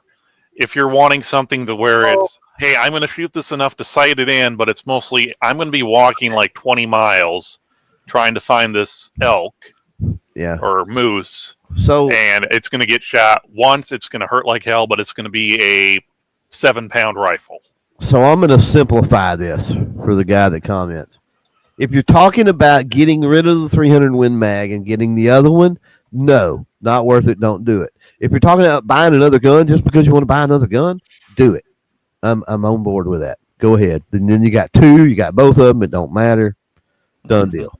So I'm not going to discourage anybody from buying another gun. So unless you're buying like the exact same gun, just in a different caliber. In which case, what? I'm okay with that. Even I don't know. Do you guys got a big aversion to is people that have multiples of the same exact thing? Because I don't in my collection. I can't stand it. It's really weird. Kind of maybe a reverse OCD like that or something. But I can't stand having two of the exact same thing. As long as the stock's different, the barrel's different, the caliber's different, there's something different about it, I'm fine. But yeah, if they're identical, you're trying to out a militia unit or something. Well, that's true. That's true. And there's something to be said if you're talking post-apocalyptic and maybe you live in a place and side of a mountain or some kind of crazy stuff where you're sort of fortified and you see yourself as a bunch of people coming up. You know what I'm saying? In a post-apocalyptic or emergency situation, and it makes perfect sense to buy 5 or 10 of these. Yeah, sure. I mean, with training, with ammunition, with parts to repair, other things, makes total sense. And that's why we have AR-15s. I mean, they're even with multi-calibers, most of the parts that break and you have issues with are going to be pretty standard. Yep. Dirk and Tactical was at the show today. I didn't have the heart to go up and give him a hard time about Gary's bolt carrier. Why did Gary carry away his bolt? When he bought his AR kit at Wanamaker, they gave him the wrong bolt. Remember? Mm-hmm. Yeah, they gave him I think they gave him a 7.62 by 39 bolt. Yeah, and I was planning to go and be like and give him a hard time, and I was like, nah, I can't bust her nuts. There's two real young guys behind the table, and I was like, I can't. They'd have probably had you thrown out. What's that? They'd have probably had you thrown out. Well, as busy as they were at Wanamaker, They had to call in extra stuff and bring down extra inventory, and they stayed covered up, and things happen. Yeah. Mm-hmm. Well, no, that's just a sign from the Almighty Crom that Gary needs to either do a 7.62 by 39 or a Grendel. That's true. Yeah. That's what I would. He needs to do both. He needs to build the 5.56, buy the other bolt for the 5.56, and then build the whole other one as well. Right. Revolver says, earlier I said 5.7 is basically 22. I really have no knowledge of 5.7. I am wrong. Yes, you are. All right, we're gonna head out of here. Anything I'm gonna say about Nosler? Throw 2 cents into the Nosler. It's just expensive to shoot. Oh yeah, no doubt. Very expensive to shoot. 300 Weatherby is not super cheap. I mean, 300 Wingmag is not super cheap, and 300 Weatherby certainly isn't cheap. So, yeah. Ladies and gentlemen, the general rule of thumb: if it says Magnum or is over 200 grains for a bullet, or you're better off, or old or obscure or obsolete, you're better off reloading. Yeah. That's the beauty of like the 300 Weatherby. I talk about that, and the first thing people do are, ammo's $80 or $90 a box, and I'm like, I can reload it for like 10. Right. Yeah. Oh my God, how you do that? I'm like, it's a standard 308 bullet, and it's standard Magnum powders, and a standard Magnum primers. Yeah. Once you've got the brass, you're good. And especially if you're not loading real heavy. I mean, brass lasts a lot longer than people think. Yeah, there is. You're absolutely right. Yeah. If you're not loading hard, heavy rounds, and you're just loading rounds to shoot, even hunting rounds and stuff. It's like if you're shooting for accuracy, and you're not trying to pack as much powder in there as, you get a lot of reloads out of brass. And it really has nothing to do with the feet per second or anything. So this is where you pick a powder that you can get the same velocity with less pressure, because the pressure is your issue. You're putting less pressure on that case, right? And especially if you're talking about in a bolt gun or something like that, you don't have extraction problems. I mean, obviously, if you're semi-auto and you're ripping the case out with an extractor time after time after time, eventually you're going to chew a case head up. It's just going to happen. But yeah, in a bolt rifle, you load right. I've got I know guys that I'm not kidding, dude. They're loading brass from the 50s and 60s still. Yeah. And stuff. It is insane. And we're like, how many times have you loaded that? And they're like, I don't know, a few hundred. You're like, oh my God. Because most people, when they think about reloads, they talk about maybe 2 or 3 times. These old timers are on, hundreds of rounds. Yeah, some of those guys probably don't really check them. As much as thoroughly as you should, but like once you get confident in reloading too, you realize that when your gun's not going to blow up because you got a split case neck or something because your brass is old. I think some people think that you're living on the edge if you're using brass that's been reloaded 10 or 20 times, and you pull it out and it's got a cracked neck. It's like, okay, well, get rid of that one now. What's the big deal? It's not that big of a deal. You can have there's a few issues that'll present that can potentially increase pressures, and again, we're talking pressure. That's where your problems come from. And there's a couple of issues that could present that could do that. If you start, and that's where kneeling is important and stuff like that. You start losing neck tension or something like that, then potentially you jam that thing in a chamber and you change your case volume and the pressure changes with that, and you have an issue. But you're absolutely right. By and large, there's very little you can do aside from with reloading anyway, aside from a double charge or something crazy like that. Very little you can do or that can happen that can ruin a firearm or hurt you. Yeah. Squibs was the biggest thing that I think people can get into trouble with when they're reloading. I mean, I had one, and when I had one, it was like I could totally see somebody, because I had a couple hang fires, and one of them was the second one or third one ended up being a squib because my powder choice was poor. And I didn't know any better. I was just trying. I found people loading with it, and I had it, and so what the hell? Let me try it, Yep. And I could totally see somebody in a semi-automatic, or something like that, getting into trouble with a squib because you're not thinking about things. You've got all this stuff going on in your head, like different. You're just learning how to reload or something.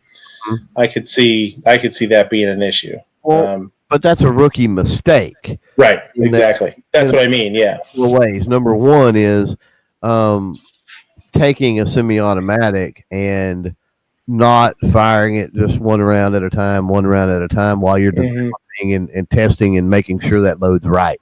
Once you've got everything right, jam the magazine full, the tube full, whatever, and get after it.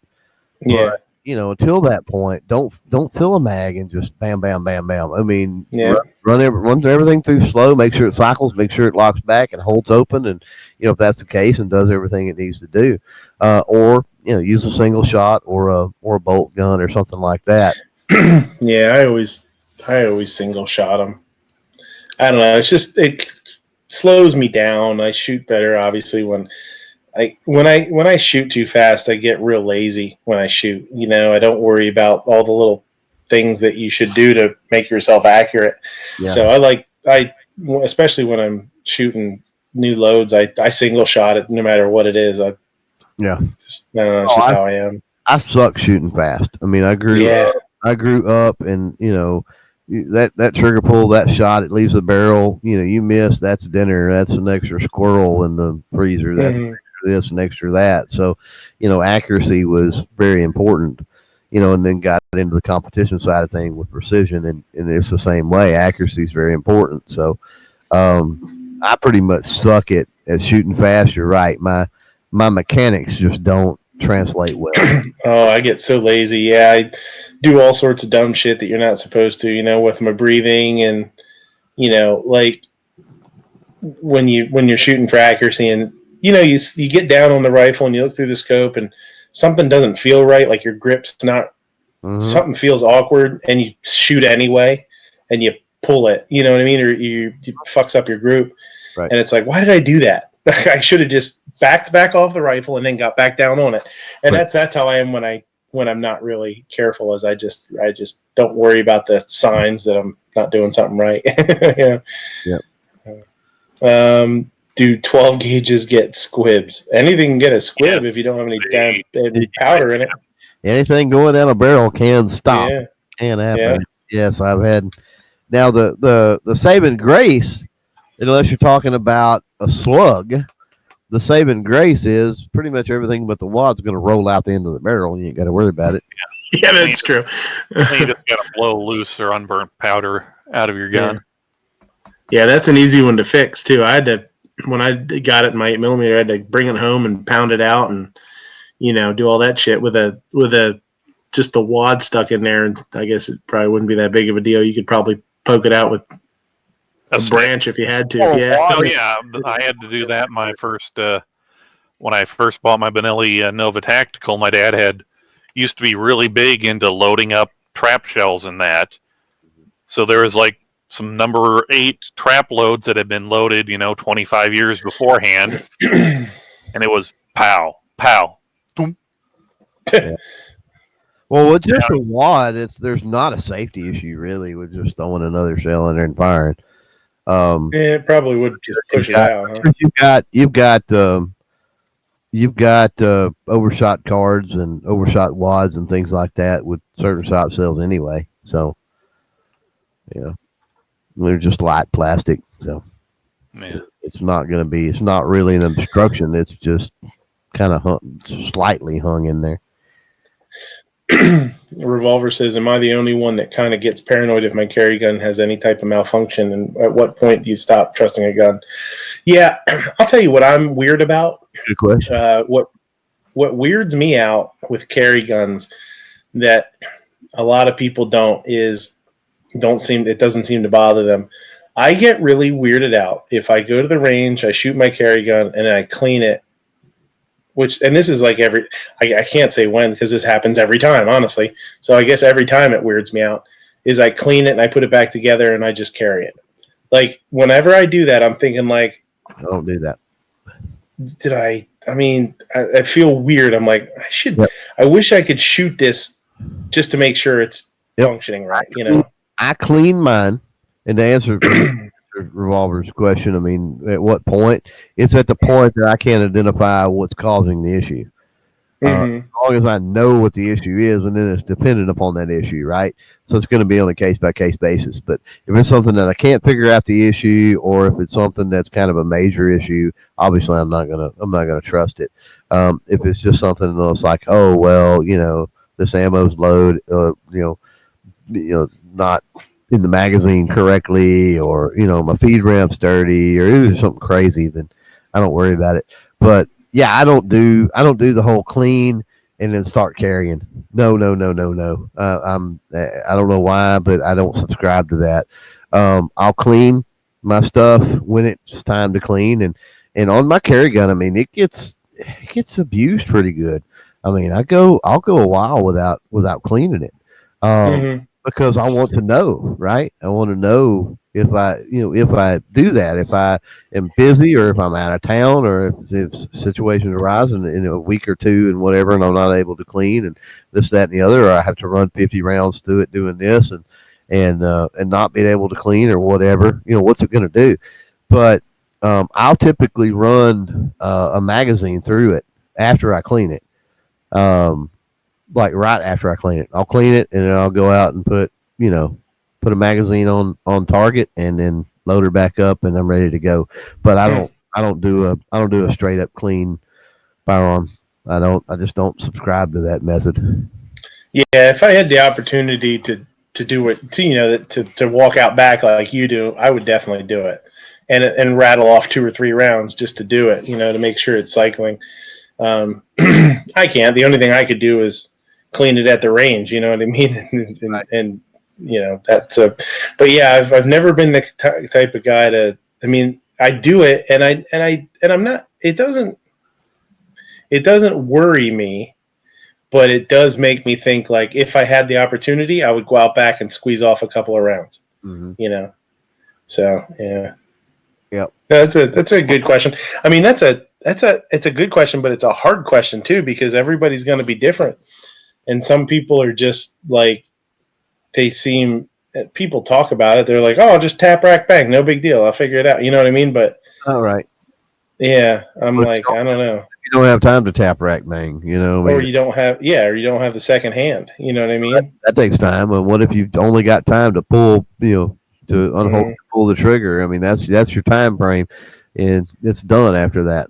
So yeah. But that gets into your tactics, and you don't, every situation is different, and you need to be trying to find cover first. And for me, if my wife's with me or the grandbabies or something like that, I mean, it's more about getting them the hell out of there and whatever than it is taking down somebody trying to cause trouble. I'm going to be trying to get mine and out of there. That's going to be mine. Yeah. My job is not to protect you. You have a Second Amendment right and access to firearms the same as I do. Yeah. I encourage you to utilize that right, and it's an enjoyable one too. So there you go. Yeah. Sir. All right. I say we get out of here. It's 2:30 my time. Ouch. So your time. It's my time. East Coast time. It's mine. Mine's time now. I don't know how that happened. Hey man, you got to share. It's my time too. No, you can have almost as much time. It's. I mean, you're losing time as you go west, so you're a little bit behind me. Well, unfortunately, I'm living in the 2:32 a.m. here. Yeah. See, it's 2:32:07 here, so you're 7 seconds. I took your 7 seconds. Okay, so it's only 12:32 where I'm at. So you poor caveman, you throwback. Yeah. Heavy's living way in the past, boy. Yeah, he is. It's gonna take you back to the past. Heavy, you got anything coming up? Anything going on? No, not really. Like I said, my job doesn't allow me to do podcasts or anything like that. So, because anytime I should say join in on podcasts, and as I was saying offline earlier, I went online to go to do one, and I needed software, and I was like, "What the hell? Where's Google Hangouts?" Yeah, it went bye. So I'm like, "Well, I'm not doing that then." Yeah, StreamYard is real easy. StreamYard's real quick and easy. Chamber's a little bit more. StreamYard's you got to not jump through. Great for mobile. Right. No, it's a real heavy. It really drains your or taxes your resources, and so it'll kill your battery if you don't have it plugged in real quick. Found that out in a couple chats. Yeah. Oh, I'm not worried about that. Anything I do off my laptop. So, I mean, I just got to get my gun tube thing back up and running because I haven't touched it in forever either. So, when Night Strike sends me the email, I'll get it back up and running. GunTube's great because you don't have to. You can have as many people as you want. We had 17 people in here a couple weeks ago just to pack it in here to see if it would handle it, and it was fine. Guy that comments says there's still 32 viewers. You got to be lying. You're lying. There's 28. Yeah, you're a lying liar. Had to refresh. Yeah. You said the reason there's 28 is because you said let's close it down or whatever. Yeah, that's true. Had you not said anything, you'd I was just going to say the same thing. That's true. Yeah, guy that comments, we need you to refresh your page, and it's very simple. It's Alt F4. that round button on the front of your computer or on the keyboard of the laptop, just push it. It'll do it. It's the one that's like glowing. It'll be either like white or yellow or blue.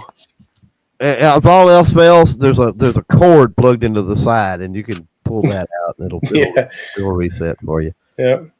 Put your computer in the shower; it'll turn off. Yeah, right. Put it in the dishwasher. Yeah, there you go. Clover, you got anything? What do you got going on? Don't be in the shower. Don't be in the shower when you do that, though. Yeah, right. You look like Sarge in that video. Them fighting words. Yeah. So what do you got, Clover? Anything going on? Anything cool? Me? I'm still working on some SHOT Show stuff. I didn't do any booth stuff or anything like that. So I've been doing some videos talking about, top 5 companies and top 10 products and some different things like that on what I've seen. But I've been still fighting this crud, man, more than anything. So yeah, entering and working on my range. So I don't know how much video wise I can get done until that gets finished, but we did some dirt work there, spent all day a couple days ago, which doesn't bode well for my sickness that I've spent all day out there with a tractor and stuff doing dirt work. Did some dirt work yesterday, day before, I don't remember. Got a guy coming tomorrow to do some more work. So hopefully by the end of the week, the range will be revamped, upgraded, and updated, and ready to do videos again. And other than that, I had a blast. Thanks for shooting me the invite. Anytime. I'm old and stuff, and so I don't usually. By the time you get on, it's like I'm winding down and ready to go to bed. And I hadn't taken my medications yet to knock myself out. You didn't get a hold of Grandpa's old cough medicine yet, huh?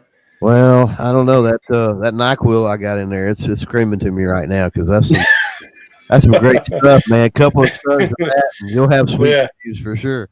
There you go. Yeah. Well, thanks for stopping in, man. Budget. What's going on? Not much, man. I got that Henry Lever Action Axe review up on my channel, Budget Guns and Gear Reviews here on YouTube. It's now slightly used if anybody's in the market. Now slightly used. No, it's not used. It's previously enjoyed.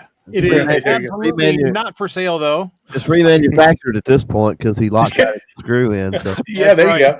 Yeah, even better. No, man, I really like that thing. It is. It's definitely a keeper. It's going to stay in my collection. Faux show. Now tell me this. I don't know if you were listening when I talked about using it for the first time, I felt like a total spaz. Was it weird to you to use that lever without having a stock on it at first till you got used to it? At first, but I got used to it. Yeah, that doesn't take you long, a couple times, but yeah, I felt it was really weird not having a stock and using the lever. It's like, how do I do this? How do I do this? Yeah, exactly. I was like, what? How do you get any leverage? So you're used to like putting the stock against your body or something? Exactly. That's exactly what I said. I was talking about it on the show. I was like, my shoulder when I shoot my marlin. Yep. Yeah, I'm so used to having it up against my hip or up against the side of my body, and then you push and you pull down the lever without having that stock there. I was like, oh, this is weird. At first, it took me a second to, took me 2 or 3 times till I got it without feeling like a total what idiot. I'm curious is has Budget learned to like sling it like Schwarzenegger Terminator? Yeah, like the 12 gauge. Now you need to be. I think that the loop is not large enough for that. You want to be careful. They had loop version. They had something you could do, but they had to specially modify those for Arnold to do that, and he actually almost broke his hand doing it. On one that wasn't modified to do it. Yeah, I didn't want to test that out. They would have to be super loose, one would think. Yeah. But if you've got the money, I mean, MSRP is like $970. I think street price is going to come somewhere between, $850, maybe $875. So we'll see how that pans out. I have a written review to go with that on my website. You can find the link in the comment, the first pinned comment on that video. And there will be a written review article on Gear Report on it within the next couple days as well. So if you guys want to check that out, please go right ahead. Awesome. Nice job. Thanks. Abe, take us out, buddy. All right. This is going to be different, but I think I can work on it. Ladies, gentlemen, and Jonases of all ages, thank you for watching Midnight Range TM's The Closer. Even though gunchannels.com is no longer a valid website, we'd like to let you know that the community that it built is still around. So this concludes our regularly scheduled programming, but we'll be back sometime later tomorrow. So, the Gun Channel's community Monday night programming at 5 p.m. Eastern. It's hasty headlines with never enough ammo. Get your fill of news and commentary. At 7 p.m. Eastern, it's the Polite Society podcast on Facebook and Travis B11's Caliber Corner on YouTube. At 8 p.m. Eastern, it's Clovertax MOA Monday on Instagram and Hawaii Volcano Squad's Locked and Loaded on YouTube. 9 p.m. Eastern, it's Never Enough Ammo, a.k.a. Mr. Matt's Guns and Geeks podcast, The Week in Geek. At 10 p.m. Eastern, it's intentionally left blank, but they do it on a random schedule, and we're never sure when they actually do it. And every weeknight at midnight Eastern, it's the Daily Gun Show. Also, check out guntube.org as a free and unrestricted Pro2A video platform. If you like what you see or like the software we're using, go over to the Patreon and throw Night Strike a couple of dollars. For cool and unique 2A swag like these lovely patches you see on this wall here, or the Kalashnikov playing card deck, or the Mr. Knives sticker, go over to gearwebsites.com. That website again is gearwebsites.com, and remember, every Friday, usually, is Free Patch Friday.